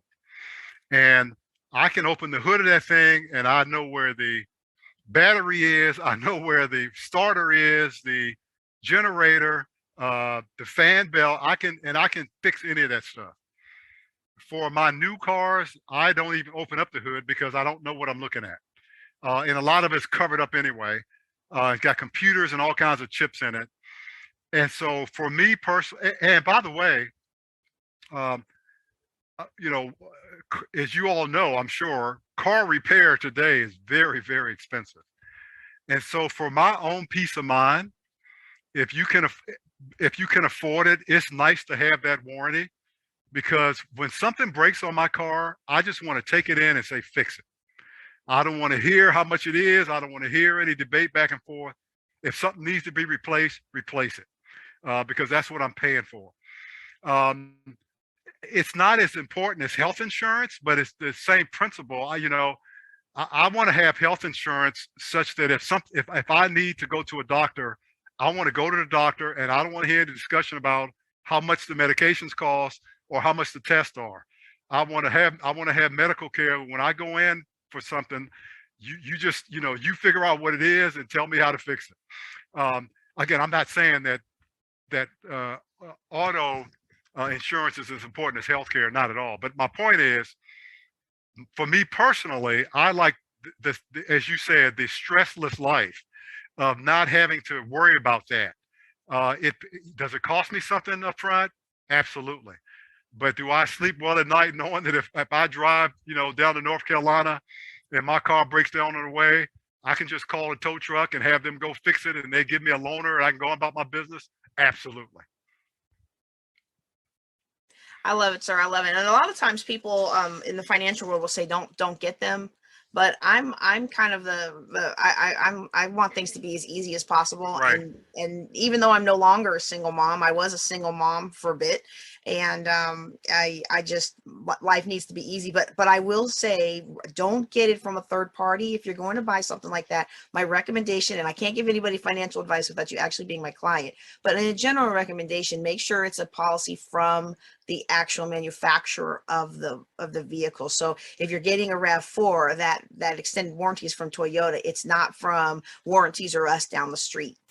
Yeah, by the way, when I was younger, I didn't have the money to pay for a warranty. I didn't have one. And but again, I was more comfortable with that because depending on what the problem was, I felt like I could go buy the part at the parts store and fix it myself. That's way above my pay grade now. The cars are too complicated and I can't do that anymore. They sure are. They sure are complicated now. And some of that's also going to depend on your area too. Like if you live in an area where people can easily fix XYZ kind of car, well, then maybe that's a different discussion. But again, it goes back to what General Spencer was saying about thinking strategically, thinking long term, and planning out the life instead of doing what some of us, like myself, used to do is, oh, that car's pretty and I look good in it. By the way, something I mentioned earlier on in the conversation that's related to this is I mentioned that one thing I learned from my father was he had this cadre of friends that all helped each other out.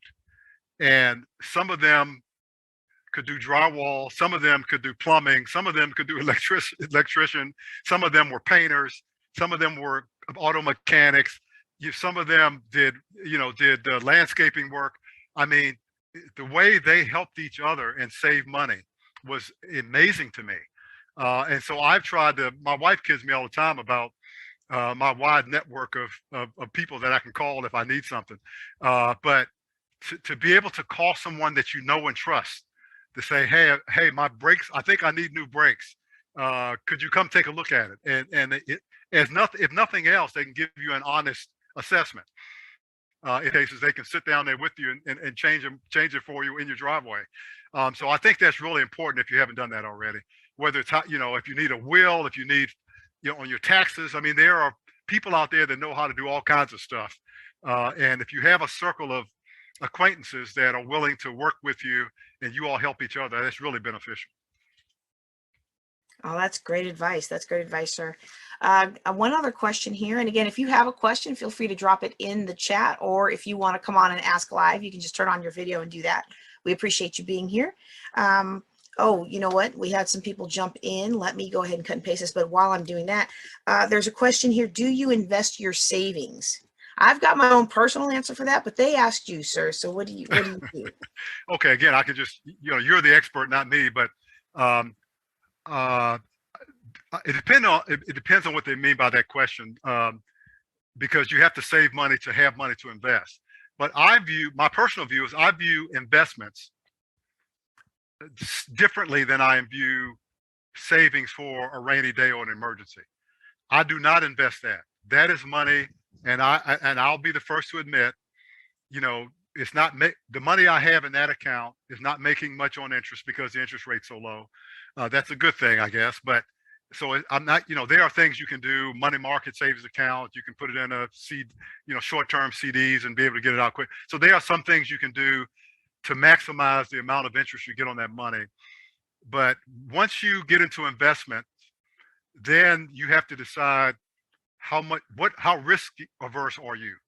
And depending on how risk averse you are, you may want to go for it and put some. So what I do, again, JJ's the expert, but what I do is I try to split that up. And so, for example, I'm not very risk averse at this point in my life. So I may put some money in a high risk, high reward account, but if I lose it, I know I'm still okay. I'm not going to put a lot of money there. And then coming down that scale, I have investments at certain places depending on the risk. But over here in my account, that if I have to, if something happens to one of my relatives and I need to go get on an airplane and go, that money I don't invest. I just let it sit there because I want to get my hands on it right now if I need it right now. That may not be the right financial advice, but that's what I do. It sure is, sir. Okay. That's what I would tell people to do, because people look at it, well, my money's not making me any money, but your money's giving you peace of mind. Correct. And down the road, the car breaks down. Correct. Or in my case, my father died and I was the only one who could afford to go out there and meet with the coroner and initially take care of all this stuff, and then also fly myself and my family back for the funeral. The rest of my siblings couldn't do that. And it was really poignant to me, like, oh, this stuff, I've been doing this stuff, I've been teaching this stuff, but sometimes you don't always see the results until you get a little older. And now I'm walking in a season where I don't have a W-2 9-to-5 job. I work when I feel like working, and I spend time with my kids, and I have the ability to do these things. And so that's exactly what I would tell people, is that savings feels like it's not doing anything for you, but it actually is covering you in many, many ways. And there are ways like money market accounts that you mentioned, or some people like to do rolling CDs. So they'll take their savings, like if they had $12,000 in savings, they would take $2,000 a month and put it in a different 6-month CD. So every 6 months, something $2,000 pops open, Right, but right. they're getting a higher rate of return and they're not Correct. risking losing. Exactly. And so, like you said, the market goes up and down, but overall it goes up. But that's money. When we invest, we have to acknowledge that money could be gone. That's correct. That's right. Especially if you make the mistake I made as a young captain. And my brother-in-law got a hot tip from the barbershop about Kmart. We took our entire savings because Kmart stock was gonna split and it was gonna go up, up, up, and up. And anybody who's in my age bracket or a little bit more mature, you know what happened with Kmart. The very next day they filed bankruptcy, and so we lost everything. Well, the moral to that story is don't take your financial advice from the barbershop. Exactly. And diversify. Don't ever put all of your savings Correct. in one basket. But Correct. definitely, your broke brother-in-law probably doesn't have good tips if he's Right. Exactly. Okay. Well, I have one last question here. Oh, wow. And we are getting to be about the end of our time. But if you have a question, drop it in the chat. We'll get it answered. The last question here is you mentioned not having BAH and having to pay your own house. What else trips people up? I'm thinking this means what else trips people up when they retire? If there's other surprises like that you've seen over the years. Yeah, that's a good question. One is, and this is not necessarily financially related, but most books you read about retirement all agree, particularly those that retire from the military, that the first job they take is not the job they keep.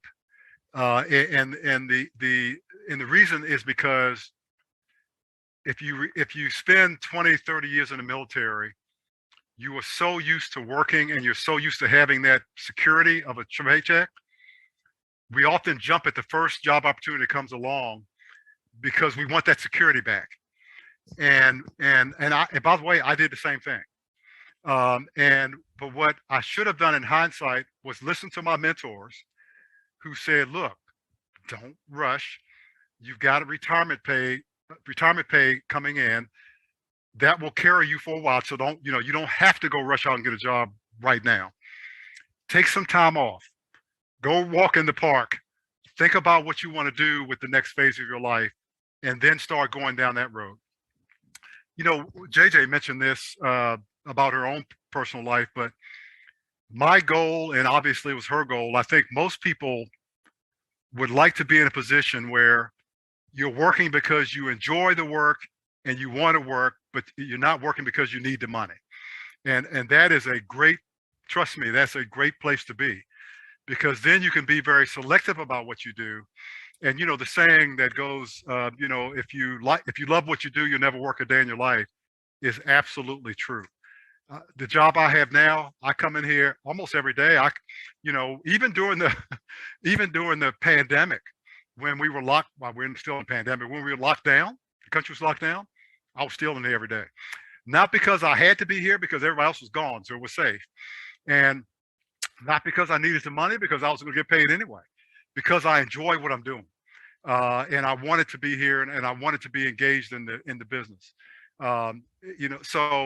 That doesn't directly answer the question, because I think there are a lot of things in addition to jumping to a new job too fast that can trip people up. Let me give you the big one that hit me right away. And, there's probably 4 or 5 times I can remember in my lifetime as an adult that I actually cried. I mean, just outright cried. One of those was when I retired and I went to work full time. And I also was fortunate enough to get on 2 public boards. When I saw the taxes I owed the first year, I cried. I literally cried. It was unbelievable. All of us, when you get into, first of all, the military is great. I enjoyed every day of it, and I wouldn't trade a day of it for anything. The but is, as you all know, for the amount of responsibility I had when I retired, they would pay a lot more for that experience on the outside. The downside of making more money is you pay a lot more taxes. I was not ready for that. I was just saying, look at my bank account. I'm making more money. This is great. Until I had to empty my bank account out at the end of the year to pay the taxes. If you haven't thought about that, and by the way, talk about a financial planner, you better go find a tax expert to do your taxes. I don't do my tax. I did my taxes every year I was in the military. It was easy. I filled it out. I got a little bit back at the end of the year. Didn't think twice about it. I couldn't do my taxes now if I tried. There's so many rules, and once you get above a certain income, there's so many other taxes that kick in. If you're on public boards, that's considered self-employment, so you have self-employment tax. It is a nightmare. So the thing that tripped me up the most when I retired was I did not understand enough about taxes, and I did not understand how that would affect me personally. That's a good one, sir. And I know we've got several people who are on here now who recently retired. And yes, that was definitely an eye opener for me. I was prepared for it, but it was definitely an eye opener for me just to have that happen, because yeah, you think, oh, well, I'm making less now, so pay less. Nope, the government's gonna get theirs. And the more you make, yes, the more things that kick in. So this has been fantastic. I think we're going to wrap up, unless somebody's got a question you want to drop in the chat real quick. I do want to appreciate you, sir, for being on today. I wish you much success with your book launch next month. And I'm looking forward to broadcasting our interview that you pre-recorded for the Building Wealth Together conference. I think it's going to help change a lot of lives from people who didn't realize, because they were military, that they needed to pay attention to this thing called money. And I've had some clients who are retired that they're living off of their retirement pay now. And I did the calculations with them and explained, look, your pay now is adequate to meet your needs. However, 30 years from now, you're going to be in your 70s and inflation will have continued at 3 or 4%, but your retirement pay will only have grown at maybe 1%. And so in that gap is where your retirement pay dollars are going to go less and less and less adequate to cover your bills. And so we got them on a situation where they are now investing because they didn't realize, well, I just thought I was going to retire and everything was going to be fine. I've got my free health care and I've got this and I've got that from being in the military, and it's all going to work out. And it's like, well, it's working out now, but we want to think long term. We want to think strategically. And you've inspired us to do just that today. Well, thank you so much. Yeah, another thing related to you just mentioned, most people retire from the military and they had SGLI life insurance. They retire and all of a sudden they don't have any life insurance. And I don't know if you know this, 50% of Americans don't have life insurance. 50%. Something happens, someone gets COVID, anything can happen. Anyway, that's just an example. So yeah, thank you for having me. I am excited. I just got my first copy of the book. Let me leave them with an anecdote from the book because it was my first entrepreneurial experience. So as I told you, I had every job in the book when I was a kid. One of them that didn't work out was being a paper boy, because when I was a paper boy, those of you that haven't done that, the newspaper company gives you the newspapers. You go collect for those newspapers. Then you give them the money for the cost of the newspaper, and you keep the balance. But when I was a newspaper boy in Southeast, most of my clients, most of the folks who I delivered to were in subsidized housing, what we called back in those days the projects. And I can't tell you the number of times I went collecting for a newspaper and got cursed out or certainly did not get the money. And I ended up losing money. I ended up owing the newspaper money. So that wouldn't work. So I set up, if you can believe this, on my block in Southeast, a lemonade stand. And look, I'm 10 years old. And that's how early I was focused on making money. And all my friends laughed at me until they started buying it. It was 10 cents a cup. And they started coming because it was summertime, and I was selling that stuff like crazy. I had my little wagon out front with 2 pitchers, and I would run back and forth in the house making more lemonade. And I'm not exaggerating. I had I don't even know if they still make these, a pork and bean can that had been cleaned out. That's what we ate back then: pork and beans and bologna. And I had a pork and bean can that I had it was full of change. And one of the neighborhood bullies came by and looked at that can, picked it up and looked at it, and turned around and walked away. And I was too scared because so my, I don't know if this was really analytical or not, or strategic, but to me, I can either get beat up or I can let them have the money, and I just let them have it. That was my first experience as an entrepreneur. Got robbed the first day of my business. But the good news is, and what this book is mostly about, is I never, ever, ever gave up. I came right back, and every time I got knocked down, whether it was as a kid selling lemonade, or or enlisted in the Air Force, or as a 4-star general in the Air Force, we all get knocked down, and I never ever gave up. And that's I think the underlying story of the book. And I whether you buy the book or not, I would implore you all, don't ever give up, because you all have got so much potential. And I wish you all the best of luck. And again, you're talking to the right person, JJ. She's the expert. So I certainly recommend her to you if you need more professional help. But thank you all for joining us today, and I really appreciate your time. Thank you again, sir. And for those of you attending, on behalf of myself and General Spencer, I want to thank you for being here.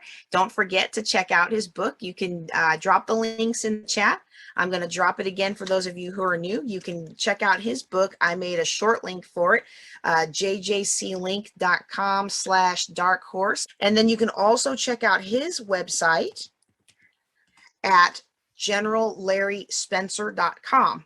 And of course, as any entrepreneur, I'm going to recommend that you get your free ticket for our conference, which you can find at buildingwealthtogethersummit.com. You'll be able to hear General Spencer's keynote along with our other 2 keynotes, Dr. Cheryl Wood, who's going to be talking about maximizing your voice, finding your entrepreneurial voice, and then also Mr. Terry Bontemps, who will be talking about how to invest in real estate without going into debt or using a bank.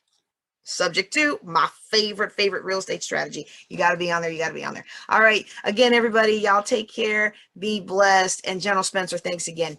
Thank you. All right. I guess it's interesting to play this after the fact. Remember, that mastermind was a closed group, a private session that was held before the actual conference. And that's why the notes of things coming in the future, which you have already heard. Yesterday, you heard Dr. Cheryl Wood, and then today you heard Terry Bontemps. Now, there's a lot of different ways to succeed in real estate, and there are definitely some different opinions that I want to bring to the stage, but that is for another day. Today, I want to open up the aperture of our understanding so that we can see that there are more ways to succeed than maybe some of us have known or been taught in the past. And what I'm going to do right now is we are going to shift gears. So up until now, we've been hearing from this person and that person. We did do the VIP panel following Dr. Cheryl's talk because you got to see her mentoring each of those VIP speakers. And I did that because I felt like there was value in us being remote mentored through her mentoring the speakers, right? But I also wanted to highlight that the speakers in my conferences get a lot of really good bennies. So if you're interested in speaking, we've got Women Building Wealth Together coming up in May. If you're interested in speaking at that conference, let me put up the link there. If you're interested in speaking at that conference, be sure to sign up because the auditions, we already had one audition. The auditions are going to kick off en masse in January with the recordings due by February. And we offer a lot of training and a lot of support.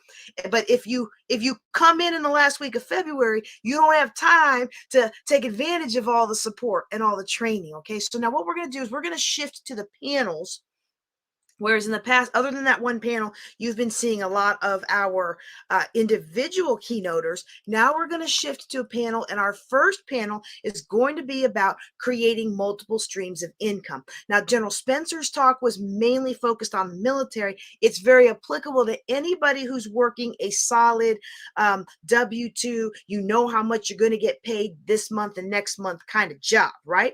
But for some of us, we may be in a situation where we need to earn extra funds. We're not ready to jump in and be an entrepreneur. And I personally, I know this is not nice to say among the people who want to build wealth, dump debt, build wealth, and leave a legacy. I know people don't like to hear this, but I don't personally think that out of all of my clients, I don't think everybody really needs to jump into entrepreneurship. Okay. I think sometimes creating a few extra streams of income is not the same thing as creating a whole business. Okay. And so, I look at someone like my husband, and I am talking while I'm waiting I see that there's comments, so I'm waiting for them to pop up before I go into the next one. There's people like my husband. Whenever I get a financial planning client who is an educator like my husband, especially if they're a good one, I'm like, I'm gonna need you to be in the classroom, because not everybody can teach high school and middle school children and love on them and help them feel valued and respected. And, if you've got that gift and you've got the immune system to be in that classroom, look, as a mom, I'm going to need you in there sharing your gift to make my kid and his future wife better. and so I'm not going to always push somebody into entrepreneurship if their gift lies elsewhere, because not all of us really care about all the administrivia and all those other things. And yeah, you can hire that stuff out. But you know what? At the end of the day, some people just want to show up to work and do what they do. And so in those cases, we look at ways to create extra streams of income. So maybe you're an educator. So my husband is a band director. He's a very good band director. I don't know if he likes for me to say it, because he's kind of a humble person, but he's a really good band director. He's a regional, I forget what they call it, but he's like a region chair over all the band schools, all the middle schools in this region, right? In this area, the South Zone or North Zone. I don't know what zone. Oh, I hope he's not watching. But whatever zone we're in, Texas is big. It's not just a region. They got to break each region down into the zones, right? But whatever it is, he's over. And that was an elected position, right? So he's good at what he does. But he has additional streams. He can do private lessons.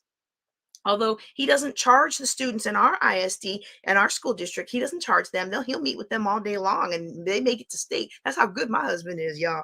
Look, excellence attract excellence. But he judges competitions. He runs clinic for other bands. He helps with different not the competitions, but the audition. So like that's 4 different streams of incomes, right? Incomes. That's 4 different streams of income right there. So there's ways to find out what you could do. Other educators could tutor. There's people who have different ways to do things. I don't want anybody to feel like the only way to be a successful person is you got to have 3 side businesses and a ministry. Okay? There's all different kinds of ways for you to dump debt, build wealth, and leave a legacy. And in fact, Dave Ramsey in his, I think his new book is called Baby Steps Millionaires. I think that's what it's called now. He's got a new book coming out. They found that the number 1 category of self-made millionaires in the United States, get this, I had no idea, was retired educators. They live on a fixed, even if they're on, they live on the lower income, but they have a very good many states have very good retirement systems, and those who maximize their retirement systems and follow the lifestyle financial principles that I and other financial educators teach, they are able to adapt and adjust, invest that 15 to 20% of their income over time. Then when they retire, they have enough coming in. And not only do they have enough, but they can live the life that they've dreamed of. Oh my goodness, that's so wonderful. Okay, so what I'm going to do now is going to bring up a panel. We're going to talk about multiple streams of income. And this panel has quite a few folks in it. Let me go back to the speaker. There we go. This panel has quite a few wonderful, wonderful personalities, and you're gonna see how everybody starts feeding in off of. Oh, I'm sorry. You know what? This is a I feel so embarrassed right now. Melvin, if you're watching, I was about to say this is the panel of all women. The panel of all women gets very lively. This one is not so lively, but it is very, very good content.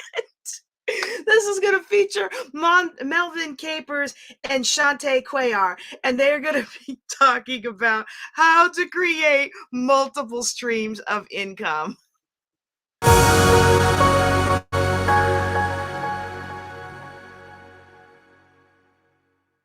I'd like to welcome to the stage my two special guests, Melvin Capers and Shantae Cuellar. Would you all tell the audience a little bit about yourselves? Shantae. Oh, yes. Hello. I am Shantae Cuellar. I am Chief Visionary Officer of Bold Enough to Say LLC, currently working under the entity of the book writing service. And I am happy to be here to present information with you and share valuable content. And I am so happy to be here as well. I am Melvin Capers. I am founder and chief executive of Capers Business Ventures. We're located outside of the Washington, D.C. area in Maryland, Brandywine, Maryland. And I am just delighted to be a part of this panel. Well, I am delighted to have you here. In fact, I have property in Brandywine, Maryland, and that is one of my additional streams of income is rental property. So let me ask you all panelists, why is it so important for us to have additional streams of income? Well, I think last year, if nothing else, proved that there is a need to have additional income due to the climate of the state of affairs. Many individuals were furloughed or positions were downsized, companies downsized, and some positions were even eliminated. So it left some people in the dark. They didn't know how to pivot. They didn't know where to go. They truly did not know what they were going to do, because so often in society, we define ourselves by our profession and not so much as an individual that exhibits certain skill sets and certain tasks. So yeah, I think last year proved it, that in and of itself alone. If we didn't know it before, we found out last year. Now, before Melvin gives his answer, I want to piggyback off of that real quick. But what about the people who actually came out ahead, collecting unemployment and all those things? They might feel like this is not really something I need to worry about. I'm good. Well, unemployment will run out at some point in time, right? It's already been cut. They started cutting that extra incentive and contingent upon what state you live in. They cut that very earlier in some states than others. And I have found not even many individuals even prepared to pivot with that extra finance. They took the money and they spent it on things that they always wanted or couldn't do before, whatever the case may be. And they didn't prepare from that point to where we are currently. Now, I've seen that. Definitely heard it. Now, I will say that overwhelmingly, the overwhelming percentage of Building Wealth Together tribe did spend that money wisely. They either saved it or used it to pay down debt. Most of them saved it. I encourage most people to save their extra money for the emergencies. But I just wanted to bring that out because sometimes we feel like, well, I'm good. I don't need to worry about that. Melvin, what say you? Well, I tell you what, I learned something. Shantae mentioned about the furlough and the government shutdown of the past. I happened to be working at my former job, and there was a gentleman during the shutdown. After he came back, he gave me this impression that it didn't bother him at all. And of course, those of us who were working for the federal government at the time, we were concerned. We wanted to go back to work. We wanted to get paid. We didn't know, but he wasn't concerned. I was like, "Why are you so chilled about this?" And he said, I never worry about this. I always plan my vacation at the beginning of October because it's going to be a shutdown and I'm just going to live my life. So what he had already in place was different streams of income coming in to cover that period that would possibly be a government shutdown. So I learned there. And then secondly, what I learned is if you have a business, if you're running a business, you need to have a working capital fund. You need to have income coming in from different sources all the time, so that when you do run through those difficult periods, your working capital fund will keep you moving through those difficult times. And you'd mentioned about getting subsidized checks. You mentioned welfare checks or unemployment checks, I should say. All of that is political. So it depends on the political environment on how that's going to go, what the future of that's going to be. And as Shantae mentioned, that will eventually reverse. It will turn itself around depending on who's there. So it is very critical to make sure you have different forms of income coming in. One thing I didn't say in my introduction is that I'm also a podcaster. So I enjoy doing podcasts, and that's a different source of income. And that's a real easy source of income if you really want to get into that. So it's critical for your livelihood on the long term. As a long-term planning, a strategy, you need to make sure you have different sources of income all the time. I love that. And I love the emphasis on long term, because I find that many of the times when we are in the position to receive any kind of assistance or handouts or things like that, that sometimes it demotivates us from thinking long term. And I remember when I was 800 something thousand dollars in debt, I made too much money with my Air Force job to qualify for any kind of assistance. But boy, I sure would have took it. And I would have used it for the purpose which is for, is to help people get through a tough time. And I remember my son's grandmother, when she had a debilitating disease that basically withered away her body over the years. And I think about situations like that, and I'm so thankful we're in a country that provides for those who can't provide for themselves. I mean, like, that's a wonderful, beautiful thing. And I don't really, I don't get mad at my taxes paying for stuff like that, right? Like, I feel like I'm blessed, and I really apply the principle of gleaning to my life, where I leave some for somebody else to come and glean, right? But then with a lot of these issues that we're finding right now, is I've also had in my community classes, I've had people come up to me and say, well, you're foolish. You pay all that money for your house, and I get mine for $25 a month. And I'm like, I don't want to rear up the next generation of laborers. Yes. I want my children and my legacy and what I leave behind me to be something where they have their own, or where they have a choice. And to me, multiple streams of income is part of doing that. And so I love these perspectives of really taking charge of our lives and thinking strategically. I love it. So now, if somebody is listening today and they're like, well, I've always wanted to start a business, but I just don't know where to start. I've always wanted to do something to bring in extra money, but I don't have any business training. I don't know anything about business. I'm scared of money. Okay, wait. If you're scared of money, come talk to me, financial planner extraordinaire right here.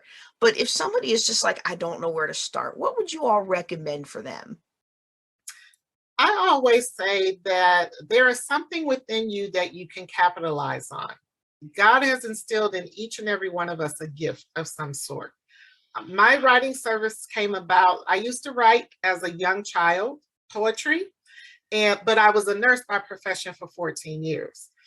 Oftentimes, if you have a skill set like writing, unfortunately, in some regards, it's looked upon as something you do on the side. It's just, it's not that big of a deal. It's a hobby. So oftentimes individuals have never had a certain skill set or a talent nurtured, especially for the African-American community specifically. I won't say a lot, but I will say quite a few of us were never nurtured in that space. So oftentimes we're taught, go get a job, right? Go get a job. Your job will take care of you. Stay on your job until you retire. And it's like, no, and retirement, I'm sure you very well know, Ms. JJ, that's a whole nother conversation in and itself. But we often have a talent. There's something within us that we can monetize and capitalize on. We just have to figure out what we need to cultivate it and nurture it to get it to and place it in a position where we can leverage. And even if it is something additional income that we're doing, it's not a hustle. And I don't like that term. I don't like the term hustle. It has a very negative undertone. It reminds me of drug dealing, to be quite honest. That's what I think of when I think of that term. And I use it all the time, and now I'm going to be thinking, words have meaning. Yes, they do. Words are very powerful. But hustle, if you think about it, hustle, even when you think about the word, it's like you're grinding and you're over here doing this and you're rush, and then you're over here and doing that. And it's almost like a chase. You never want to look at your business as a chase. You want to take the time to figure out how to, like, I'm currently taking a business course. I've enrolled in a actual business program because business has never been my forte. I took care of patients and I took care of students, and I was an instructor. I taught medical assistants. So the business side, I had no knowledge about whatsoever. But now with having an actual LLC and a writing service, I have to learn how to run the business. So, and how we use verbiage, how we use words, that determines how people engage us. And we set the tone for how our business is conducted, right? When people come into our space, like timeliness, that's a whole nother podcast too, right? Being on time. Being on time is important because it's about you. It shows that you value people. Time is something that you cannot get back. And to constantly have excuses about why you're late, that's all I'm going to say. Well, that was a really hard lesson for me to learn in the military. And for the audience doesn't know this, but I showed up on time and then I left and then ended up being late today. So that's why I'm extra chuckling, because one of the things that I've learned in the military is that your boss does not care why you're late. The fact is you're late. They don't care if the train made you late and if the kids did this and it's whatever it is about you that prioritizes something else over being on time is a signal to the boss that they cannot trust you. And it may not even be true. And even in the ministry, I find that sometimes lateness is a spiritual battle, and we really have to fight it and really get that energy to it. And it contributes to the lack of perceived professionalism in starting a business. Yes. And so I appreciate you bringing that out, because I don't call my business a side hustle anymore. I remember when it was. I do call it a business now, but I never thought it, we never think about these things. That's why I'm so glad you all are here today. Melvin, what do you think about this getting started? Shantae told us to look for this talent that's in us that hasn't been nurtured yet. What do you think? How do we do that? Yeah, first of all, I just think it's amazing that being in my business for a while, each one of us has that desire to be our own boss. And just thinking about running your own business is the biggest step. Just thinking, this is what I want to do. And now comes the scariest part. How do I do it? So if you want to answer, how do you do certain things, you need to find somebody who has done it before. So that's why it's important to look for a mentor, someone who has already started a company, to ask them, what did you do when? Mm-hmm. And I would also, we just finished talking about streams of income. I think it's okay. You need to have different things, try different things. And Shantae, maybe at first, having hustles might be the answer. And here's why I say that. Doing a little bit of everything, because you're not always going to be successful. Mm-hmm. More than likely, you will probably not succeed at what you try first. And JJ, I know you and all of us have stories of not succeeding. Yes. And what 17 different businesses till I found the one that worked. There you go. So if you're trying to start your own business, there's a chance that you will not succeed. And that could be so discouraging to a point where you say, I can't do this. Well, you can. You just need to know how. That big word, that big 3-letter word, how. Is something that you need to make sure you find a mentor or someone who has done it, not a billionaire or a zillionaire, but maybe someone who just started their business. How did you get past go? I had a real good friend of mine who asked the question, I want to start my business. I said, okay, so what do you want to do? He said, I think I want to do property management. Good feel. Mm-hmm. What do I do first? I said, think of a name. Think of a name that you want to start your business, because every name that you think you may want to use might not be available. So you're going to have to do some things there. And he thought that was amazing that he couldn't just use his last name. Well, his last name was very common, so he did that. We got his business registered. So I don't think he would have done all of those things had he not asked me the question. And I kind of showed him how to take those first few steps.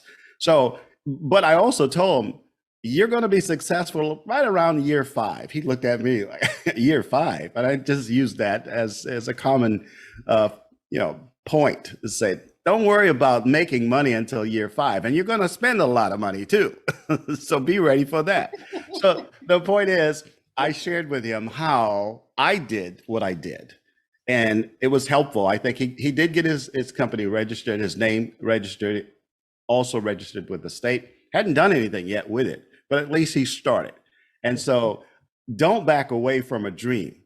The only way you can make a dream come true is to continue to dream and move forward towards your dream. But at the same time, very important to dream more than just one thing. You can have small dreams that all come together. And those small dreams are those different sources of income that you may have coming in. Or lastly, I can tell you real quickly about my journey. I've never, ever had experience in the budget arena. And I've done so many different things, Air Force retiree as well, but never did budget. So when I went to get hired for a job, it was a job being a budget analyst. And the person who interviewed me said, you know, we would love to bring you on. You have an unbelievable resume, but you have no experience in budget. I said, give me 6 months and I will be the expert. And I did become the expert. And now other budget people have been calling me to try to figure out how to do certain things because my mind was focused on that. But the budget job is the best job I ever had until I started my business. And now I know how to keep the foundation of my business based on the budget and based on that working capital fund that I just talked about. So the beginning is always the toughest part. But if you have a dream of starting your business, a big part of the beginning, you've already got accomplished. So find a mentor, somebody who's been there, done that, and they will help you kind of show you the direction that you might want to go in and to be helpful. At least it worked for me. Absolutely, absolutely. And what we're hearing here is we're hearing something about the heart and the talent and the nurture side. And then we're also hearing about getting the education, finding the mentors, or like Shantae was saying, she's going to school. And I find mentors to be invaluable in my business as far as whenever I'm ready to try something new or make a new shift. But even just in getting started, I love the idea of really figuring out what makes your heart sing, because if you're going to build this thing, especially if you're already employed, well, you're taking away time now from your family, from your own personal health and strength time, from, you know, and I don't advocate, I'm not one of those people that advocates entrepreneurs should get no sleep and never work out, never play with their kids. Like that's not this, because I prioritize those things. Even this morning, I prioritized those things, played with my son, got my workout in. But we know that nurturing and growing this business and doing something with it to create additional streams of income is going to take time, significant time out. And so how do we balance those concerns as entrepreneurs? Yeah. So one of the things you have to do, and I used to have a former instructor that said this often. She said, we all have the same 24 hours in one day. All of us do. It's not different for a CEO of multiple companies than it is for your local Walmart worker, not disregarding Walmart workers, but just giving a contrast. But it's important to basically plan out and dedicate so much time per day to a particular area, a particular task. I'm in that season now because we have a 16-year-old. And she's going to be out of the house in a year and a half. She's going off to college. So now that I'm no longer on my 9 to 5 and I'm working my business full time, I've had to say, okay, Shantae, she's at home these particular hours of the day. You need to not work and you're facing your computer while she's home. Every visual of you from her shouldn't be when she walks in the door after school, you're on your laptop. You've had earlier in the day to be on your laptop. And then if you have clients, I have some clients and future clients that work 9 to 5. So I have to meet with them after they get off work. So I'm being intentional and coming up with a strategy because she has a lot of homework as well. So, and she works. So I'm coming up with the strategy. Okay, what's your schedule? You know, when are you here? When are you not doing something else when I can be intentional about spending that time with you? You have to be intentional and you have to stick with the schedule. If you have to have more than one calendar or reminders or what have you, then that's what you have to do. And I have 3 calendars. I have one on my phone, I have a paper calendar, and I have one on my computer. I need reminding. My brain is so vast and it's always just thinking ahead. I need that for me personally. So that's what has been helpful for me.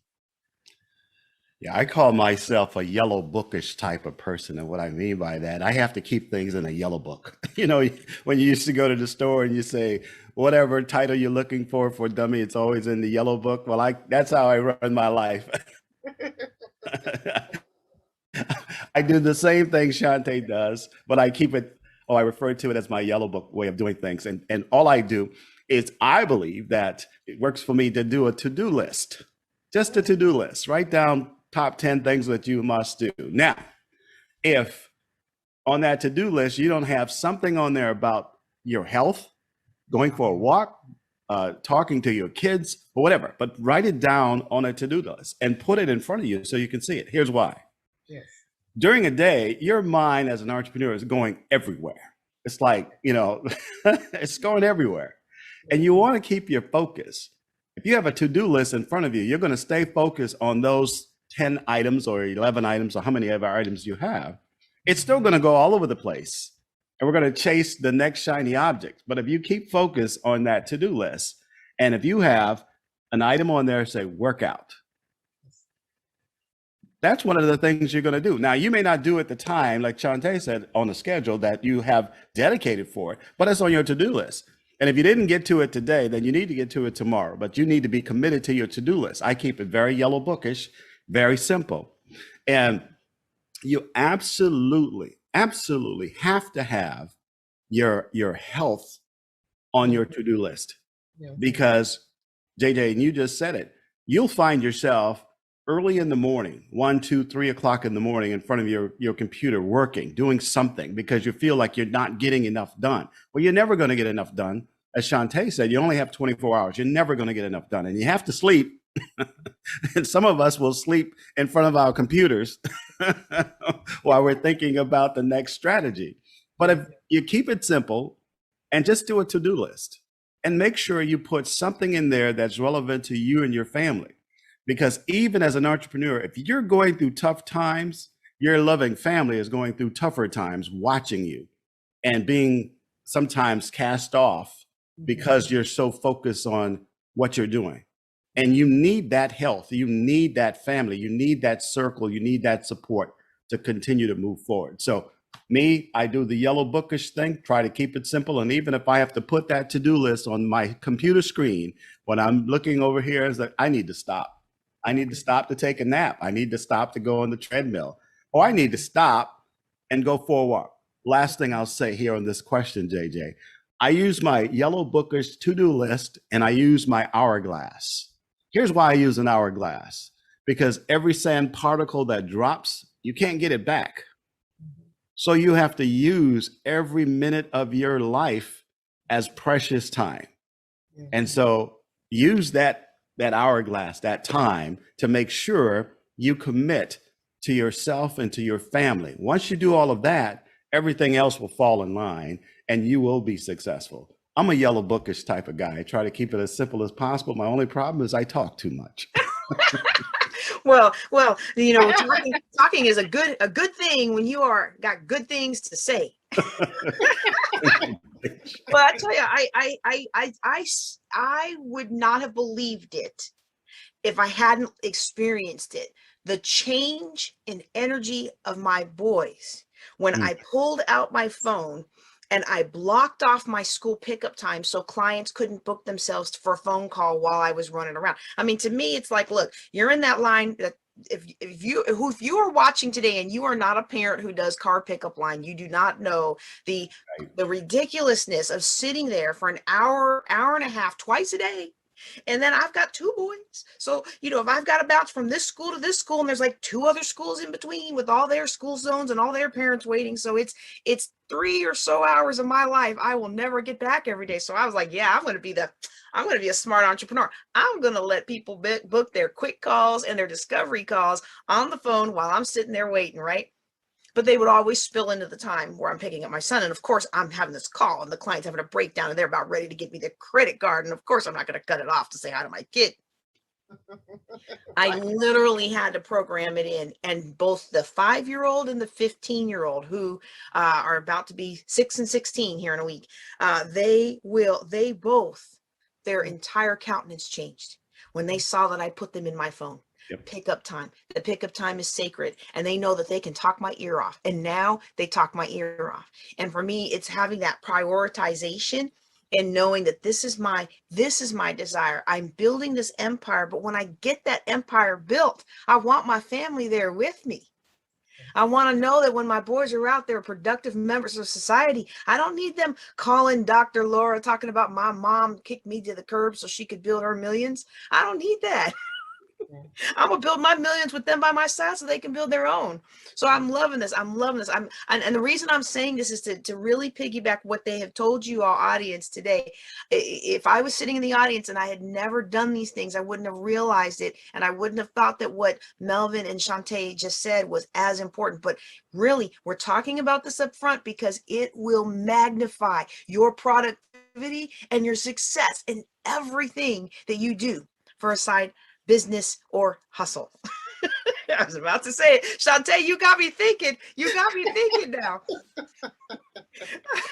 And may I add something there? It is definitely okay to have multiple streams and figuring things out along the way, because we do have to try things out in different stages and different phases in life.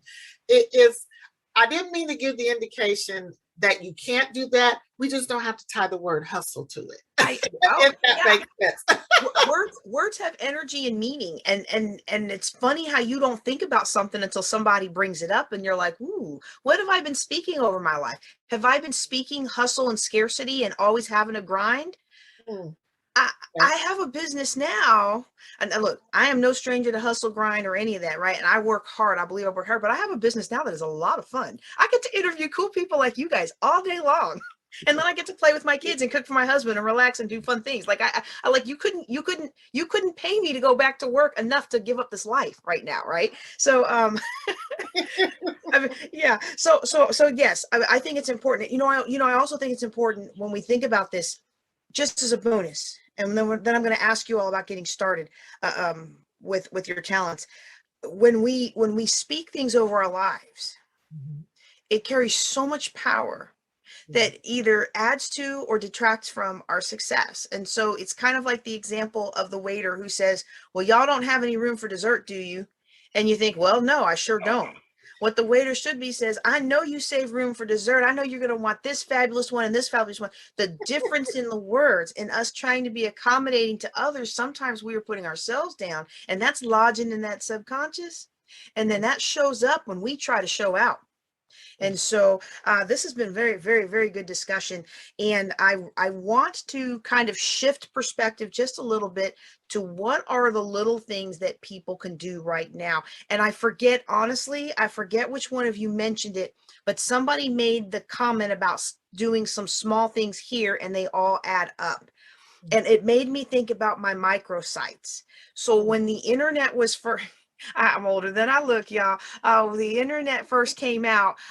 One of the things that I did was create websites, and for other people, I had one of the very first web hosting design companies, and the only one by a Black woman. So I was happy about that. Like, I wasn't even trying to break no barriers until later on when I was like, hey, no one else is doing this yet. But the web space, a lot of people were making money with microsites. Which is, you do some research, you take about one day, you put it all together, it solves a very, very niche problem, you affiliate link to Amazon or something like that, and you take the day to set it up, and it's there forever. And that microsite may make you $10 or $20 a month. But I love my microsites because $10 or $20 a month, every month for 15, 20 years, $10 to $20 a month, every month, that you don't ever have to go back and rework, that's phenomenal. And so I don't want anybody to despise small beginnings, but I think it's a little harder to get into that now. Like if you haven't already gotten into microsites, I don't think that's something easy to use. I probably should use a different example. But for me, the affiliate royalties I make on Amazon, that's not a whole lot, but it's enough to go shopping with. So what are some small things somebody can do to get started today without going into a whole lot of debt or a whole lot of consternation? What are some things that you think, or do you think they should go big? What do you think? I think in reference to the part of the question, part A, what you should do in reference to finding your space is, like you say, finding out what area where there is a need. When I worked with my former employer, I was a career services coordinator. That was my last position in my 9 to 5. And part of my responsibility, I was a liaison between our campus, the students, and prospective employers. And I had to find externship sites for the students. Also, part of my responsibility is to make sure that they were interview ready and skill set ready to go into these doctors' offices to be the most impeccable medical assistants ever, right? So part of the challenge, though, is they were lacking in certain areas and certain skill set. Like some of them were not effective communicators. Some of them didn't know how to problem solve very well. They got through the program, but they kind of skirted through the program. So I was that girl who was like, okay, we need to focus on this area before I place you or even have you interview. Some of them didn't even interview well. So then I had to do mock interviews with them. So then I said, how can I make this a package? And I'm actually in the process of creating an app and getting this into the school systems to where it will be implemented in certain, and it starts very young. It doesn't start when they graduate high school and go into college. It's too late at that point. These are certain skill sets they need to learn at a very young age. How to interact. If you have a difference with someone, how do you have conflict resolution? A lot of kids don't know how to do that today anymore, because what happens when you don't like somebody? You deviate, right? I won't talk to her. I ain't gonna talk to, you avoid and all, and that's not how life works. So finding out where there's a small problem and how you're able to actually fix that problem, what skill sets you can implement, or your area of expertise, or your little spin on things, to see how you can remedy that situation. I know that there are many writing services on the market, like you were saying, Ms. JJ. It's almost impossible to be to be in the market of the micro space. I mean, the course that you were referencing. Sometimes it's different to be unique in that space, right? Because it's so popular now. Book writing services are very popular as well in publishing companies. But one thing I have learned by being a published author as well is many people approach writing and publication from beginning to end. I address it from the end to the beginning, meaning that what do you want? What type of life do you want your book to have? Yes. Your book has to have a life. I can tell you all day, you can Google search how to write a book. It's easy to do that. Even submit your content on Amazon and KDP. But you need somebody to nurture you through the process. If you tell me you've been thinking about writing a book for 5 years and you haven't done it yet, I'm your girl to help you get that done within a certain time frame, because there's a reason. You have a block of some sort, and we get down to why that is. And knowing how to network and connect and how to start now in preparation of making success of that book in whatever capacity, and creating even multiple streams of income. Podcasting is a form of income, streams of income, when you are a published author and have a publishing company. So that's why I tell everyone there's a different, bold enough to say writing services has a different take on the publication process.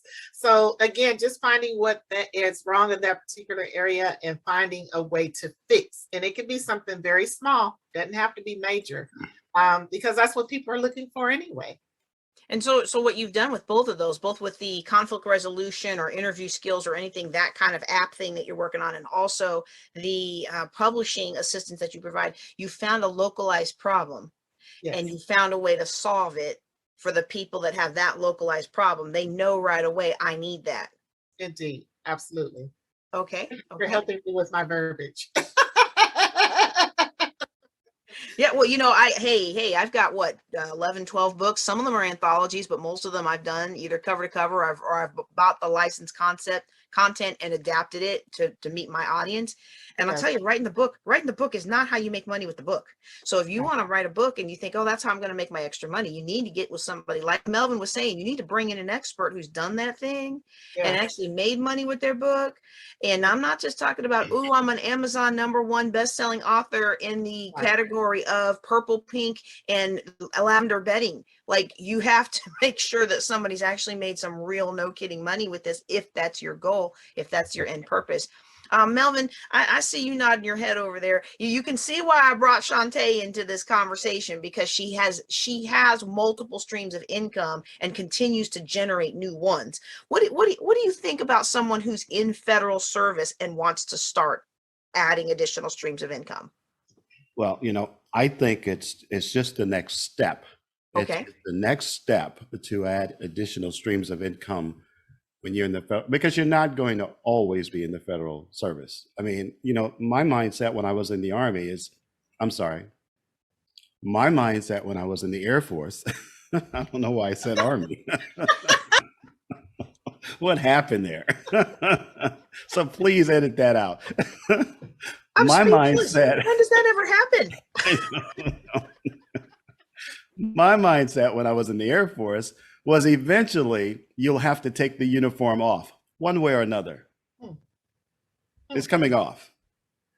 You're working for the federal government, you're going to end up not working for the federal government one way or another. In your entire lifetime, it'd be great if you had your own business. You were your own boss. So I try to keep things yellow bookish, as simple-minded as I can. And I believe that each one of us can do that. But here's the one thing I believe we have the most difficulty in trying to sell. That's ourselves.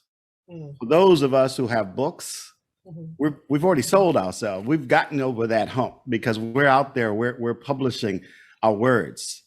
We know ourselves better than anyone else knows ourselves. And the reason why I'm getting here is because of this.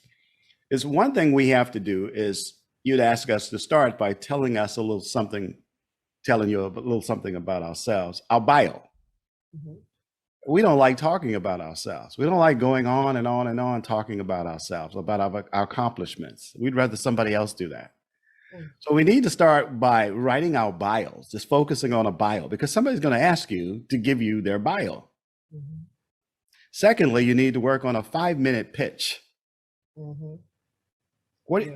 Stay focused. What are you all about?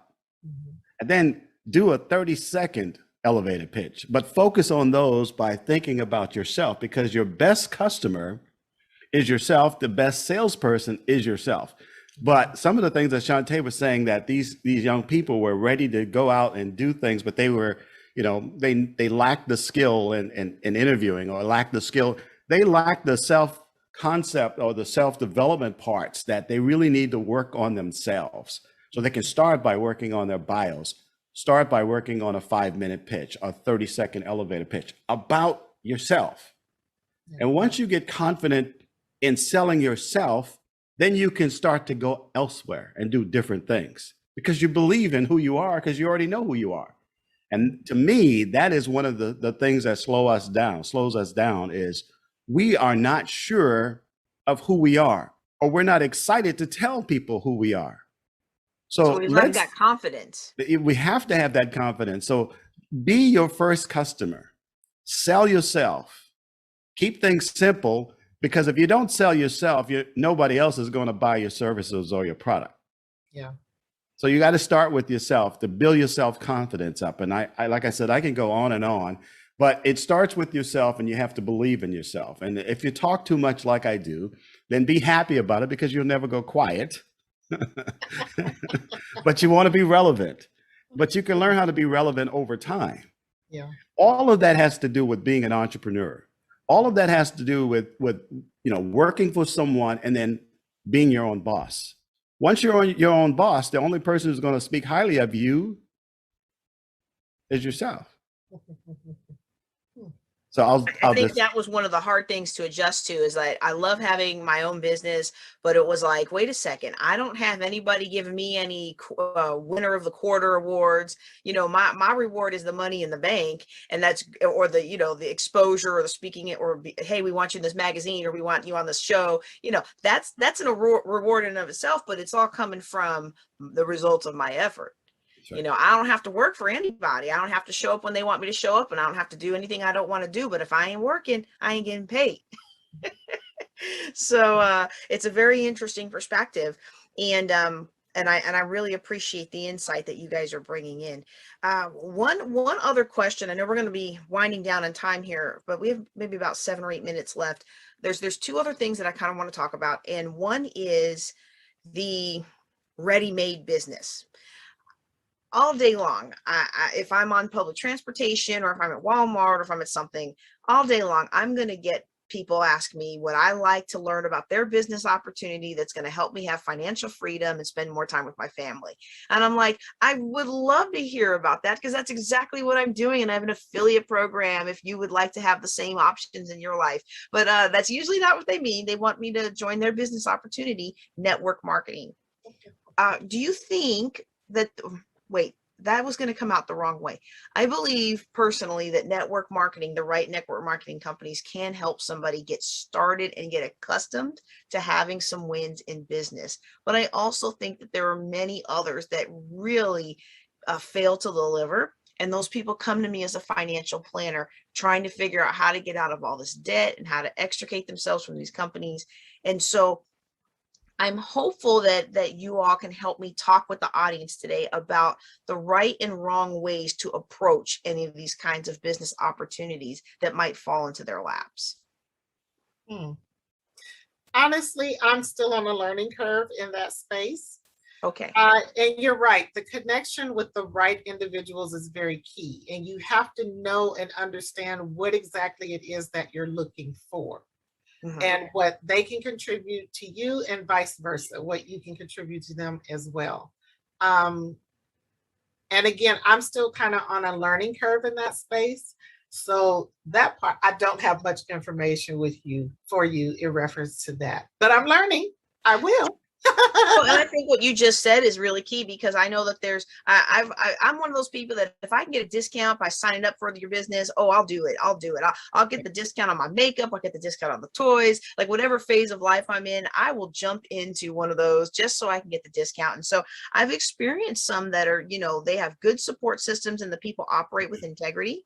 Yeah. But then, like I said, as a financial planner, I see the fallout when people spend money they don't have chasing after a dream without really understanding it. And so, Melvin, I don't know, I didn't prep you guys with this question. It was something that came to me as we were talking, and I was like, people are wanting to get started. I don't want them to watch this panel and go drop $1,000 on their friend's business opportunity unless they know for sure that's what they want to do and it's going to take them where they need to go. But Melvin, do you have anything to add onto this question? Yes, I definitely do. One of the things that I've found that works for me is the quiet time. You don't always have to answer someone's question if they're trying to sell you something when they ask that question. Take advantage of the quiet time. And you can take advantage of the quiet time by telling that person, let me think about this and I'll get back to you. And when you have those quiet times, and when you just kind of replay things in your mind and you weigh whether it's a good idea or a bad idea, or not a good idea, I should say. And then most of the times it'll take you a moment or two to make a better decision on whether you should be involved or not. Sometimes we get excited when we see things in front of us. It's like, oh, that's great. I want in.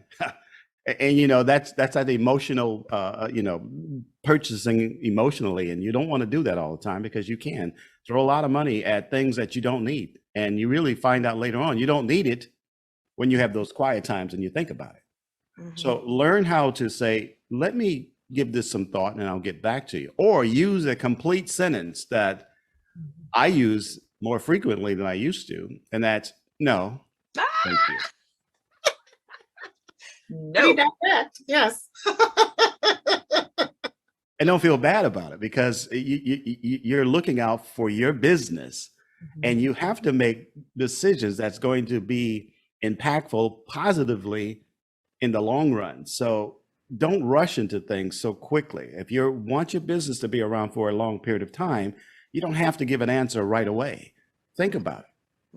And make sure that it's really right for you. I mean, there can be a business that's great for this person. Like I have a friend who does very well with these network marketing schemes, and she builds big downlines, and everybody does really well. I mean, not everybody, but most people do really well.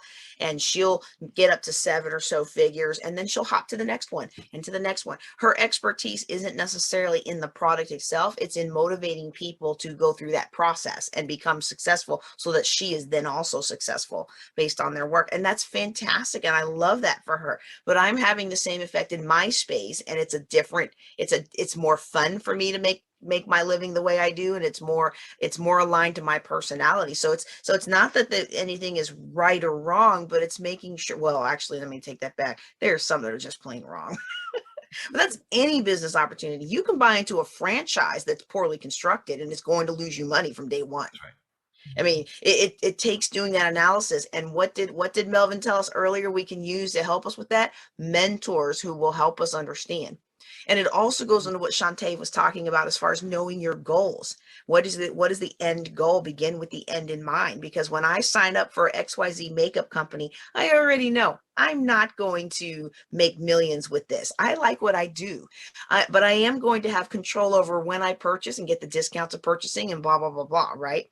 But there's one, my friend, or back when I was in my early 20s, was pressuring me to be one of her downline. And I went and took the documentation home and looked through it. And I was like, I get more free stuff by being a hostess for you than I do being a consultant. So I'm just going to be a hostess. Because I'm in it for the free stuff, you know? And so, yeah, but this discussion brings up something else that happens. You know, a lot of times we're uncomfortable with saying no, and that's how a lot of businesses work, because people don't want to tell us no, or we don't want to tell somebody else no, so we pay. But how do we get comfortable? How do we get comfortable with the amount of being uncomfortable that it takes to start an additional stream of income, even if it's not a full-fledged business? I'm a homemaker now. I might take in someone else's kids and start a little stream of income babysitting, or I might go out and help others. My son does lawns. Like, these are still streams of income, but how do we get past that discomfort of, oh my goodness, I've never done this before. What if they say no? What if they don't hire me? I'm going to feel like I'm worthless. How do we move past that? Because we're going to hear no a lot as entrepreneurs, aren't we? Yes, indeed. Yes. So one thing we need to be aware of is we need to show up. If we know for sure that this is something we are supposed to be doing, you have to show up for it. And no, it's just part of the process. You have to understand that one person's no does not dictate and determine your presence in this space. If it did, no one would ever accomplish anything, right? So you do have to kind of build up tough skin and realize, okay, and sometimes no could mean not right now. It doesn't necessarily mean no across the board, because what I'm finding with people is people are looking for results. They're starting to follow. They want to follow you, especially if you're new in your space, right? They want to make sure you have a little bit of longevity, that you're not just here today and gone tomorrow. They want to make sure that they just want results, basically, for some people. Then you have another group of people that don't understand investing in themselves. Spending money on yourself is one thing. Investing in yourself is something completely different. Investing, you are guaranteed a return for the most part. But when you just spend money on whatever, right, or impulse spending, it doesn't always necessarily generate something for you long term. So I think once people realize that again, being comfortable and realizing you do have to invest in you, because sometimes nobody will invest in you. You have to know for yourself that this is where you're supposed to be. Okay, thank you. Yeah. Thank you, Melvin. JJ, I believe that as Shantae said, that I believe it's a mindset. You have to develop a mindset that things are not going to be right for you, but you have to keep pressing on. Yeah. You just have to keep pressing on. Not everything is going to be right for you. I believe success, my definition of success, is a succession of failures equals success. So there are going to be times, probably more often than not, that you're not going to be successful. And there's going to be so much fear tied up in it. I just don't want to go down that route anymore. But if you want success, you're going to have to work hard at it. And there are going to be times when things are not going to look the best for you. And you just need to know when to pivot and just keep moving forward. That's why it's important to have your family close by. Because when you fall, they'll be there to help you. And some of them might say, "Now, I told you shouldn't do that." So, you have to make sure that sometimes your family is a little larger than those people who are the naysayers in your family. But you're going to always have those people. Right. But you have to keep pressing on. You have to keep pressing on and understand that failure or times when things don't seem successful, it's a part of the process. If you really want to be an entrepreneur, you have to sell yourself and you have to believe in yourself. You have to believe that there is going to be a successful outcome no matter what happens in between.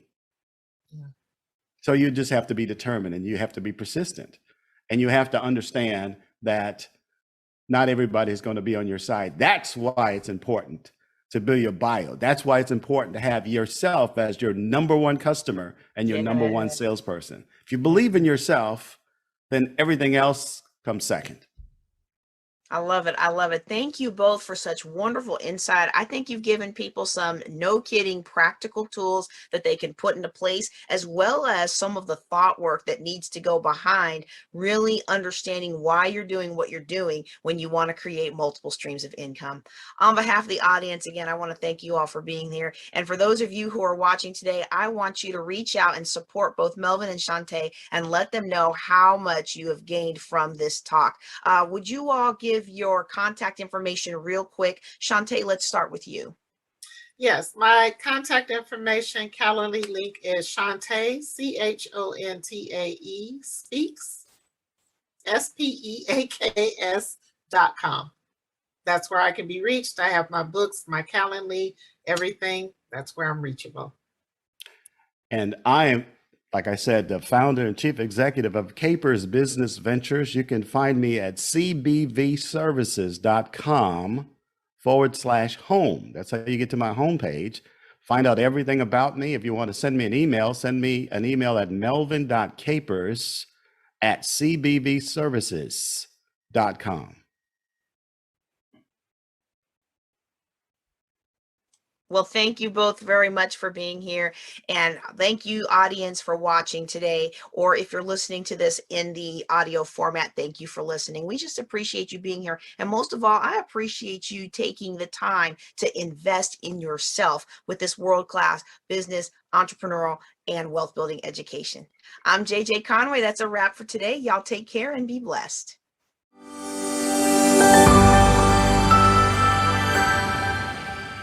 Well, that's not a wrap for today. We've got one more fantastic panel coming up. But before we bring up that fantastic panel, I did want to highlight a couple comments that I wasn't able to catch at the timely manner while they were up. Jess reiterates the things that are needed to succeed in being able to communicate your value. You need to know very clearly your bio. You got to have your 5-minute pitch and your 30-second elevator pitch about yourself. Some people say now that humans have less of an attention span than a goldfish. I think they say a goldfish, if somebody knows the stat, you can drop it in there. I think a goldfish's attention span is like 9 seconds, and a human being's attention span is 7 seconds. So when people ask me, well, what do you do? I help people dump debt, build wealth, and leave a legacy through financial education, real estate investing, and other entrepreneur and other leadership education. And so, it's like, well, okay, either you're interested or you're not, right? But these are very, very important things that we have got to have. So thanks a lot, Jess, for participating today. And then there was a question that came up earlier. And at first I thought that General Spencer was answering it, but then when I went back and reread the comment, I realized he did not actually answer this particular question. So I just want to go back and answer it real quick. We were talking with General Spencer about not having a car payment. Now, I love, love, love not having a car payment. And I know a lot of people feel like a car payment is a fact of life. A car payment is not a fact of life. In fact, not only is a car payment not a fact of life, but having debt for college is not a fact of life. It's a fact of poor life, but it's not a fact of everybody's life. Okay. So with this question says, do I support the idea of making I think they're asking General Spencer, but it was a pre-recorded conversation, so I don't have his opinion on it. I'm going to give you my opinion on it. Do you support the idea of making payments on something like a car if I invest the amount of the car's price in an investment that produces a higher return than the interest on car payments? And so I'm not 100% sure what the individual is saying. If there's, because they could be saying, am I investing that money that I would have spent on a car into something that has a higher interest rate? Or am I interested in equal amount of money? So I'm actually making like two payments. I'm paying on my car and paying on something in the market. And I'm going to address both of those because I don't know which one. Okay. If you had enough money, this is my humble opinion as a financial planner. There are all kinds of financial planners out there, and we all have our different opinions. Okay. We all have our different opinions. Hey, before I give my opinion, y'all like my mug? Huh? How do y'all like it? Who has their VIP box swag and got this lovely mug with your Building Wealth Together VIP and your name on it? Huh? Yeah. All right. Hang on a second. Let me just get a little sip here. If you did not get one, I still have a few swag boxes left, but most of them are gone. But you can catch them in the next conference. We're going to do them again. We're just going to do probably a different style mug, but I love mugs, y'all. Wait, don't send me mugs. Don't send me mugs. I love mugs, but I don't need mugs because most of them come from China. All right. Anyway, I'm going to address. Let me put the question back up. I'm going to address both sides of how I'm interpreting this question because I'm not 100% sure what Kevin is asking. And I didn't catch it when he was still here. Okay. So I'm just going to, if he's some people think, well, I'm going to take a loan for the car and I'm going to invest the money I would have spent for the car in the marketplace because I have good credit and I get a loan for 0% or 1%, and I'm going to invest the rest of that money, and the market's throwing out 8% on average, so I should come out ahead on a spread, right? That's what a lot of people say. But one thing I'm going to remind us is that money really isn't about math. We think it's about math, but let me tell you, this is why very smart people fall into big problems with money, because money is not actually about math. Money is about behavior. And if, it's the same with, buying a house or any of these other things where we say, well, I'm leveraging debt in a smart way. Okay. I'm getting a 0% on my car payment. So I'm financing that car at 0%.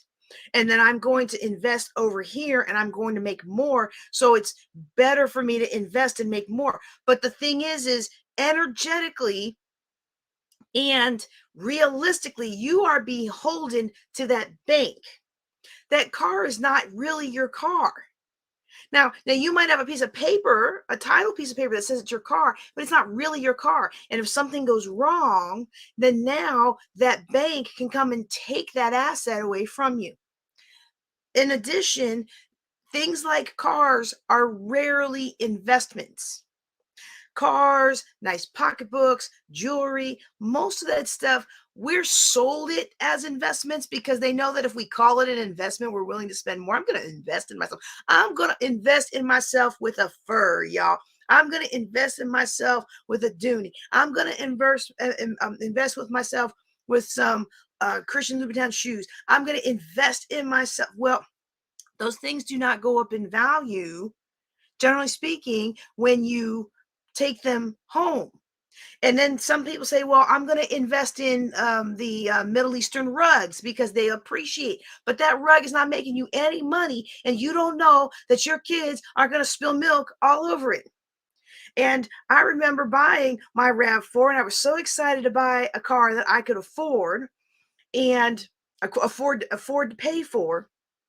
And day two, my then 5-year-old or 6-year-old, however old Philip was, spilled milk day two all over the back. I didn't even know how he brought milk into the car. Like we don't even drink with open containers in the car. Like I don't even know how it happened, but it happened. And the smell, if you're not a parent who has had a kid put milk all over the back of your car, the smell does not go away for years.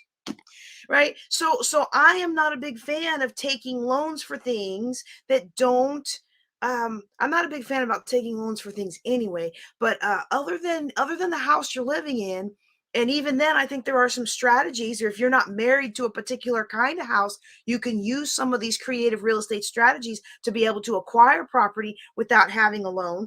But I know a lot of us aren't, a lot of us want the house that fits our lifestyle. We don't want to just take what comes at a good deal. So I get that, right? But I'm not a big fan of debt. And the other side of that interpretation that I want to address, because let me finish that one. Because if you had the money to buy the car, and you took the loan for the car and invested the money elsewhere, you don't know what's going to happen in your life. And you don't know when you're going to need that money. And yes, the market goes up and down and up and down and up and down and up and down, but you never know when the market's going to be down. So this is why I don't recommend investing your savings account in the market, because yes, as a trend, the market goes up, but you don't know if it's going to be up the day you find out your dad died. And you need to go home to clean up his affairs and clean up the house from where he fell down the stairs. Ask me how I know. And I'm very thankful for the position I was in. I had just climbed out of such a horrible season of debt and lack and just trying to do everything I could do. And we were just climbing up, and I had the car accident, sucked all my savings that I had built up, and then I was just building it back up. And then my father died 2 years ago, and it was like, can I not get a break here? But then I looked back on it, and I was the only sibling who was able to fly my whole family out there. I was the only sibling who had the funds and the ability to take time off work to be able to go initially to try to settle the affairs, get the ball rolling, clean up the house, and get us some of these things done with the bank accounts and the funeral home and the coroner and all that stuff, right? Nobody else could do that. They couldn't either take the time off or they didn't have the funds. And that's not a slap on anybody. It's just normal life. If you stop and think about the 10 people closest to you in your phone right now, I'll bet 8 out of the 10 of them don't have enough money to handle $1,000 emergency. And even though my father was a veteran and his burial was paid for by the VA, not everything associated with that burial was paid for by the VA. We can talk about that some other time. If you think that you got it covered because you're a veteran and your family's not going to have to worry about anything, or you've got insurance and your family's not going to have to worry about anything, we need to have a talk, because I have another friend whose insurance on her husband didn't kick in for like 6 or 7 or 8 weeks until they finally got the death certificate straightened out.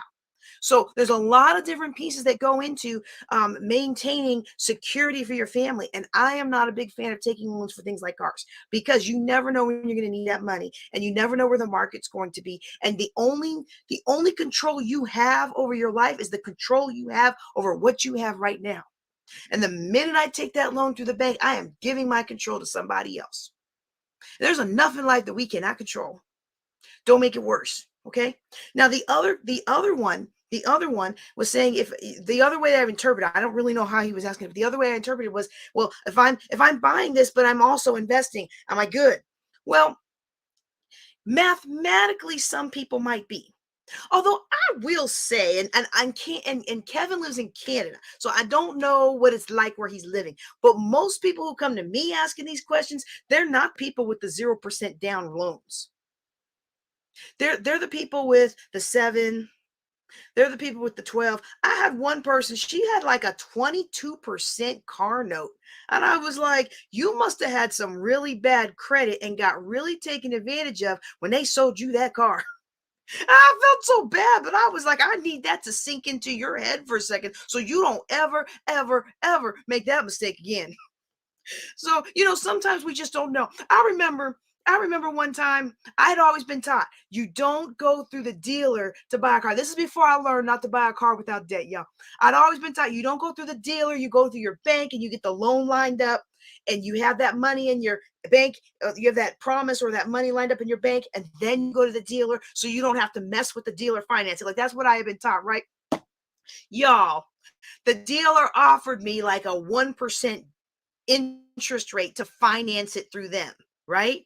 But instead, I went through my bank because that's what I have been taught. Go through the bank. And the bank, when the push came to shove, I never even stopped to consider what their interest rate was. Their interest rate was 7%. So I paid the negative spread of 6% on whatever that I think it was the Beetle. I think it was the Beetle that I bought because I think that was the last car I bought with with debt. Y'all, sometimes we just do the best we can with the information we have and we don't know better. But when we know better, we do better. You better believe I ain't never done a deal like that again. And so before we bring up our last panel, I want to address another aspect of that, and that is, I have the money, but I'm going to leverage it and I'm going to invest it over here. Most of the time, the people asking me that question, they're not the people that math works for. I mean, don't get me wrong, math works for all of us, but a lot of us, we are impulsive. We have family issues. We want to give our kids a great Christmas. We want to go on vacation. We figure it'll work out next paycheck. Oh, I'm the queen of it will work out next paycheck. Well, I know I make this much and I have this much wiggle room. I'll take care of that next month. And the next month comes, and the next month comes, and the next month comes, and somebody else needs help, and somebody else needs me to travel, and somebody else needs this, and somebody else needs that, and well, I need this, and I'm entitled. I've been helping all these people. Don't I get a little something?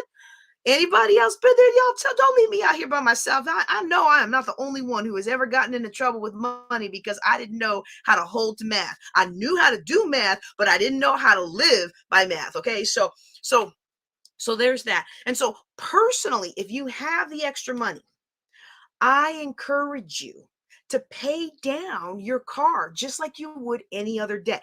And then I want you to take the next step. Okay. The next step. Oh, thank you. Thank you. Thank you, sister. Don't leave me. You're not leaving me hanging out there by myself. I know with my career in the military, I know people think that I'm like some super nerdy, never gonna, make any mistakes. But boy, I made a million financial mistakes. I made $845,000 financial mistakes. That's like $845,000 little voices laughing at me saying, you failed. You failed. You failed. You didn't see the red flags and you still signed the power of attorney and you did this and you did this and you did this. Okay. So I'm not alone. I know she didn't fail as bad as I failed, but she ain't gonna leave me hanging. She's a bright spirit. Thank you. But I'm sorry. I think about all the mistakes that I've made with money. And I think about I could be a multimillionaire today if I hadn't made all the mistakes. If I hadn't Starbucksed away my money. If I hadn't given it all away to some smooth talking man. If I had done this or just so many mistakes, right? But one thing I've learned is that if you make up your mind today that you're gonna do right and do better, then it doesn't have to take very long for everything to align to give you what you need and what you desire out of life. It does take some effort and it does take some commitment. And as soon as you make up your mind, everything's going to fight against you. But if you hold the course, if you stay the course, I tell my financial clients, if you stay the course at least 6 months, you have a 96% chance of becoming financially independent in the next 70 years. Next 7 years. 7 years. Look, you can't become financially independent in 70 years. Well, and you're starting today, we got a problem. Now, if you're in your 70s, let me mention this real quick. It is never too late to win with money. The strategies that I teach will get you financially independent in about 7 years. Okay. And so I see Melvin's coming online. I'm going to bring him onto the screen here in just a second. I want to answer the other half of the car thing. This is what I really recommend we do. We pay that debt down. and then save up. So you've been used to having a 300, 500, 700 a month car note. Pay your car down and then put all that money into another savings account. You will be surprised how freeing it is. You will also be surprised at how much more judicious you are about what kind of car you need.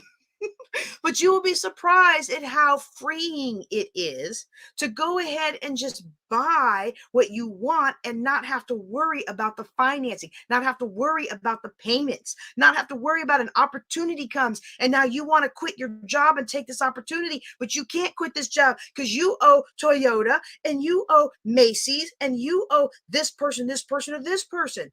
Or what's more realistic to a lot of us, and Melvin, I'm gonna bring you right on here, and as soon as I finish this point, what's more realistic to a lot of us is in my age bracket or a little bit more mature, a lot of us are facing health issues. We didn't take good care of ourselves. And then when we started to get sick, the doctor tried to tell us to take good care of ourselves, and we still didn't take good care of ourselves. So now we're trying to play catch up, but we have all these different issues, and maybe we just don't want to work an 80-hour work week anymore. How many of you have been working 80-hour work weeks since your mid-20s, and it is time for you to relax a little bit, to enjoy the fruit of your labor, to have more control over your time, to have more control over your money, to have more control over who speaks life into your family. See, one of the biggest things that I have realized as a benefit to me being home with my children is now I'm speaking into the lives of my kids more than anybody else. And I can't control what that teenager does while he's at school, but I'm speaking more into their lives than any other adult. And that's precious, and I can't take that away. All right, Melvin, I'm going to bring you up to the stage and give you get your reaction. And I do apologize. I did say I was going to cut out that Army thing because I know, because you're a civilian with the Army now, right? I just want everybody to be clear. He wasn't trying to jump ship. Wait, now we're talking Navy. But this is a joint broadcast right here. But you're a civilian for the Army now, right? No, I actually am not. I don't work for the Army at all. My mind just went back to when I guess the Air Force was born in 1942, as if I was. So you were around back then. Is that what you're trying to say? I guess that's where my mind was. What a flop that was, but that was funny. That was hilarious.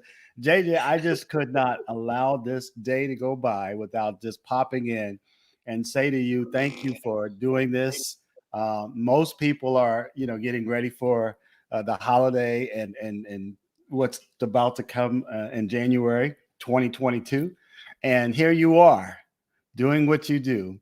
And I have to tell you, and I tell everybody who's looking or listening now, I already knew what the broadcast or the rebroadcasts were going to be. And I locked in from day one as if I was seeing it the first time. And I got so much more information this time, even from the presentation I did, the keynote I did. I learned some things there too, and I'm going to go ahead and modify that keynote somewhat. But the panel was really good again, and all the information, especially General Spencer's information. When he said how expensive mattresses and beds are, I just thought like, wow, a 4-star general talking about how much it costs for a mattress. So it was very, very valuable to me. And I just wanted to pop in here and say thank you to you and happy holidays to you and your family. And you are a hero of mine. And I really respect what you do. And I'm not able to stay on too long. I just wanted to pop in and just say thank you. And congratulations on a great conference. And I'm looking forward to tagging up with you down the line in 22. Oh, yes. I already got you on my radar for Juneteenth. Oops.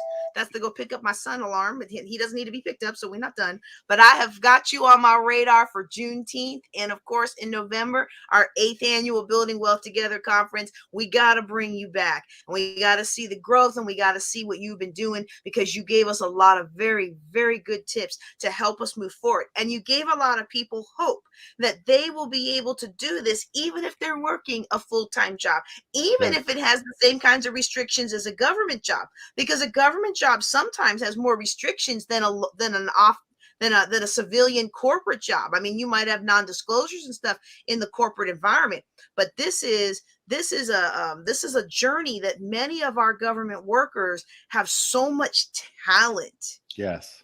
And sometimes they want to be able to serve in a bigger way, and you have inspired them that they can do it. So thank you from the bottom of my heart. It is my pleasure. And I had another thing to talk to you about real quickly, but 7 seconds went by and I forgot what it was. Well, while you're remembering, while No, you're it's that remembering, goldfish memory. It's like 7 that seconds goldfish. went by and I forgot. Talks too long, but that's okay. But yeah, definitely need to get with. If you all want to talk about this debt thing, let's talk about it, because if you've never had that feeling of making your last payment and no longer being beholden to anybody from debt. And I've experienced that feeling twice in my life because I was so dumb. I got back into it. Actually, 3 times because of the church debt. but if you've never experienced the weight that's off your shoulders, it is an entirely different way to live. Does that mean that I will never take on another debt product? Well, I may for the house I want. I don't want to. I want to save up for it, but the house I want is up on a hill. So we may have to see about that. Right. But it's important to live by sound financial principles. And so, Melvin, I want to thank you for being here today. And in the hope that whatever you were thinking of comes back, it probably, if you're like me, it won't. It'll come back like at 2 a.m. I want to give this real quick. I want to show you all this sticky. Is that showing up there? Yes, it is. This is my guidelines, 10, 20, 30, 40. Okay. Now, y'all have seen, especially if you were with me in my early days, where everything that I sent was pretty much from Dave Ramsey or from Larry Burkett. You'll see that they have different things, but I found that a lot of people get real confused, and once we get confused, we don't take action. And so I like this 10%. Now you might put 10% to giving. My faith is very strongly in giving to the Lord, 20% to investing, no more than 30% for my housing, and then 40% for the rest. If I can't do everything else I want to do on that 40%, then it is not for me. That's right. And I'm a firm believer that I've been fully equipped and resourced to do everything that is on my heart and everything that I've been called to do. Either the money will come to my hands when I need it, or somebody with the resources will come to my hands when I need it, or something will open up, or it's not for me. That's correct. And that was a hard thing for me to understand, because especially as a minister and somebody who had spent the first 15 years of my ministry helping build churches all over the world, giving big money to help build churches all over the world, for me to say I'm not giving what I don't have anymore, woo, that was tough for me, because now I had people looking at me who knew I made more than them. I even had a pastor one time who, when I came on hard times and I went through this divorce and I thought I was going to be in base housing, and then they changed the rent on me and I couldn't afford to. I mean, I had $1,600 worth of money and $2,100 worth of bills, because they jumped up my my BA. They charged the full BAH, military housing money. And I told my pastor, I can't possibly pay my tithes this month, because by the time I pay for my house and my childcare, I'm already in the hole. Right. And it was the first time in my life where I couldn't do that. It was December of 2010. I think it was. Yeah, it was December of 2010. It was the most embarrassing thing for me in the world to be someone who'd been in the ministry for all those years, and I couldn't pay my tithes that month. And the pastor had the nerve to get up and talk about how entitled I was and how this and that I was, because she could feed her whole family for a year off of my tithes. My 1 month of a tithe. Now, was I in that situation for long? No, I wasn't in that situation for long. I was only in that situation for 1 month, but I walked by faith, and the Spirit had told me, and I don't know what kind of spirit everybody else is feeling or following, but the Spirit told me, you can't give what you don't have. And I had to learn that hard lesson, that I had to let go of the expectations. I had to let go of the expectations of family members who felt like I made so much more than everybody else that they were entitled to some of what I made. I had to let go of the expectations of this and the expectations of that. Because let me tell you who was entitled to what I made. My son was entitled to some food to eat. My son was entitled to school, to shoes to wear to school that didn't have holes in the bottom. Me trying to put in some cardboard, cut out some little cardboard to put it in there, see if I can get that shoe to last 1 more week. That's right. You know who else was entitled to my money? The Lord was entitled to my money, because I have that faith and I say that I trust him. You know who else was entitled to my money? All them creditors that I either signed my name on the dotted line or I signed a power of attorney to let somebody else sign my name on the dotted line. They deserved that money. Not some entitled somebody who want to sit around and drink all their money away and then come out with their hands out to me. And I know I'm getting fired up, and I know I'm starting to get a little testy, but that's really what it comes down to. Yeah. So many of my clients, high earning women, especially women of color, high earning women come to me and they're being siphoned. All their earnings are being siphoned away out of guilt. It is time out for it. Say it. All right. Listen, Okay. this is the reason why I came on, and this is the reason why everyone who's tuned in must follow JJ Conway. She is an amazing person, an amazing leader, and you will get to the next level of excellence with JJ. That's right. Thank you so much. Thank you so much, Melvin. And actually, Lisa wanted to thank you for your inputs earlier. I just skipped over it because she had other ones about me that I wanted to put up because I'm like that. But I love all y'all. And we are going to the next level. Y'all, if you thought we were doing something in 2021, pandemic or no pandemic, we did that thing. And you know what? 22 is going to be even better. We're going to take things to the next level. We're going to be more secure in who we are. And we are going to build a future-proof community. We are going to build a future-proof environment. We're going to build spirituality, wealth, relationships that survive the test of time, because we know the next big shakeup is coming in 10 years or so. We know it's coming. It's been coming. We just hadn't been noticing it because it's been different things. But now we know something's coming. It's time for us to lay the framework, the foundation, and get ahead. And we're going to do that thing. Amen. All right.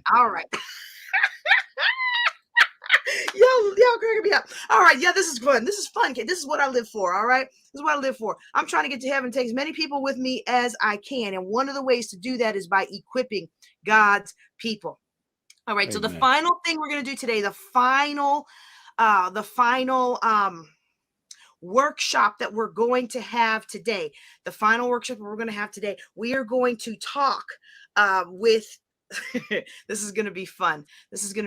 And Melvin, I thought you were in this one. I originally announced you as being in this one, and I guess you're not in this one. So I'm a little bit disappointed, because I think you're one of those guys that can really, really handle your own when it comes to all of us ladies and our loud opinions. But what we're going to talk about now is we're going to go into the final talk for this Wealthy You in 22 challenge, and it's leading into what I originally asked you all about. And let me cancel out of that video because I want to pull up the banner real quick. Okay, y'all don't need to pass the offering plate. What you need to do is get in my class. Okay, Right. You need to get in this class. It kicks off next week or the week after. It kicks off the first Thursday in January. I think that's next week. And you need to be in this class. We're going to be talking about self-image, and we're going to talk about how to grow your net worth by growing your self-worth. Now, granted, it's self-image rising. It's pinks and purples. It is not just for women, although my marketing is to professional women. All right. You want to be in that. And what we're going to do now is we're going to bring up this wonderful panel. We've got Shantae Cuellar coming back. We've also got Monique Toussaint coming in. You heard from her yesterday, right? And then we also have Rita Pilot, who did so phenomenal in this panel that I said, hey, can you give me a few more minutes on that? And then she was a last minute add to the conference. It was a wonderful, wonderful time. So now I'm going to bring up our final panel of the day, grow your net worth by growing your self-worth. Thanks again, Melvin, for being with us. Absolutely.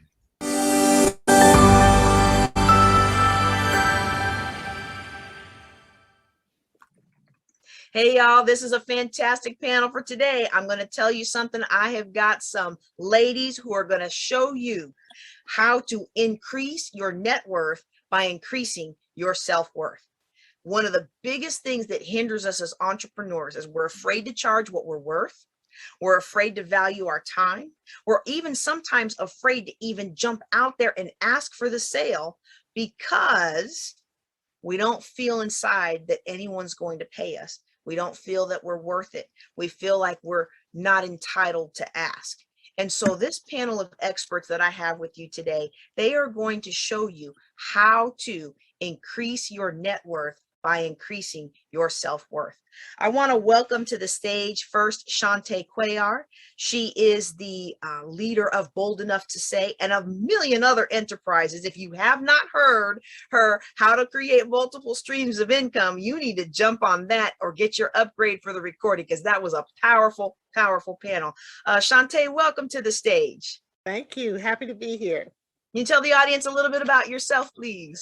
Yes, as Ms. JJ mentioned, I am Shantae Cuellar, Chief Visionary Officer of Bold Enough to Say Writing Services. I am a former nurse, author 3 times over, a married mom of 2, and just happy to be in this entrepreneur space. I recently resigned from my 9-to-5. So I am focused on this venture full time, and I love it just as much as I loved nursing. All right. We are happy to have you. I also want to welcome to the stage Monique Toussaint. She is from monumentalbusiness.com, and she is going to show you how to get it done. Monique, welcome to the stage. Thanks so much for having me, JJ. Good day, everyone. So my name is Monique Toussaint. I am a leadership strategist and a certified career coach by trade. I partner with executives and aspiring executives to, I forgot my thingy. I'm gonna start thank over. you. Thank you for making me feel better, because now I don't have to feel so bad. I was like, yeah, I just changed the Bank of Your Brilliance over the weekend. So now I'm trying to remember what I usually say and what they taught me. So I apologize. Okay. Okay. Thank you, JJ, so much for having me today. Good day, everyone. Again, my name is Monique Toussaint, and I am a leadership strategist. I partner with executives and aspiring executives to identify solutions that promote career and operational success. I am elated to be here and happy to talk with this panel of experts today. Woo, we are so happy you're here. And last but not least, we have somebody who has 2 things I love in the name of her business. We've got Rita Pilot from Profit Plus Coaching. Rita, welcome to the stage. Please tell the audience a little bit about yourself. Great. Thank you so much for having me, JJ. This is wonderful. I just want to say hi to everybody. I'm an author, a coach, a trainer, and I head up Profits Plus Coaching. And there I focus on helping people to really understand their inner superhero and unleashing it so that they can live their dream life right away and also build a legacy of success for others. Wonderful, wonderful. And as we think about that legacy of success, or as we think about taking our lives to the next level, or even fulfilling some of those dreams that we've buried for so long, one of the things that I found in my life that I had to do was overcome the lack of self-confidence and the lack of feeling self-worth. And it all stemmed from a very low self-image. And I feel so strongly about the importance of generating and holding our own self-image that I am including my $500 self-image rising course in the VIP access for this conference. And so I'm hoping that we will be able to take everything we've learned here today and take a step forward. Too often in our lives, we hear the good information. We hear the good information and it sounds really good. And when I get home, I'm going to do it. And what happens when we get home? Life happens. Mm-hmm. And instead of elevating, now we are still where we were, or even worse. Those feelings of failure set in because we know we didn't do what we were supposed to do. And now we've gone even further down. So let's talk a little bit about self-image. I'm just going to throw a general question out there for the panel. Let's start with this one. Why is self-image so important? Self-worth so important to increasing our net worth? I'll jump out there. So I think that confidence sells always. And if you're not confident about what you're saying and who you are, people don't want your product or your services. And so I have to be confident in what you're telling me, and you have to be confident in it so that your authenticity, your expertise, everything that you're bringing at that moment has to be, and even if you don't feel it, you have to show it so that it sells me or whatever it is you're offering. And so I think that's super important. So when I hear that, I think about all the people that are super confident in what they're offering, but they actually don't have anything, and how sometimes it feels like they're making more money than the people that have real content, but don't present themselves in a confident manner. Exactly. Yeah, I agree. I I agree. think I mean, I'm sorry, go ahead. Oh, no, go ahead. I was just going to say, I think it really plays into people not taking a chance, not stepping out. If you don't have that self-worth and that self-image, you're not going to want to take any type of risk. You're going to sell yourself short over and over again, and you wind up playing small. So that, I think, is what really can drive your net worth, the fact that you're willing to go out and take advantage of opportunities. Indeed. Oh, go ahead, Shante. And I know for me, for years, I had a challenge with being different. So sometimes when you're labeled as being different, you have a tendency to retreat. Although I'm extroverted by nature, when it came to certain things and skill sets in the writing space, I kind of withdrew myself because I wasn't confident in me being myself and that it was okay to be me. So being assured that your true self is who you are, no matter how quirky, no matter how loud, no matter how whatever, you are going to come across to someone who's very similar or who can embrace, like Miss Monique said earlier, the young lady that she connected with, it was like, it was just her. It was just her. That's what I was drawn to. So authenticity is very, very, very important in reference to, because that's what keeps the momentum going, but you have to know it within. It can't be determined or destined by anyone else. You have to know it for yourself. And how do we, when you first started giving that answer, I thought to myself, how can we, and this is what I wrote down, how can we feel confident when we're so different? And then you kept going and you gave the answer. And I was like, oh, well, she's reading my mind. And you talked about authenticity, but how can somebody who feels like they're a little different, or they feel like maybe they're not good enough, how can they begin to walk that authentic world? How can they begin to walk that authentic walk in a world that is very shallow and disingenuous? Everything is about being Facebook fabulous or being Instagram amazing. Like, how do we cut through that and really begin to value ourselves? I actually took a personality survey and I took a personality course. That's when it really registered with me, because it's not necessarily pointing out your flaws. I remember when you used to take personality surveys back in the day, everything was like, oh, you're this, you're this, you're this, you're this. And then it's like, oh, but now in this day and time, I think psychologists, psychiatrists, and just life in and of itself has shown people your differences can set you apart and make you exceptional in areas and spaces that you maybe didn't necessarily think before. So that's what helped me, the learning about my personality and how you can be more than one type of way. You can be more than a sanguine. A sanguine can be a colloquial and that sort of thing. So I know I'm using terms people probably like, what is she talking about? Well, I wrote down and I was like, oh my goodness, I promise this panel is not about selling anything to anybody. But one of our bonuses for the VIP upgrade, those who've upgraded VIP license, lifetime access, is a DISC personality assessment. And so there's a lot of personality assessments out there. One of our sponsors has contributed a DISC for everybody who upgrades, and I'm certified in True Colors, MBTI, DISC. There's so many. You've got strengths and you've got all these different ones, the spiritual gifts inventory, and I love them. I love what they tell me about myself.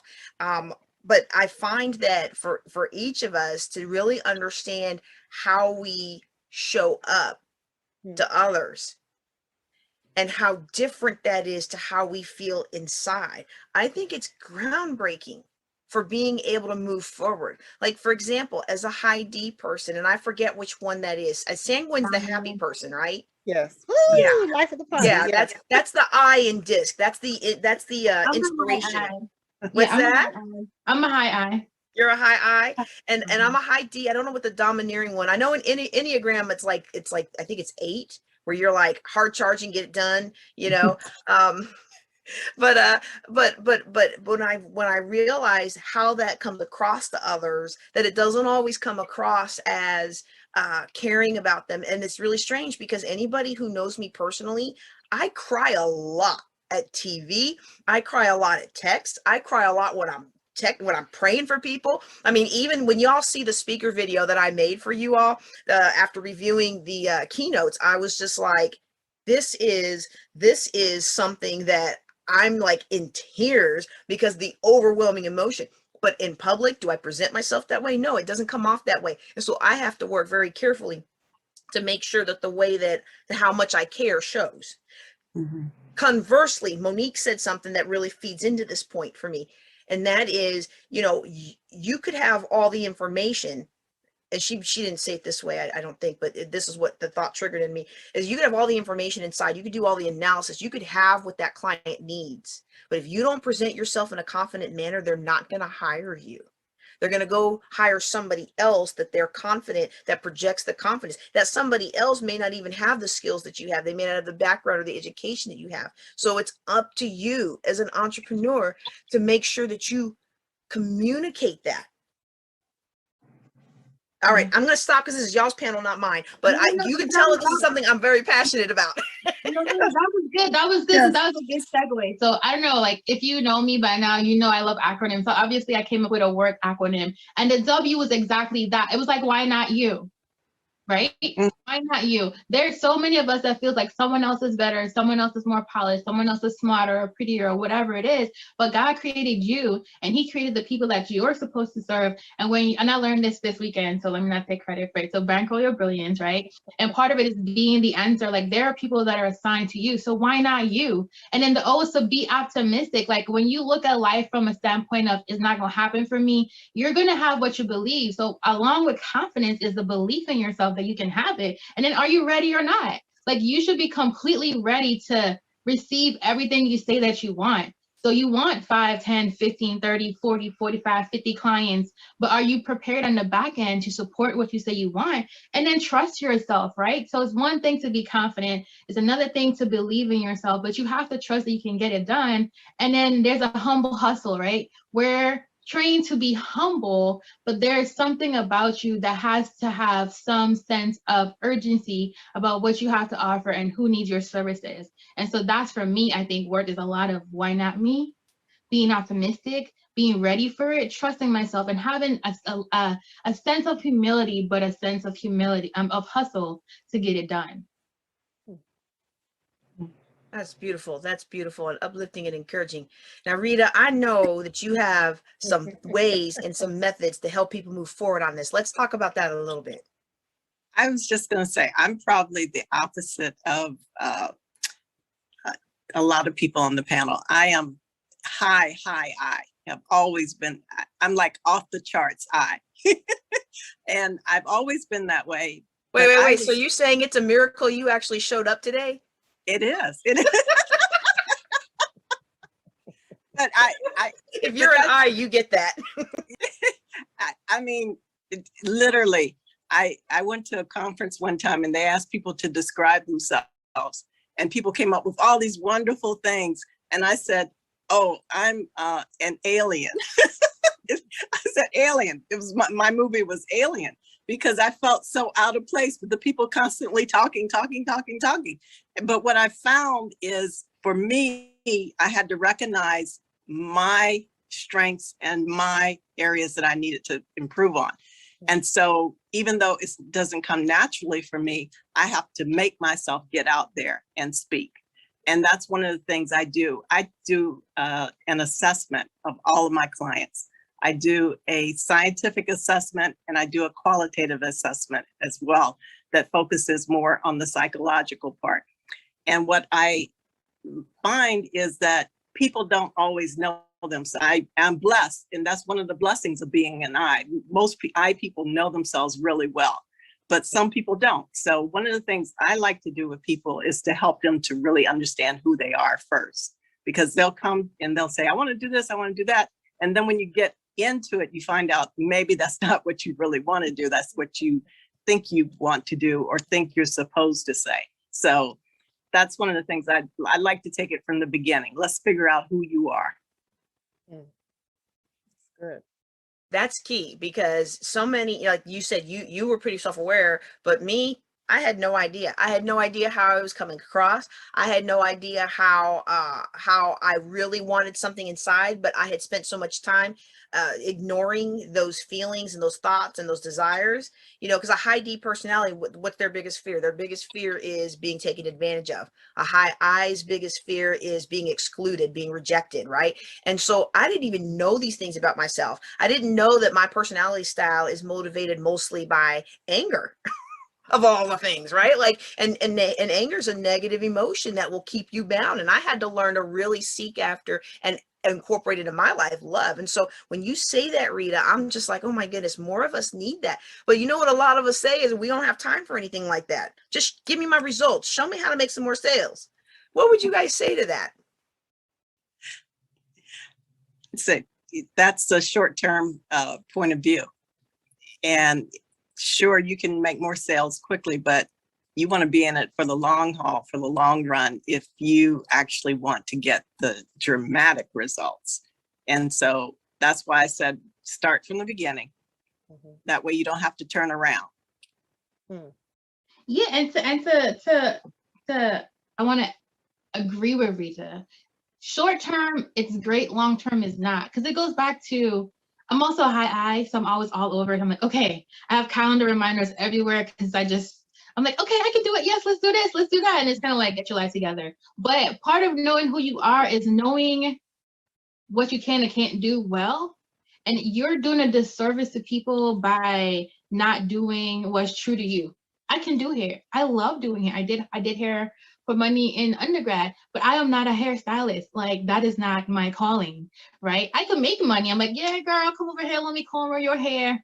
But I would be missing the people I'm supposed to coach, because that's where I'm naturally gifted. That's my purpose. That's what I'm supposed to be doing. But if I didn't take time to know me and just did the things I like to do, like hair or dancing or whatever, you know, I want to go teach Zumba. Let's go do that. But is that what you're supposed to be doing? Is that who you're supposed to be serving? I think you have to know who you are before you step out there, because at the end of the day, your true self always surfaces, and you'll be like, you know what? You'll be halfway through your head, like, I won't do this no more. I'm sorry, girl. Go make an appointment with a stylist and keep it moving. And so you have to be honest with yourself, but you have to know yourself to do that, because people will, like, you have to be authentic, because they'll see through all of that.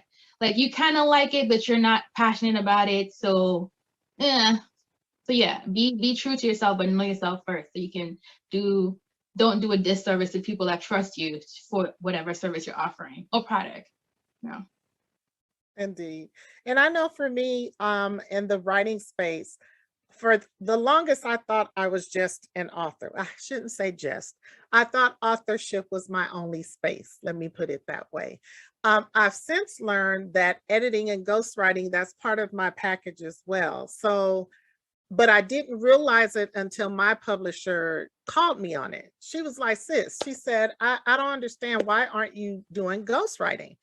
And I'm like, why do I want to do that? I like telling my own story. She said, look, you tell your stories well, you can help someone else tell their story. And now because I've had people reach out to me often and say, I want to write, I don't know where to start, and I don't know what to say. So when I tried it on my first 2 clients, and I asked them several questions, like specific questions, but then we went deeper in the surface, I was like, oh, yes, I can do this.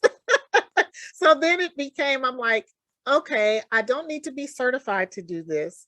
As long as you're giving the results and your heart is in the right place, and the people you're encountering feel your heart in that space, I think it's important, because at first I thought you had to have like a certification to do that. And my publisher was like, no. She said, you have to know what you're talking about and you have to know how to piece the story together. Yes, she said, but you don't need to be certified in it at all. So I guess getting that reassurance from her, again, not really knowing anything outside of words, but now it's as they say, I'm here for it. I think that's the new saying now, right? I'm here for it. And I love it. Yeah, I love helping people find their voice, because they're just like, well, I don't know. And I'll ask them one question and I have like 2 pages of content from the one question that I asked. But it's all in how you ask the question, and you get them to speak more. Well, tell me about that, you know. Well, what time of the day was it? It's not just summertime. What time of the day in the summertime? Was it warm? Was it T-storms? Because the T-storms often here in Texas. Was it a humid day? Where were you? They're just like, I didn't know you had to do this. That's why I do what I do. You just answer my questions, and that's how we work together to get your project complete. So yeah, just knowing. Was that Miss Monique? Sorry, I have to jump out here. So Yes. you're a ghostwriter, but do you also offer like writing workshops or master classes? Because it almost sounds like there's more there that you can be offering Yes. as a service. I do. The writing service, I just began that this year once I left my 9-to-5. I've written 3 books. My husband and I just completed a book on marriage together, and we're having our book signing this Saturday. But yes, I go through all the details about the writing process, about the publishing, the ISBN, the editing, so many different facets to it. And we do like a quick in the workshop. I just haven't done one yet because of COVID. I haven't quite figured out how to implement it because it's much better in person. It's a different kind of vibe. But I know with COVID, everything's a different vibe right now, right? Sounds like we need to put that in the Building Wealth Together Academy. I'm like, but you're doing this on Zoom right now. I'm like, you could totally do this workshop on Zoom. Like, I'm sorry. I'm trying to push. Let me fall back. This is please push. I'm here for it. Audience, you're seeing how the sausage is made. I hope you're seeing how easy this is for you to take that next step forward. Let somebody else help you and borrow their belief and go do it. Absolutely. Push away, Monique. It's okay. I'm here for it. We'll connect offline so I can let JJ finish her panel. But definitely, like Zoom, there's no reason not to. True. You can still reach the people you need to reach this way. Matter of fact, it has amplified your reach. And so you can be internationally teaching these workshops. You don't have to be in person. So like push past that barrier in your head. And like you could have a one-on-one and still be intimate in Zoom and have that like connection with the client you're looking for. And then you could also do a workshop with aspiring writers and teach them how to do that. And then if they want to, then you know what, this is great. Thank you for teaching me. I still want you to do it. I think there's a lot of different things here that can be utilized. And I'm done. Sorry, JJ. Thank you. I appreciate that. And yes, we will connect offline. Now that brings me to another question. Like sometimes we have these ideas and Shantae and I have talked quite a bit. I know she's got a lot of things in the fire right now, and there's a lot of machinations that need to happen before that happens. But it sounds like we've got a connection there that can help hold her accountable for that, right? And you saw that live, right? And this is the power of coaching. This is the power of letting somebody speak into your life to help push you forward in the direction of your dreams. So Rita, as we observe this interaction, what do you think about those of us who we feel like we've got a dream, but we don't know if we can do it with the confines of our family demands and our ministry demands and our 9-to-5 work demands, those of us who are still working 9-to-5 jobs? I don't know why we call them 9-to-5 when they're really more like 7 to 10, right? Like it just doesn't go away. How do we begin to move forward? What's one small step somebody can take today that will help them move forward if they know that a lack of self-worth is what's keeping them from moving in the direction of wealth building? Well, I have a philosophy that I like to follow that's very simple. First thing you got to do is you got to believe it. Whatever it is for you, if you know you've got a calling, you got to believe it, and you got to believe it's for you. And then you got to make sure that you've got a clear vision of it. You got to see it. And then you got to speak it over your life. Speak it to yourself and have others speak it into you. And then you just got to be it. You got to set those goals and you got to achieve them. And no matter how busy you are, pretty much 99.99% of the people can find 2 hours a day. And yes, you can.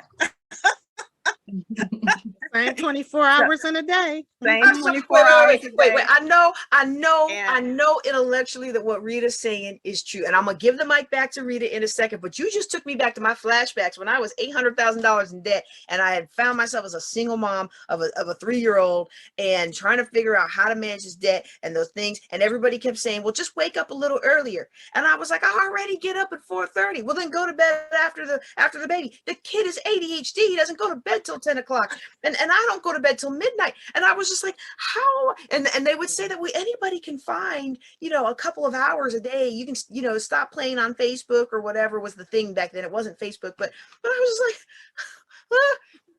And I'm saying this because I know the look on my face was like, I know that what Rita is saying is correct, but I remember that day. And that's when I got that 10, 10, and 10. I'm just 10 minutes. If that's all I can do today, I'm going to spend 10 minutes. Yes. But most of us, we spend hours on TV, on social media, and all that. So with that framework, we're going to pass it back to Rita, and she's going to tell us how to maximize those 2 hours a day that we are spending on our dream.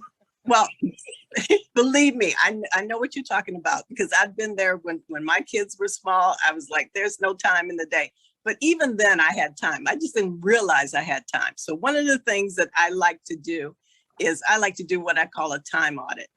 And I have people keep track of what they're actually doing.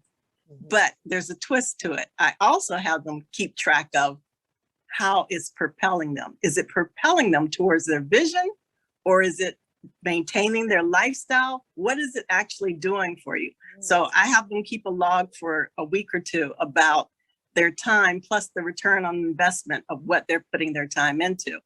And even if you're busy 24 hours a day, unless you're actually really running towards your dream, there's some time in there that could be better spent on other things. So that's why I said 99.9% of the people, they can find those 2 hours. They just have to redirect.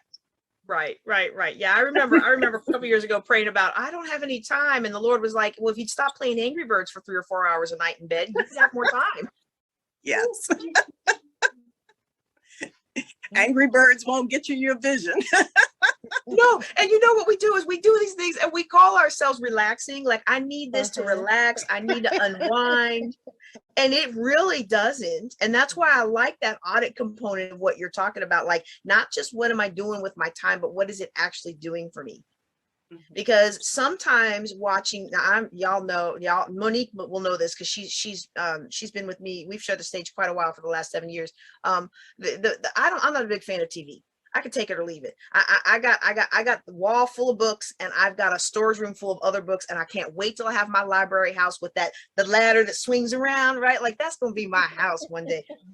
But I have a husband and boys that love watching TV. And so for me, I can say, okay, I'm gonna watch some TV with them, and I know it doesn't relax me because it spins me up. I start analyzing and I start, well, that's a fake, that's lying, that's this, that's that, that's a waste, this is not. And it's just the scientist, financial planner in me. It's just not relaxing. But the hour or so that I spend, and maybe 2 hours on the weekend that I spend, is family time. And so I put it in that bin. But then I have to watch when the family time becomes unproductive and I'm not benefiting anybody. Right. And so everybody can say, okay, well, this is unwinding. And my husband will say, oh, this is unwinding. It's helping me relax. Well, it doesn't help me relax. So I cannot continue beyond the time where I'm getting a return on investment of being with the family. See, that return on investment of being with the family doesn't last 4 hours. Yeah. I've learned that it lasts about one show. One show is about all they need for mommy to be with them. And then I can go back and work on something that I enjoy or something that's going to move me forward to my dream. But that audit piece, I love that, because okay. Speaking engagement, book opportunities, volunteer opportunities. I think Monique was saying it. I don't know if it was in this panel or if it was in our pre-talk about, no, it was here. You were talking about the hair. How many things come to us and they are juicy, great opportunities, but they are not in the line they are not aligned or in the lane of where our expertise is. Yeah. Mm-hmm. So we're doing these things, we're having some fun, we're showing off our brilliance in this area or that area, but it's not increasing our net worth. Let's have some comments on that observation. Y'all are nodding your head, so I'm sure you've seen that in your practices.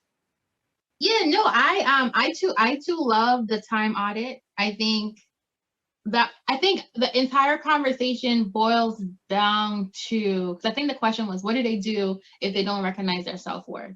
And I think it boils down to knowing who you are, right? And so to do that, like, I think you need an affirmation for yourself. If you don't feel worthy enough, because none of this will make any difference to you until we help you figure out how to build your self-worth.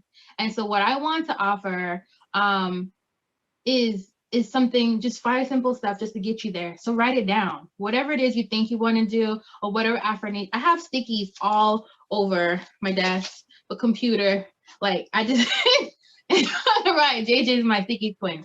You want to, again, work, write it down, and then own it, and then read it daily. Like, I have my 3 goals for the rest of the year on my laptop, and I literally see it every day. I have stickies on the bathroom. I have stickies, I mean, wherever your space is, or some people do it and they, for my work phone, I download a picture of Black kids graduating, and that's my motivation. I see it. So write down whatever it is you want to do, or whatever affirmation you need to see, and then own it. And then you want to put it somewhere you can read it daily, so you see it all the time, and you're like subconsciously building your confidence. And then you want to tell someone to help hold you accountable. Tell someone that you trust, that you respect, not someone that's going to laugh at you if you don't do it, but someone that's really going to hold your light to the fire. Like, you said you were going to do this. Where is it at? And then make it happen, right? So write it down, own it, read it daily, tell someone that's going to hold you accountable, and then make it happen, because you have so much within you to offer this world. You have a lot of work to do until you die. When you're dead, you're done. But until then, you should be working. So believe that you can, show it, and then have somebody hold you to it, because you got this. And once you do that, your gift will make room for you. You will make money once you identify why you're worthy, because now you want to offer what you have to offer the world to everybody, and then you want to profit from it. So that's my take. You're on mute, JJ. I promise I am a professional speaker. But hey, you know what? This is real life. This is real life. We're about to wind down. So really quickly, I'm going to ask Shante and Rita in a second to give their final thoughts on this, and also do what I'm about to ask you to do. But let people know, if they want to work with you, if they want to move forward in their lives, how will they reach out to you? Yeah. So I like to say, if you have an idea, we have a plan. So I have a plan for Shante in my head already. So whenever you're ready, I'm ready. But no, and so I love helping people. So whatever you have, whatever your needs are already in you, I'm a firm believer in that. And so I'm here to help you figure that out. So I am on all social media sites. That's not accurate. On Facebook and Instagram at Think Monumental. As well as my business online is monumentalbusiness.com. On there, we have a free gift if you just want to stay connected. You can sign up for a one-on-one strategy session, where we'll sit down and you will walk away with an action plan to figure out, now that I know what I'm worthy of, how do I make it happen? And if you just need sessions to build your confidence, we can figure that out too. And then finally, if you want to have a group of women to hold you accountable, we have our Lead Her Success Squad that meets monthly, and we do just that: accountability, coaching, and tools. And so if you have an idea, we have a plan. So find us at Think Monumental. Thanks, JJ.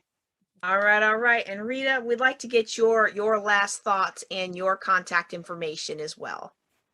Okay, well, everybody can connect with me on LinkedIn, or they can go to my website. Also, I'm on Instagram, and I'm offering a free report for anyone who's interested in learning more about how to do the time audit. I actually can offer that as a free gift to everyone here today. Also, you can join my community. I have a community of people who are working together to make sure that they actually increase the impact that we have on the world. So it ties into a bundle that I'm offering, which is called Unleash Your Infinite Impact, that we were talking about earlier, which is a book compilation project, as well as a journal and a workbook that they can get to make sure that they're making their impact on the world. All right, all right, all right. I'm looking forward to that, and I'm not just saying that because I'm in one of those books, but I actually think that that's going to move the needle forward in people's lives. And so, Shantae, if you would, let's get your closing remarks and your contact information. Yes, I can be reached on Facebook under Shantae Cuellar, and my Instagram handle is bold enough the number 2 say, and I can be reached at ChontaeSpeaks.com, ShantaeSpeaks.com.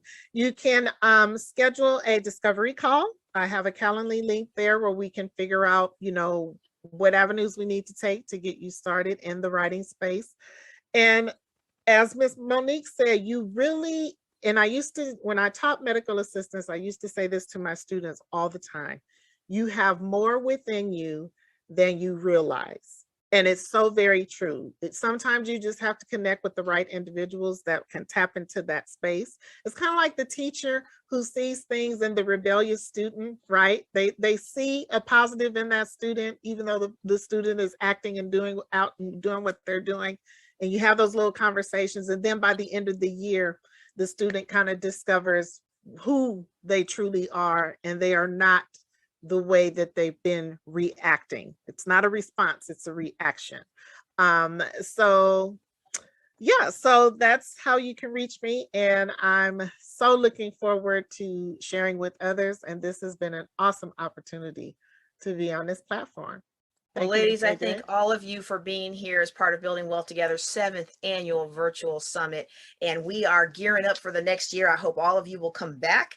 And one thing I want to do before we go real quick, I want to remind people that there is an opportunity for you to upgrade and not only get access to these talks, but additional bonuses that we mentioned before. Bonuses that are specifically related to this panel would be the disc inventory that is being provided, as well as let me explain why I didn't mention our sponsor earlier. The name of our sponsor is Don't Be a DIC. DIC referring to the DIC on our disc inventory. So I was like, I said a sponsor earlier and I didn't even name them. And I'm like, well, I'm still a little uncomfortable with the name, but at the same time, I are one of those. So I absolutely resonated with the mission in the book. I was like, absolutely, we've got to have this in there.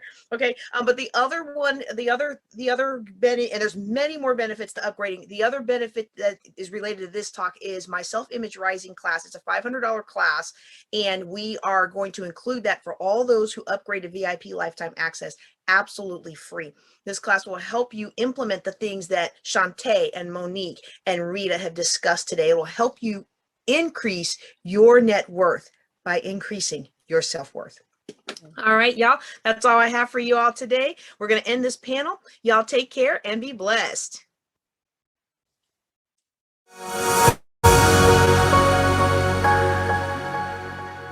Well, I forgot about that sponsor. They ended up not working out. They didn't send us the book, so we never included it in the VIP packages. But yeah, I totally forgot about that. Here's what I'm going to do. I want to appreciate everybody who's been on with us. I said that was the last talk.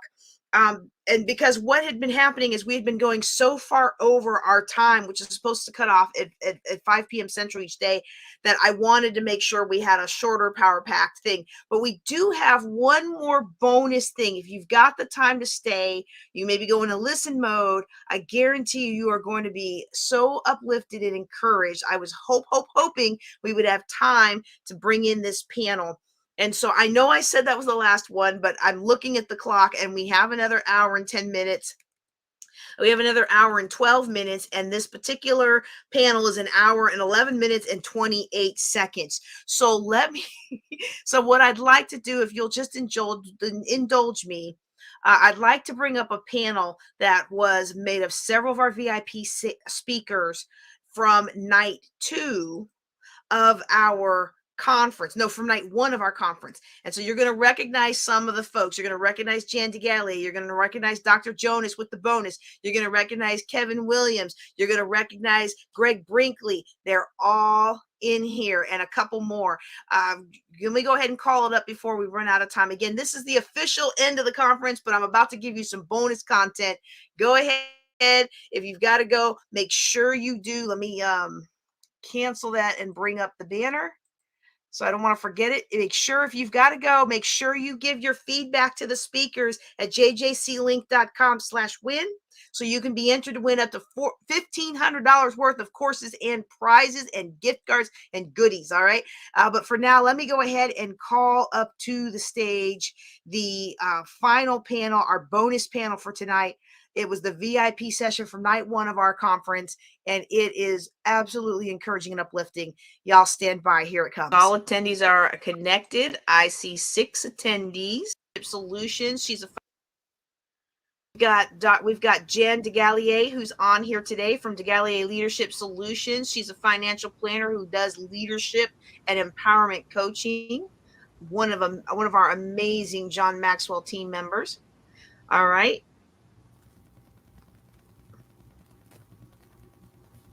Okay, so let me, Jan, why don't you tell everybody a little bit about yourself while I usher some of the other folks in? Absolutely. Thank you, JJ. I'm happy to jump in and share a little bit about myself. So I am a business results coach and a consultant. I've been in the business corporate finance space for 30 years. And throughout the 30 years that I was in corporate, I saw a lot of different companies. I was in public accounting. So for those of you familiar with auditors going from company to company, I saw a lot of different companies and a lot of different environments. I saw a lot of great companies doing great things, but I saw a lot of struggles too. I saw a lot of struggles with communication, struggles with motivating employees, struggles with just getting results that the company wanted. They think that they're working towards the results, but their actions don't align with it. And so that gave me a lot of motivation to want to help companies, and it caused me to shift into a role where I can now, as a business results coach, help them. So I am really glad to be here and really excited to be able to be part of this excellent panel, and a lot of quality speakers and teachers and coaches on with us today. So thank you so much. We're so glad that you're here, Jan. And I just figured out how to get the invite to stage button. So I've sent invitations to all of our speakers today. And I think we are cooking with Crisco now. I don't know what we say now that we're all healthier. What do we say? I'm cooking with cocoa butter. I'm not cocoa butter or coconut oil. I don't know. But anyway, I think we're getting there. Let's go ahead, and since we've got Kevin up here next to Jan in my screen, Kevin, go ahead and introduce yourself to our audience tonight. Thanks.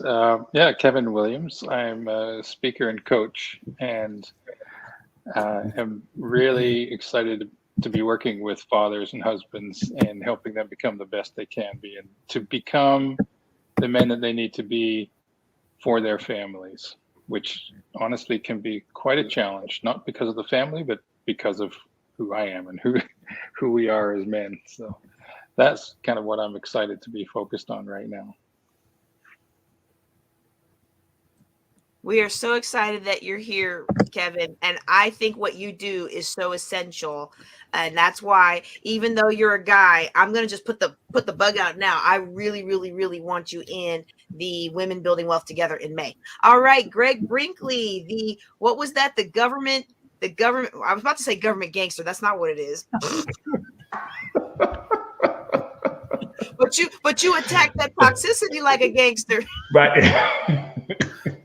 I'll clean it up for you. How about that? My name is Greg Brinkley. I am the government game changer. And the government game changer, I'm an executive coach, a speaker, author. My My focus is in government.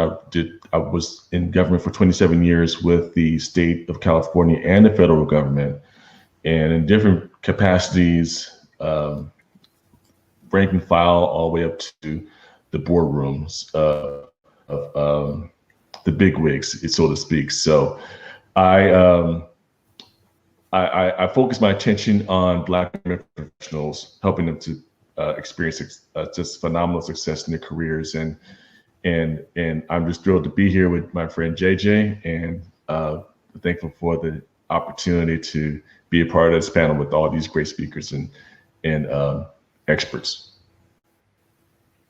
And we're so glad you're here, government game changer. All right, all right. Next on my screen, we have Rita Pilot. How you doing today? Welcome to the stage.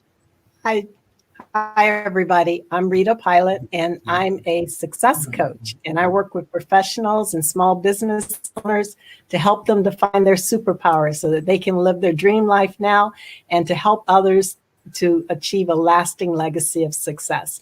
So happy to be here. I'm also an author. And as of last week, I'm now a speaker.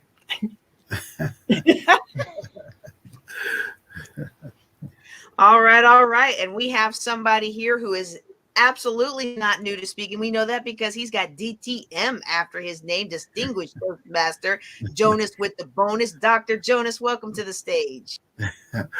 Great evening, everyone. I'm Dr. Jonas Gatson, known as Mr. Enthusiastic. I bring 30 years of corporate America with Eastman Kodak and Xerox, trained over 8,000 employees from 69 different countries and got the Trainer Year Award. I'm a best-selling author. I'm also on my own company, Partners for Purposeful Living. I teach now people how to give a powerful presentation, and I'm honored to be here with my great colleague, JJ, and with all of these great speakers. I am fortunate. I tell people all the time, I'm like the guy that entered his mule in the Tucker Derby, and he said, man, you know your mule can't win in the Tucker Derby. Well, that's the way I feel. I feel like I'm a mule and been entered now in the Tucker Derby with all of you thoroughbred. And he said, well, I know my mule can't win, but look at the company he's going to be running with. So I'm running with all of you thoroughbred. And when you're running with thoroughbred, you make a mule like me run just a little bit better. Great evening, everybody.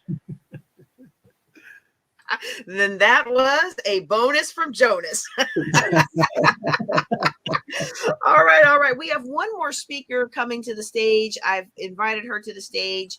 I'm going to go ahead and introduce her somewhat, and then when she gets in, we will let her give a few moments. But I just want to make sure everybody knows, because she gave a closing keynote today, and I would be remiss if I didn't at least mention Jennifer Parker from Parker Financial and Life Coaching.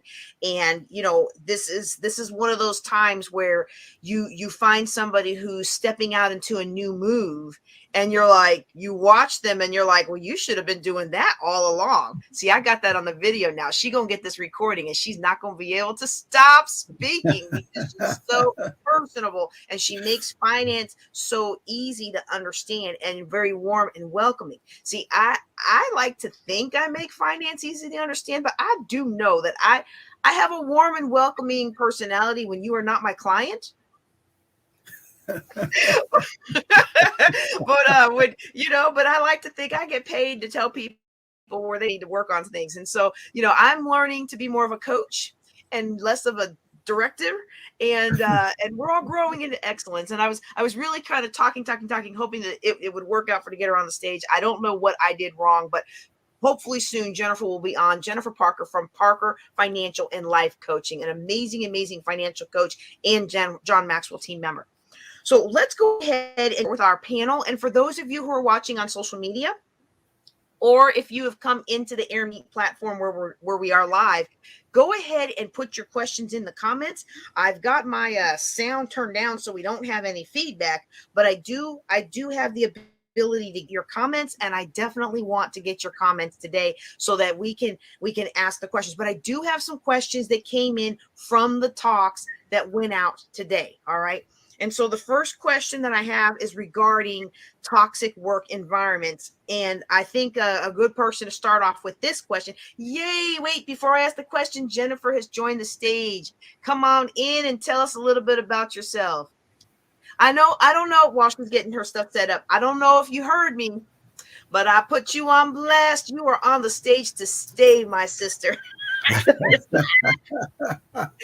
And all the nodding heads when I was talking about how powerful your closing keynote was today, I think we were all in full agreement today that you are definitely coming into your own, and we are just so proud of you. We're so honored to share the stage with somebody like you. All right. We're gonna another thing I will tell while Jennifer's getting set up, because we do want to at least let her say hi before we dive right into it. You can either put your comments on the Facebook post, or you can go to askjjc.com. And if you want to ask a question anonymously, we'll let you do that too. Okay. So you either drop your questions in the AirMeet chat, drop your questions in the Facebook chat, wherever you're watching us. Or if you want to be anonymous, go ahead and drop your questions at askjjc.com. All right. Jennifer, welcome to the Building Wealth Together stage. We're so happy to have you today. I am so glad to be here. My name's Jennifer Parker, and I'm with Parker Financial and Life Coaching. And, my big thing is trying to take money off the list of taboo subjects. That's my big goal. That's a big goal. Yes. All right. Well, we're going to get right into our questions. Our first question tonight is regarding toxic environments. And that question is, how can someone, wait a second. I should have read through this a little better first. How can someone hover above the fray when it seems like every job? Oh, I know who wrote this. I know what they're asking. Okay. I've been at this base when it seems like every job is in a toxic environment and there's no place for you to move. So I know the space. I was stationed at this base, and there's very few places you can work on that base that's not full of toxicity. What would you say to somebody who is in that situation today? And we'll start off with Greg, but anybody can jump in. Yeah, that's really a challenge, and I can totally relate to that. How it seems as though you're trying to make moves, and when you make a move, you end up in another swamp, and that is not. It's not encouraging, that's for sure. But I think what is important is to understand that toxicity is something that you really can't escape. It's going to be someplace in your life, even within yourself. And I think the major toxicity that we really have to deal with is our own.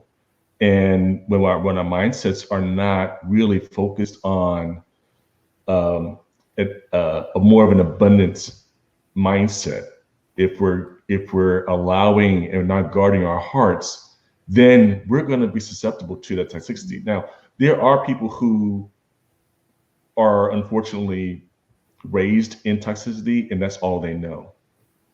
Some people go through trauma, and because of trauma, they end up adopting a mindset that was not necessarily what they had initially started out life with. So there's always going to be some level of toxicity. The question is, how do you deal with that toxicity in a healthy way? It's not something that you can easily escape. Matter of fact, I don't think there really is any literal escape from it, because you're going to have to deal with it to some degree. So in the workplace, it's important to know that that's going to be an ever-present challenge. So in order to deal with that toxicity, you have to rise above it.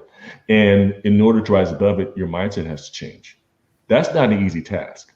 It really isn't. But there has to be the awareness in knowing that the possibility exists, because quite frankly, there are others more than likely in those workplaces who are able to rise above it. And those are the people that are really there, put in your path to help you overcome and change the quality of your thinking. There's a lot more I can say about that, but I think that one one thing that can happen is to find those individuals in the workplace who are not a part of the problem. They're not trying to drag you down. They're not trying to drag others down. They're actually trying to find ways to lift people up and to add value. So it's important to realize how to look for those people, to kind of get out of those circles that you've been involved with, and then look for those people. And they may just be right in front of your face. It's just a matter of being able to be aware of who is actually a positive thinker, who is a growth-minded individual, who is success-oriented, who is they have this inner quality about them that tends to rise to the surface, and people will wonder, well, how come he's not doing what everybody else is doing? It's because of the mindset. So there has to be the awareness that says, I can't do it, but I can't do it by myself. And I think it's interesting when you say that, because I remember being at this base and there were a handful of people who weren't toxic, but I mean, it was a handful, and you really had to attract them into your life or find them, because they weren't coming up for air very often. They were trying to empower the people around them, but they stayed in their lane so as not to, bring issues. And I think first is that awareness. When you were saying that, I was like, man, it never even would have occurred to me when I was in that situation to think that there might even be some people. And I promise the pastor's not going to get to preaching at anybody, but it reminded me of when Elijah was in the cave and he was like, everybody's gone, nobody's serving the Lord. And the Lord was like, I got 7,000 people that never been bended their knee to the idol gods. And sometimes we feel so all alone, and we really aren't. And so we've got to keep the faith. And wow, I love that. I love that answer. Would anybody else like to speak to this topic before we move on? Yeah, I couldn't have said it any better than Greg did. That was really well put. I would add with that, I think the other side of it is what I try to do outside of that environment. So if it's a work environment, then you can do things in your outside of work when you're not at work. What are the things that you can do that give you life, that build you up, and that make you feel joy, love, beauty, and all those things that you need, so that you're refreshing that and using those types of things to kind of wash away all that crud that you get on yourself when you go to work. That can be a really vital part of it as well, because it just rebuilds your inner self. And the only other part of it I would add is, I heard Rita mention this in the panel earlier today, that I totally agree with, is the idea of starting with knowing who you are. And if you know who you are, when you walk in and out of any given situation, especially when it's a difficult one, a toxic one, that ought to be, if you really know who you are, then that's a strengthening and securing place to anchor yourself and to go back to as you walk out of that. So I think that's the only thing I would add to what Greg was sharing so eloquently. Mm-hmm. I'd like to just pop in too and add to both of that in terms of each of us individually or whoever in the workplace. Influence is not about having a position. It's not about a hierarchy, but no matter where you're at, you have the ability to influence those around you, and choosing where you're at, choosing your guardrails. Are you going to be willing to stand around the water cooler gossiping? Yes or no? When I was in the corporate environment, I realized I was usually the last person to know things, but I think that was a good thing, because I didn't choose to put myself into the gossip string. And so you can intentionally choose to not be there, and you can be that influence to those around you. And it has nothing to do with position or where you're at from a hierarchy level. So being intentional about that is a real positive. So I would love to encourage anybody who's experiencing that to remember that part too. I would just like to add also that oftentimes the toxic people are the most vocal people. And it's often the majority of the people who remain silent. So just because you see a lot of toxicity, don't assume that everyone is a part of that. And in fact, try and find a support group who may be a bit more quiet, but who can be a part of you being in a more positive environment. And it doesn't have to be a gossip thing or anything like that. It could be just supporting each other. And maybe there's some initiatives that you can work on together that can change the environment a little bit and therefore bring the tone down from the people who are contributing to all the loud toxicity. I think this question and answer right here was worth the price of admission. There's so many people struggling today. And so before I move on, I just want to make sure, did anybody else want to add a thought from their perspective or their environment? Dr. Jonas. Yes, I'll add a thought to all of the great thoughts that's already been made. When I mentioned earlier, I've been in corporate America for 30 years, but I didn't start at the position that I was in when I left. I started on the line, and what I discovered that you have to make sure that people treat you the way you train them. And so what I've learned that when I'm in those toxic environment like that, I also were a person that reads. So when I took my breaks, I go in and restore and get myself all pumped up. I didn't stay with what everybody else was doing. And then when I know that they were trying to make fun at me, then I learned where was my weakness. And then I didn't know how to handle the challenge, but I did have enough sense to rearrange the buttons when they push places that will get me upset.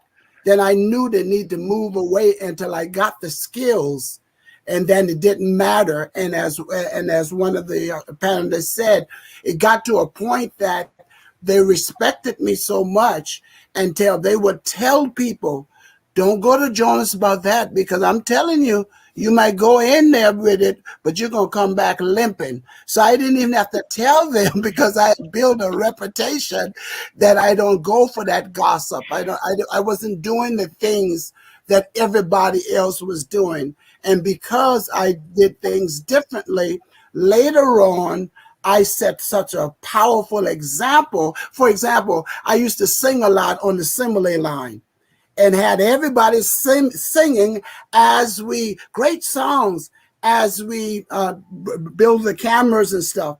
And so some folks came and they were new and they didn't like it. So they went to the big boss and reported me that I got everybody on the line singing.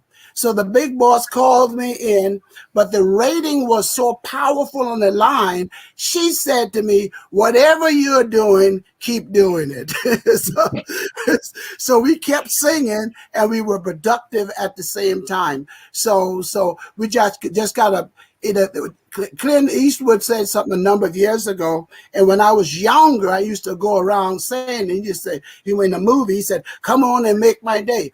And I used to say that, but you know what? I found out that was a bad idea, because if you give people the power to make your day, they'll make it miserable. So now I make my own day. I don't give anybody permission. It's like the scripture said, evil communication corrupts good moral. So I've been in that setting in corporate America, and great, but it didn't start that way. But the change and the transformation starts with me, and it starts with the people that you're involved with. You can either become like they are, or you can help them start their transformation, move away from change to transformation. You know, I feel like I'm about to take this little discussion and snip it out, each of y'all, and we're gonna have us a little mini course on dealing with toxicity, because everybody had a different perspective. And I imagine that this topic of allowing others to make us feel a certain kind of way, or allowing others to steal away our joy, it really eats at the core of almost everything that stops us. And so, I imagine that as a financial coach, that Jennifer sees that as well. Like, I want to do these things, but I also don't want to be ostracized. And so, if I don't want to gossip at the water cooler, but if I don't gossip at the water cooler, they'll start gossiping about me. And so then maybe I'm afraid to elevate myself. It's the same with our money. And so, I want to jump in on this train, and I'll say one of the hardest jobs I ever had as a lieutenant colonel in the Air Force was where we had this boss that would throw things at people and scream at people, and there was just I filed complaints, and I tried talking to her privately, and tried taking it up the chain, and they all ended up getting fired, which is interesting. It's not anybody's claim to fame. Yeah, like I'm the person that gets people fired. But but it was just so heartbreaking to me that I couldn't do anything to change that environment. I was her deputy, and I couldn't do anything to change it for the people. But the one thing I could do, I could give what I had. And I could be, as much as possible, I could be a shield and a leader for them. And I could listen. That was one thing that the people on that floor did not have, was no one would listen. And, sometimes I would listen and it wouldn't change anything because I couldn't change her policies, but I could at least hear and listen and understand your ideas and give you an opportunity to do them. And so I would just encourage everybody that, with whatever strength you have, take the action you can take, and then, release to the Lord the things that you can't do. Oh my goodness. Well, and JJ, I just want to say too, something I learned as I taught 14-year-olds for 20 years. And so those kiddos, it's hard to be a 14-year-old in your first year in high school. And what I would try and also tell them is, you control the controllables.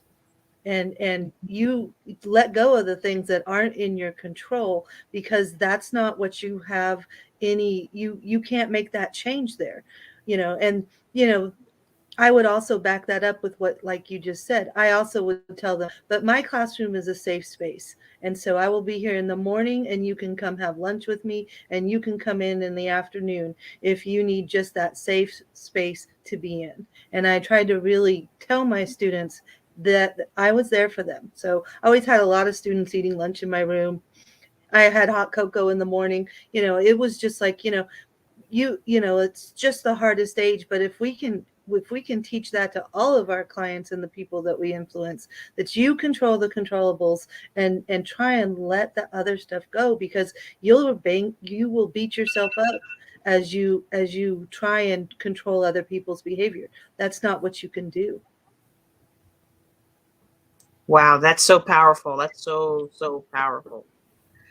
Wow. Oh, I think we've given a lot of people a lot of hope tonight, and that's what we're here for. That's what we're here for.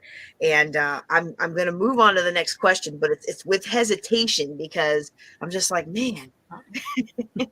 But I think this next question kind of dovetails nicely with this one, because whenever we're in these situations, a lot of times we always have a lot of things that we tell ourselves. And so this person here says one of the biggest problems they're having in their life is there's always a life-changing event getting in the way of what they want to do for their future. And so the question is, how do they move forward?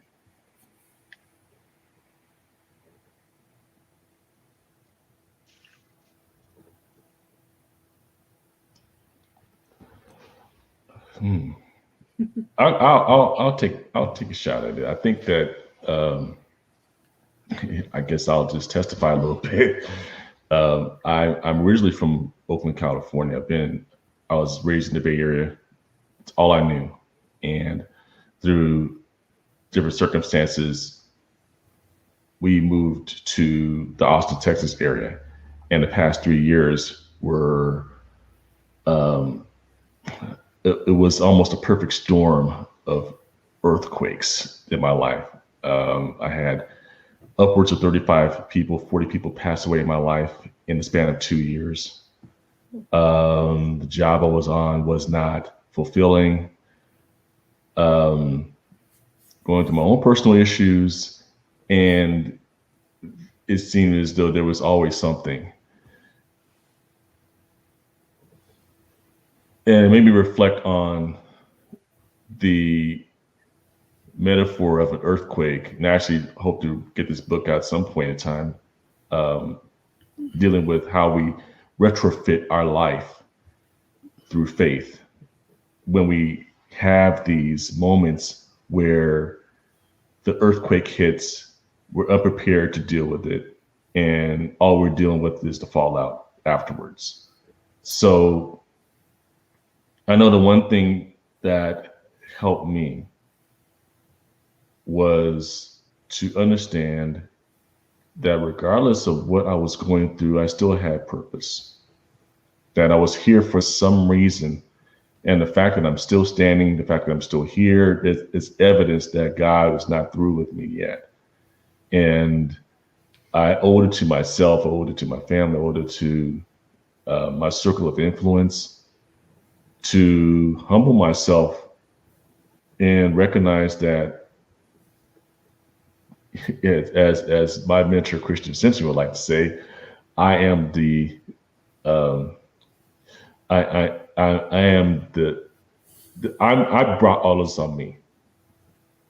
Even though I went through an earthquake, for some reason, the laws of attraction and the law of cause and effect, natural law, spiritual law, they all work together to help me to understand that I am the creator of my own outcomes. So regardless of what my situation is, I need to be able to come to terms with who I am as a person, where I am, who I belong to, whose I am, and then understand that even though the earthquake has happened, even though there's aftershock after aftershock, all of this is for a purpose. And evidently it's all happening to craft me into the new version of myself, that there is a chapter 2 after this chapter has ended. So that's what has helped me. Yeah, I didn't respond to that very quickly because I relate so closely to that question. And as Greg was speaking and I'm thinking about it, I realized that in my own story, life-changing events, some of them are positive, but they can still seem to throw you off. I mean, I have, for the last 20 years or more, it seems to have just been one thing after another. And since I've been married, my wife and I have just been through one thing after another. And, I mean, each of our 4 kids, right? I mean, they're wonderful. It's great. It's a great thing, but it changes life and it changes your circumstance and the needs and can make it difficult to move ahead with what you want to move ahead with. And I took a similar approach on the base level as Greg in terms of always looking to that purpose and what can I learn and grow out of this. But I think one of the things that that has been challenging for me and very helpful, especially in more recent years, is to stop looking at these things. And perhaps this is part of what Greg was describing too, but to stop looking at these things as interruptions and distractions and whatever, and just see this is my life. This is happening. This is the way it is. And I think it was the impatience in me that caused all the frustration and the annoyance with the different events, the positive and the negatives that were throwing me off course. It was because I wanted it to be now. I wanted to get to where I was supposed to be and to be doing the thing that I love to do, and I wanted to do it now. And of course, so many of us realize this when if we look back and reflect on things that have happened, we can say, oh, okay, yeah, that one kind of helped me get ready for that one, and that one helped me get ready for that, and now I'm here.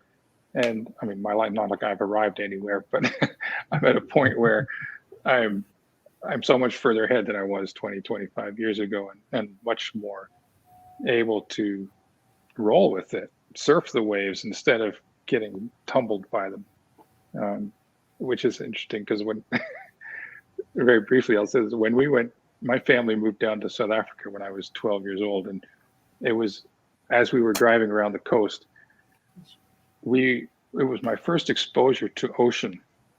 because I grew up here in Ontario, Canada, and then we went to this beach, and I walked out into the ocean with the waves rolling. And you know what? There weren't huge waves, but I'd never been there before. But I walked out into these things, and it hit me and just tumbled me. And I remember that was one of those things where I reached up for air and found sand, and then I panicked. But I had to learn how to work with the waves, and I did, of course, because we lived there for 6.5, 7 years, and so I learned how to work with the wave. And there's different ways of approaching it. You can surf it, you can go over it, you can deliberately go under it, all kinds of things like that. But getting creative in that, but accepting that this is the way it is. These things come, and I've got to learn to make the most of it, or to get around it, or to get under it, or get over it, or surf it back to shore, whatever is necessary in those ways. And those are some of the attitudes and perspectives that have really helped me begin to feel a lot more peaceful about what feels like a steady onslaught some days.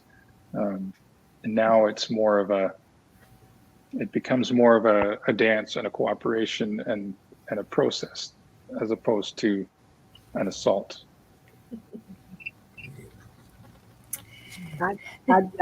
Oh, go ahead. No, please go ahead, Rita. Oh, well, thank you. Thank you, Jan. I just want to echo that as well. And two things that really helped me was, one, and when I had small kids, I never truly understood this, but when you fly on an airplane, they tell you, if we lose oxygen, put on your oxygen mask first. And when I had a baby and first time I flew, I said, well, shouldn't I put the baby's oxygen mask on first? And I actually said that out loud. And someone said to me, no, you put yours on first because you have to be able to help the baby. And when you think about it that way, it helps you to realize that you have to reserve time for yourself. And the other thing is that if you've got a calling on your life and a clear vision, then you've got to reserve time for that calling. And one of the things that I learned how to do was to make time for what is not urgent. And I think we all know the principle of urgent versus important. So your calling is the most important thing that you have. So, but it's not necessarily the most urgent. And in particular, when you're going through a lot, it's easy to forget about it. So I started doing what I call booking time with myself. And I call it my VIP time because I'm the VIP who's doing the work of the big VIP. So I book time for myself that is uninterruptible. And that's when I know that I need to focus on that. I call it my one thing. So that helps me to know, and it's on my calendar, and it's just like if somebody calls, the phone rings, you don't answer it. That's your time. That's your purpose time. Love that. Your VIP time. I need to book more VIP time for myself. As we were talking about all of this, this reminded me of some of you might be familiar with the John Maxwell book, 15 Laws of Growth. Chapter 1, Law of Intentionality, all the growth gap traps and all those things we tell ourselves that hold us back, regardless of the circumstances around us. You know, we think that we are waiting for that perfect time, that perfect place, that perfect situation where we think the timing isn't the right time, or we just plain thought it would be easier than it is. And so there's so many growth gap traps, and I can relate to that so much. But when I look back in my life too, I call them my standing stones in life. So back in biblical days, you know, the biblical times, people would erect these large standing stones for those big events. Might have been good events, probably difficult, tough events, but those were pivotal points. And when I look back at those standing stones in my life, which were really difficult situations for me, those were really pivotal changes that sent me down the path into my next step, my next phase in life that I am so thankful for. At the time, would I have chosen it? Probably not. But when I look back on it, I'm so thankful for the growth and the opportunity to learn through all of that. And so, I really resonated to the growth gap traps, because so often in my life I've been in default mode and I haven't been intentional about leaning into those areas that are holding me back, regardless of my situation. Well, and I think it's also important to, I tell my clients this all the time when we're in the process of cleaning up a financial mess. It's like, you also have to look back and give yourself grace that you were doing the best that you could in the time that you were in. And it's really easy with hindsight to go back and say, oh, I shoulda, I woulda, I coulda. But at the time, you were doing the best that you could with the information that you had. And so, when these messes come, I think it's important to really face your fears with facts. But when you're looking back at, oh, I should have pivoted this way, but I didn't. Oh, I had this opportunity, but I didn't jump. I think we have to give ourselves some serious grace in those moments, because we did the best we could at the time.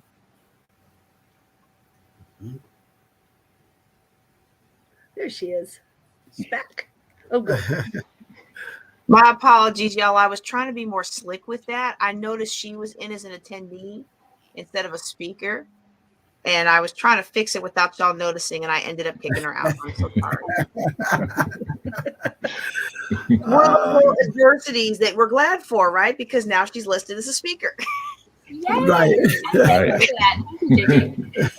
Well, it's interesting because somebody said, well, how can you talk about being, coming home from a military trip and your house is sold and stuff thrown out and you got this $800-something of divorce debt that you have to deal with, and how can you talk about it and not be in tears and not be so angry at your ex? And I'm like, well, I still get a little salty about my ex whenever a bill collector calls for him, but for the most part, if I hadn't been in that situation, I'd be in the same place that the rest of my girlfriends from the Air Force are now. I'd be strapped, trying to work so hard for people who don't love me and don't care about me, instead of being not financially free that I can just do whatever I want whenever I want. But I don't have to go to work, and I don't have to put up with this or that or the other. And if I hadn't been in that situation, I wouldn't have learned how much money, when I wouldn't have tightened down my belt, and I wouldn't have gotten accustomed to living from a prosperity and abundance lifestyle instead of a scarcity mindset, and I wouldn't have the full life that I have today. So in a sense, my ex actually did me a favor, because I'm going to have, by the time the dust settles, I'm going to have a lot more than what I lost. Yeah. You can't take that away from me, right? Like, and most of us on here, we feel the same way. Like, none of us on here today are worried about being broke tomorrow. That's right. Even if something, the Lord forbid, something happened to us, because we wouldn't want to wish that on anybody. All of us in this panel, we are confident that we will find a way. That's right. Our children will not go hungry. Those of us who still have kids at home. We may have to sleep on a friend's couch for a night or two, but we will not be sleeping out in the street. Mm-hmm. That's right. And that's the confidence that comes from living when you're living in abundance, as opposed to scarcity. Mm-hmm. Woo! I'm encouraging my own self tonight. How about that? There you go. Man, the time is flying. So we're scheduled to end at 8:30 Central, 9:30 Eastern. So we've got about 20 minutes left. I want to get this last question, and this is more of a practical, hands-on question. Now, if you're watching on Facebook and you have a question you want to ask, go ahead and drop it in the chat, or go to Ask JJC, and then we'll be able to do that. But this is somebody who asks a question that I think relates to all of us today who are on the panel, and they want to know how they can get started in finding a multiple stream of income, they wrote multiple stream of income. How can they find another stream of income that works for them and their situation? And this is such an individual question, but I thought it was a perfect one to at least get you all to address. Well, I would go back to what was shared earlier in my talk today and tonight, is as I would start with, who am I? who am I and where am I going and what's my sense of my purpose?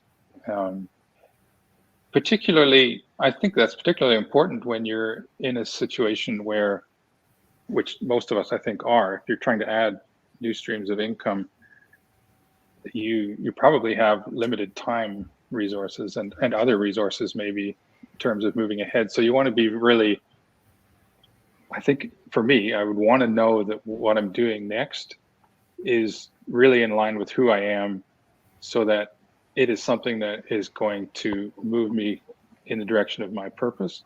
It's something that's going to bring joy and life to me, especially if it's going to be another business or something like that. Then for me, it's just got to be something that aligns with who I am and is going to lift me up and give me joy. Because if I'm taking time away from my family or friends or anything else in my life, then it's got to give me a lot in return, even during the growing phases. I mean, the growing of a business is difficult and not always fun, but at least if it's something that's in line with who I am and where I want my life to go in the future, then to me, that at least provides that joy and that addition to my life, as opposed to just being a drag for the sake of the income.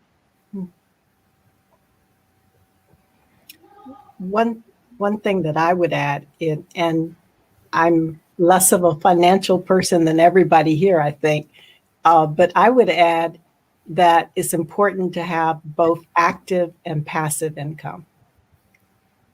Because as Kevin was saying, the active is really going to drain you in terms of time and energy. Passive can drain you too, but normally it's just the start of the passive.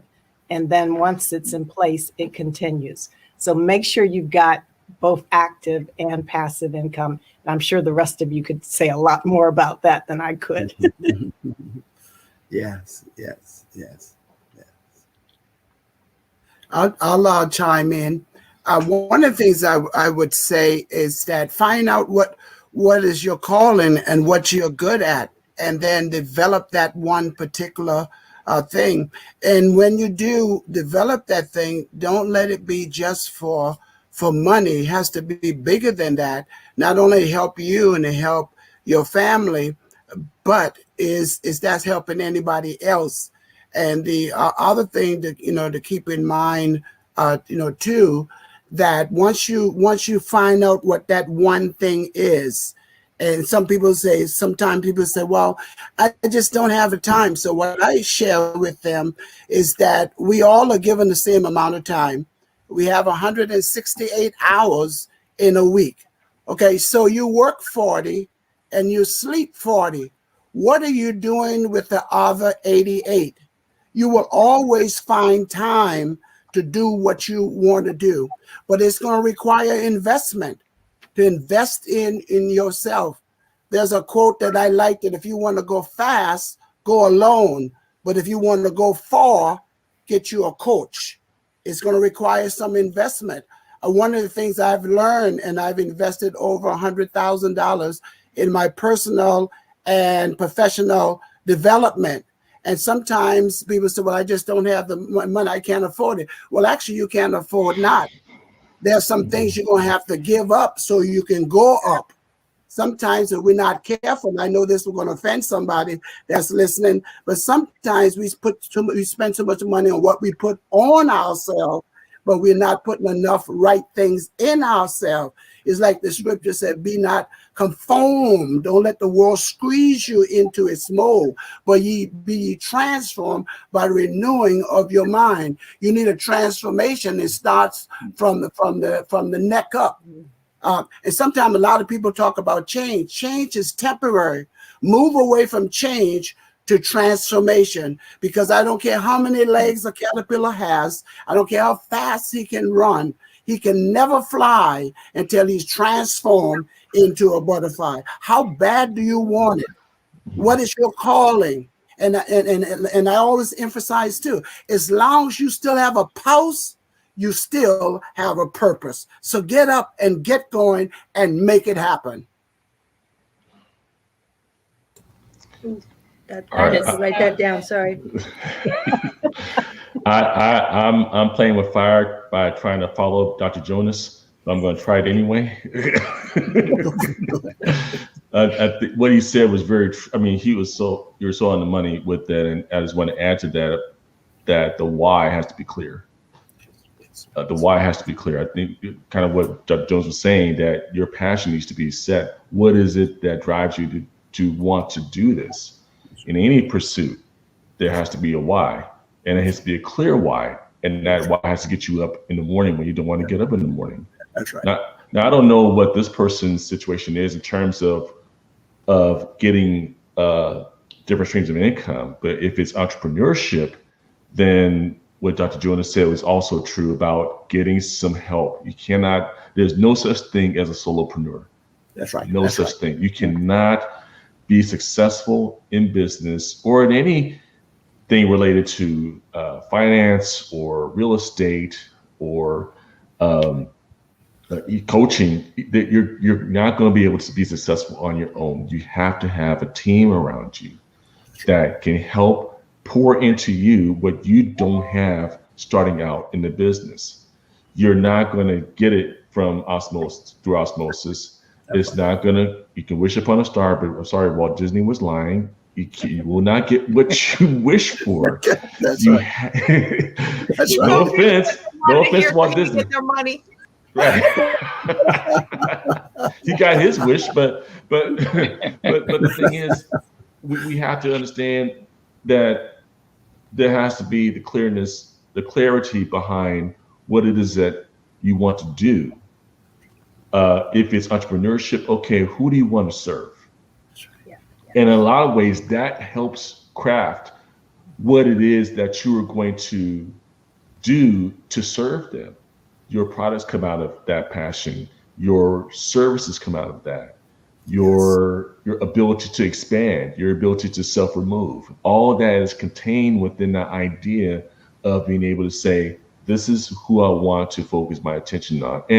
And for all of us who are in John Maxwell, on the John Maxwell team, one of the major issues is people don't know who they want to serve. That's and right. If they say they do, then I'm very clear about who that is. It's so vague. Drill down and figure out who specifically you can actually speak to, who you have a voice to communicate to, who is willing and who actually wants to hear from you, because you have a story, you have a brand emerging that you don't know about, you have a lot of creativity, you are already creative within yourself, you're already resourceful and whole within yourself. It's just a matter of allowing God to show you how creative, resourceful, and whole you already are. So those streams will come in time. It's just a matter of being able to say, who do I want to serve and why do I want to serve them? Yeah, and I would just add on to that. That's really so good that your mess becomes your message. And so if you don't do anything to clean that up and take it to that next level, then you're really hurting somebody, because you don't help them get out of that mess. You don't share your message in a way that empowers and moves them along. And so it's not slimy selling if you're out there trying to make that difference. If you don't sell your stuff, they don't have a chance to get to know you, like you, love you, work with you, if you're not willing to kind of put yourself out there in those lines. And so, in the idea of making, so many people tell me, Leah, money is evil. Well, that's not what the Bible says. The love of money is evil, but going and making money, the problem is if you don't have money, it's really hard to make a difference in the world. It's hard to donate. It's hard to help that single mom. It's hard to get bikes for kids at Christmas if you don't have the resources available to you to make that difference. And so I think, we need to, I really make a point of teaching, especially in my teenagers class, that, hey, money is amoral. It's like a brick. I actually bring a physical brick into that class and I say, this is money. What are we going to do with it? If you throw it through the window of your school teacher's car, that is bad. That is not such a good thing to do, right? That is a bad brick at that point. But if you use it to build wells in Africa or a town library, then that is a good brick. But the fact is, a brick is a brick. and it's what you're going to do with it that makes all the difference. And so I think we need to not be afraid and see wanting to have money, wanting to create these things for ourselves and our family. That is not an evil thing to want to have the money. It's all about what we are going to do with it. Yeah. And I think that really, once you have your why and your purpose and you have the tools to do it with, I think the important part, and I had to learn it the hard way, is to remember the compounding power of baby steps. So all those things that hold us back because we're like, well, we don't have enough time I don't have enough time to do that. I'll someday, next year, next month. Well, do you have 5 minutes today? Do you have 5 minutes tomorrow? Do you have 5 minutes the next day? There's such a compounding power of consistency and doing little baby steps. That's what's going to get you momentum and get you moving forward. Yeah, absolutely. That's good. Oh, did you have something else? Okay. Good. Yeah. Okay. I heard voices and I was like, man, these are all so good. And I know we're getting close to being out of our time. And so I know if you have questions, it's been a long day, y'all. If people have questions, I want them to be able to reach out to you directly. So go ahead. We're going to go around the room and let everyone know how they can get a hold of you, how they can continue this conversation. And if you have an upcoming event that might help them move the needle forward in their lives, you're welcome to discuss that at this time. And let's just go one by one. And then we'll do a closing remark and then we'll end for the night.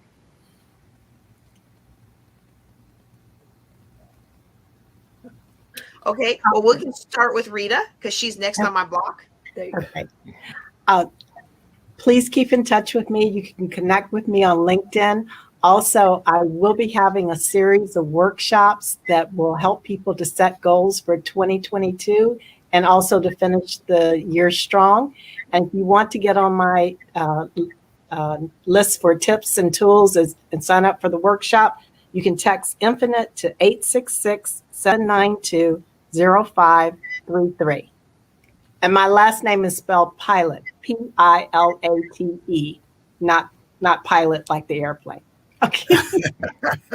And you can also find me at ritapilot.com. I like that. Infinite. All right. Greg. Okay, you can reach me on LinkedIn at Greg-Brinkley. I'm also on Instagram at Greg Brinkley, the number 1, Greg Brinkley 1. I am on Facebook as Reach the Apex. Reach the Apex, APEX. Also, I will be releasing my book hopefully soon within the next month or so called Uncivilized: How Government Workers Behave and What to Do to Help Them. I know JJ is like, she can't wait for this book to come out. Look, I think I've pre-ordered it like 3 times now because I want to make sure I get mine. I'll also hopefully soon be launching my podcast. I have a video course online. You can reach at reachtheapex.org. It's the 10 big mistakes Black government workers make every day. So and anything else, you can always reach out to me on social media. My screen, I'm next. So. Yep. So yeah, I'd love to continue any conversation with people. You can reach me on Instagram with @KevinWillSpeak. You'll find my Instagram page, or you can go to kevinwillspeak.com. And we're actually just launching that page, so I'm still transferring information over. It's not everything that I want there yet, but you can reach me there. You can contact, book to have a call or find out basic information. And I will say, I'm also launching a podcast soon about fathers and leadership in the family. If you're a father who would like to be interviewed and be a part of that, certainly reach out to me either through Instagram or the website. So, okay, guys. Let me know when you get started, Kevin. I'm there. Yeah, me too. I will for sure. Yeah. And a year or so down the road, once you're established with all the fathers and you want to bring on a daughter to talk about a restoration of her relationship with her father, you know you can always hit up your girl JJ Conway. That's right. That's right. That's right. And That's before we move to Dr. Jonas, I just want everybody to know, if they didn't catch it earlier, that Kevin is in Canada. So this is an international conference, y'all. All right now. All right. Was it Rita who said that this was that Dr. Cheryl's was her first real speaking engagement? So this would be like what, your second real speaking engagement? It's an international. That's right. Well, I could help out. Yes, yes, yes. Y'all, I'm having so much fun. I hope y'all are having fun too. Okay, Dr. Jonas. Yes, I'm Dr. Jonas Gatson. You can reach me on LinkedIn, also on Instagram, and also I'm going to be launching my new coaching business and how to give a powerful presentation. And so you can go to my website and get a free gift, and just go to www.jonasbonus.com and just enter information, and you'll get some powerful information and how to be effective communicator. Also, if you're interested in my books, we just, of course, JJ and I, we just came around the group with, I got 5 brand new books out, and I've created a one page with all of them on there, and that's www.jonasbonusbooks.com. And you spell Jonas, Jonas, Gatson, Gadson. And for those of you who are listening that maybe not technical savvy, because I'm not a technical guy, here's my telephone number. You can call me direct. You can call me direct. Area code 585-703-9547. That's 585-703-9547. And that's my private number. You have any questions for me or interested in having me as one of your coach, I'll be glad we can talk about it at that time. But get that free gift when you go to my website. Get that gift now. All right. Jennifer, you're up next. All right. Well, you can find me at parkercoach.com on Instagram and Facebook, as well as LinkedIn. I have an upcoming 4-module workshop that's coming up. It actually rolls out next Tuesday. We're calling it the Santa Strategies Workshop. So it's about how to not wake up with a debt hangover in January, but also how to reset expectations after living through COVID and really have a good Christmas. As you know, both of my parents passed away last year, and so my Christmas is looking really different. And I thought, how can I help other people in this? You know, what do I do? What I do for my family? But then it kind of turned into there's a lot of people who are facing that this year, and so how can I help? So this, if you go to Instagram, you can find the landing page to get more information on that. And I also will offer anyone a free complimentary discovery call, an hour consultation to just go through a financial wellness check and see where you're at and what you maybe want to do and change and get right with for 2022. All right, great. That's great. All right. And our last speaker, in addition to myself today, we've got Jan DeGallier. Yeah, thank you. Thanks, everyone. I just like saying your name. Now that I finally got it right. There's a little twist to it. Things are not always what they seem to be. So I would love to, if anybody would like to reach out to me, if you have any questions or just want to find out more, I am on LinkedIn. I am on Instagram. Just look for my name. On Facebook, you can go to my page at DeGallier Leadership Solutions. And if anybody is interested, especially after talking about some of the discussions with toxic work cultures, I am also offering for a bonus for anybody participating in this summit.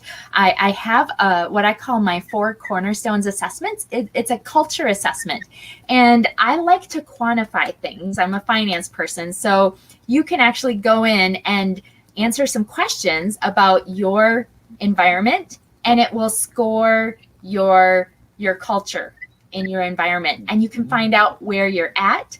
And you can also identify which areas in your culture you might need a little bit more help with versus others. So just a little bit of insight there. Oh, and to get more information on that, you can go to DeGallierLeadershipSolutions.com/building wealth. And if you scroll down a little bit, you'll find the company health assessment. You can click into it, and it's complimentary for anybody participating in the summit. Yes, and that's a great lead in for one of the things that I wanted to mention as we close out, which is that the free offers from our speakers, the complimentary offers from our speakers are captured in the event booklet. Now, I am going to go up front and be up front and say I probably overdid it because the event booklet is 102 pages, but it is absolutely gorgeous. There's space to take your notes, and everybody's offer that gave me a good link, you can click right from the event book and go right to download or give your email or request your free gift. And so I want to encourage you to go out to the buildingwealthtogether.com page and download your free gift. Actually, I think the short link to it is jjclink.com/VIP, which takes you to the sales page for our VIP upgrade. However, the event booklet is a free preview. So we got all the free previews in there. And I really want to encourage you, if you thought this session was powerful, then you want to get the recordings of all 33 of our speakers this year. Now, some of you have been with me. Some of you that I'm following, seeing you on making comments on Facebook, you've been with me since the very first Building Wealth Together conference 7 years ago, where it was 5 of us in a room, and the second one where it was another 5 of us in the room, and the third one where it was like 3 of us in the room. And I think one we did was simply John Maxwell's Live to Lead, because the military had moved us, and I didn't have time to plan a real conference. So you've been with us for a while, and you've seen the growth, and you've seen that this conference, this Building Wealth Together conference, is like nothing we've ever done before. We have elevated the quality of life for so many people through this conference. And I want to encourage you to do something to elevate your life. And that is to get these VIP sessions, get your $1,000 worth of VIP swag and bonuses, and get connected to this group of people who are about something. How many of us spend our lives around, or at least used to, for those of us on the panel here, how many of us are spending our lives with people who do nothing but tear us down? They just make us feel like we can't move forward. And then you have your own fears, and you wonder if you're ever going to be good enough. But I'm telling you today, you are good enough. All you need is a little bit of support, and you can do this thing. It doesn't take a whole lot. What does John Maxwell say? It doesn't take a whole lot to be extraordinary. It just takes a little extra, and you have it in you. That's right. That's right. You have it in you. Les Brown says there is greatness within you. And the more and more I walk in humility and abundance, the more and more I see so much greatness in so many people that the world has beaten down. And we're here to lift you up. So I want to encourage you to go out there and take a look at that. I've been building it out. And I just got today's edited talks in. We're going to get them uploaded tonight. We're going to get the MP3s out there so you can listen on the go. Because I don't know if you're like me. I don't have time to sit in front of the computer all day, every day. But we're going to download those MP3s for you so you can listen to that on the go. You want to get this life-changing content. You're not going to get this anywhere else. I've never been in a virtual summit before that brought tears to my eyes. And each of these speakers that are here, they gave their all. So if you missed their talks, or if you just want to hear it again, you want to go out there, jjclink.com/VIP. All right. And we've get everybody else's contact information. You got the website for me. I'm JJ Conway, your hostess with the mostest. You can find me on almost all the social medias at JJ Knows the Way. I want to thank you all for being here. I want to thank the speakers for being on the panel tonight, giving above and beyond of yourselves. It means the world to me. And I am so thankful and grateful and appreciative of you. And I think that's going to close us out for tonight. Does anybody have any last comments before we say goodnight? Thank you for a great day. Thank you. Thank you. Thank you. Thanks, JJ. Totally Great grateful job. for the opportunity. Great job. So grateful. Thank you. Great job. Yes, thank you Thank for you everything. all. Thank you all so much. Well, that is going to be a wrap for tonight. Tomorrow, we're going to start again at 10 o'clock Eastern, 9 o'clock Central. We're not starting again tomorrow because that was a replay. I hope you enjoyed that replay from our VIP session. This really does conclude our Wealthy You in 22 challenge. I hope that you have enjoyed the challenge. I hope that you've got some hard-hitting takeaway strategies that you can implement this very weekend to move the needle forward in your life. And it's not about how much you make, it's about how much you keep and how much you grow, right? And so I'm here to help you do that. Now, if you know that you're like me and you know that you can attend an event and get inspired and then go on about your business and forget all the good energy, then I want you to make sure that you're getting our daily thoughts that are going to start Sunday, the 1st of January, 2022. You're going to get 1 month of daily thoughts. Now you'll have the option to keep getting more at no cost, but we don't want to overload anybody. So just 1 month, you can do something for 1 month, right? So 1 month, jjclink.com 22 puts you in the main thing for the course. And then finally, don't forget to get your entries into up to $1,500 worth of prizes and courses and gift cards and other cool stuff. jjclink.com/win. I want to thank you all for watching. Y'all take care and be blessed.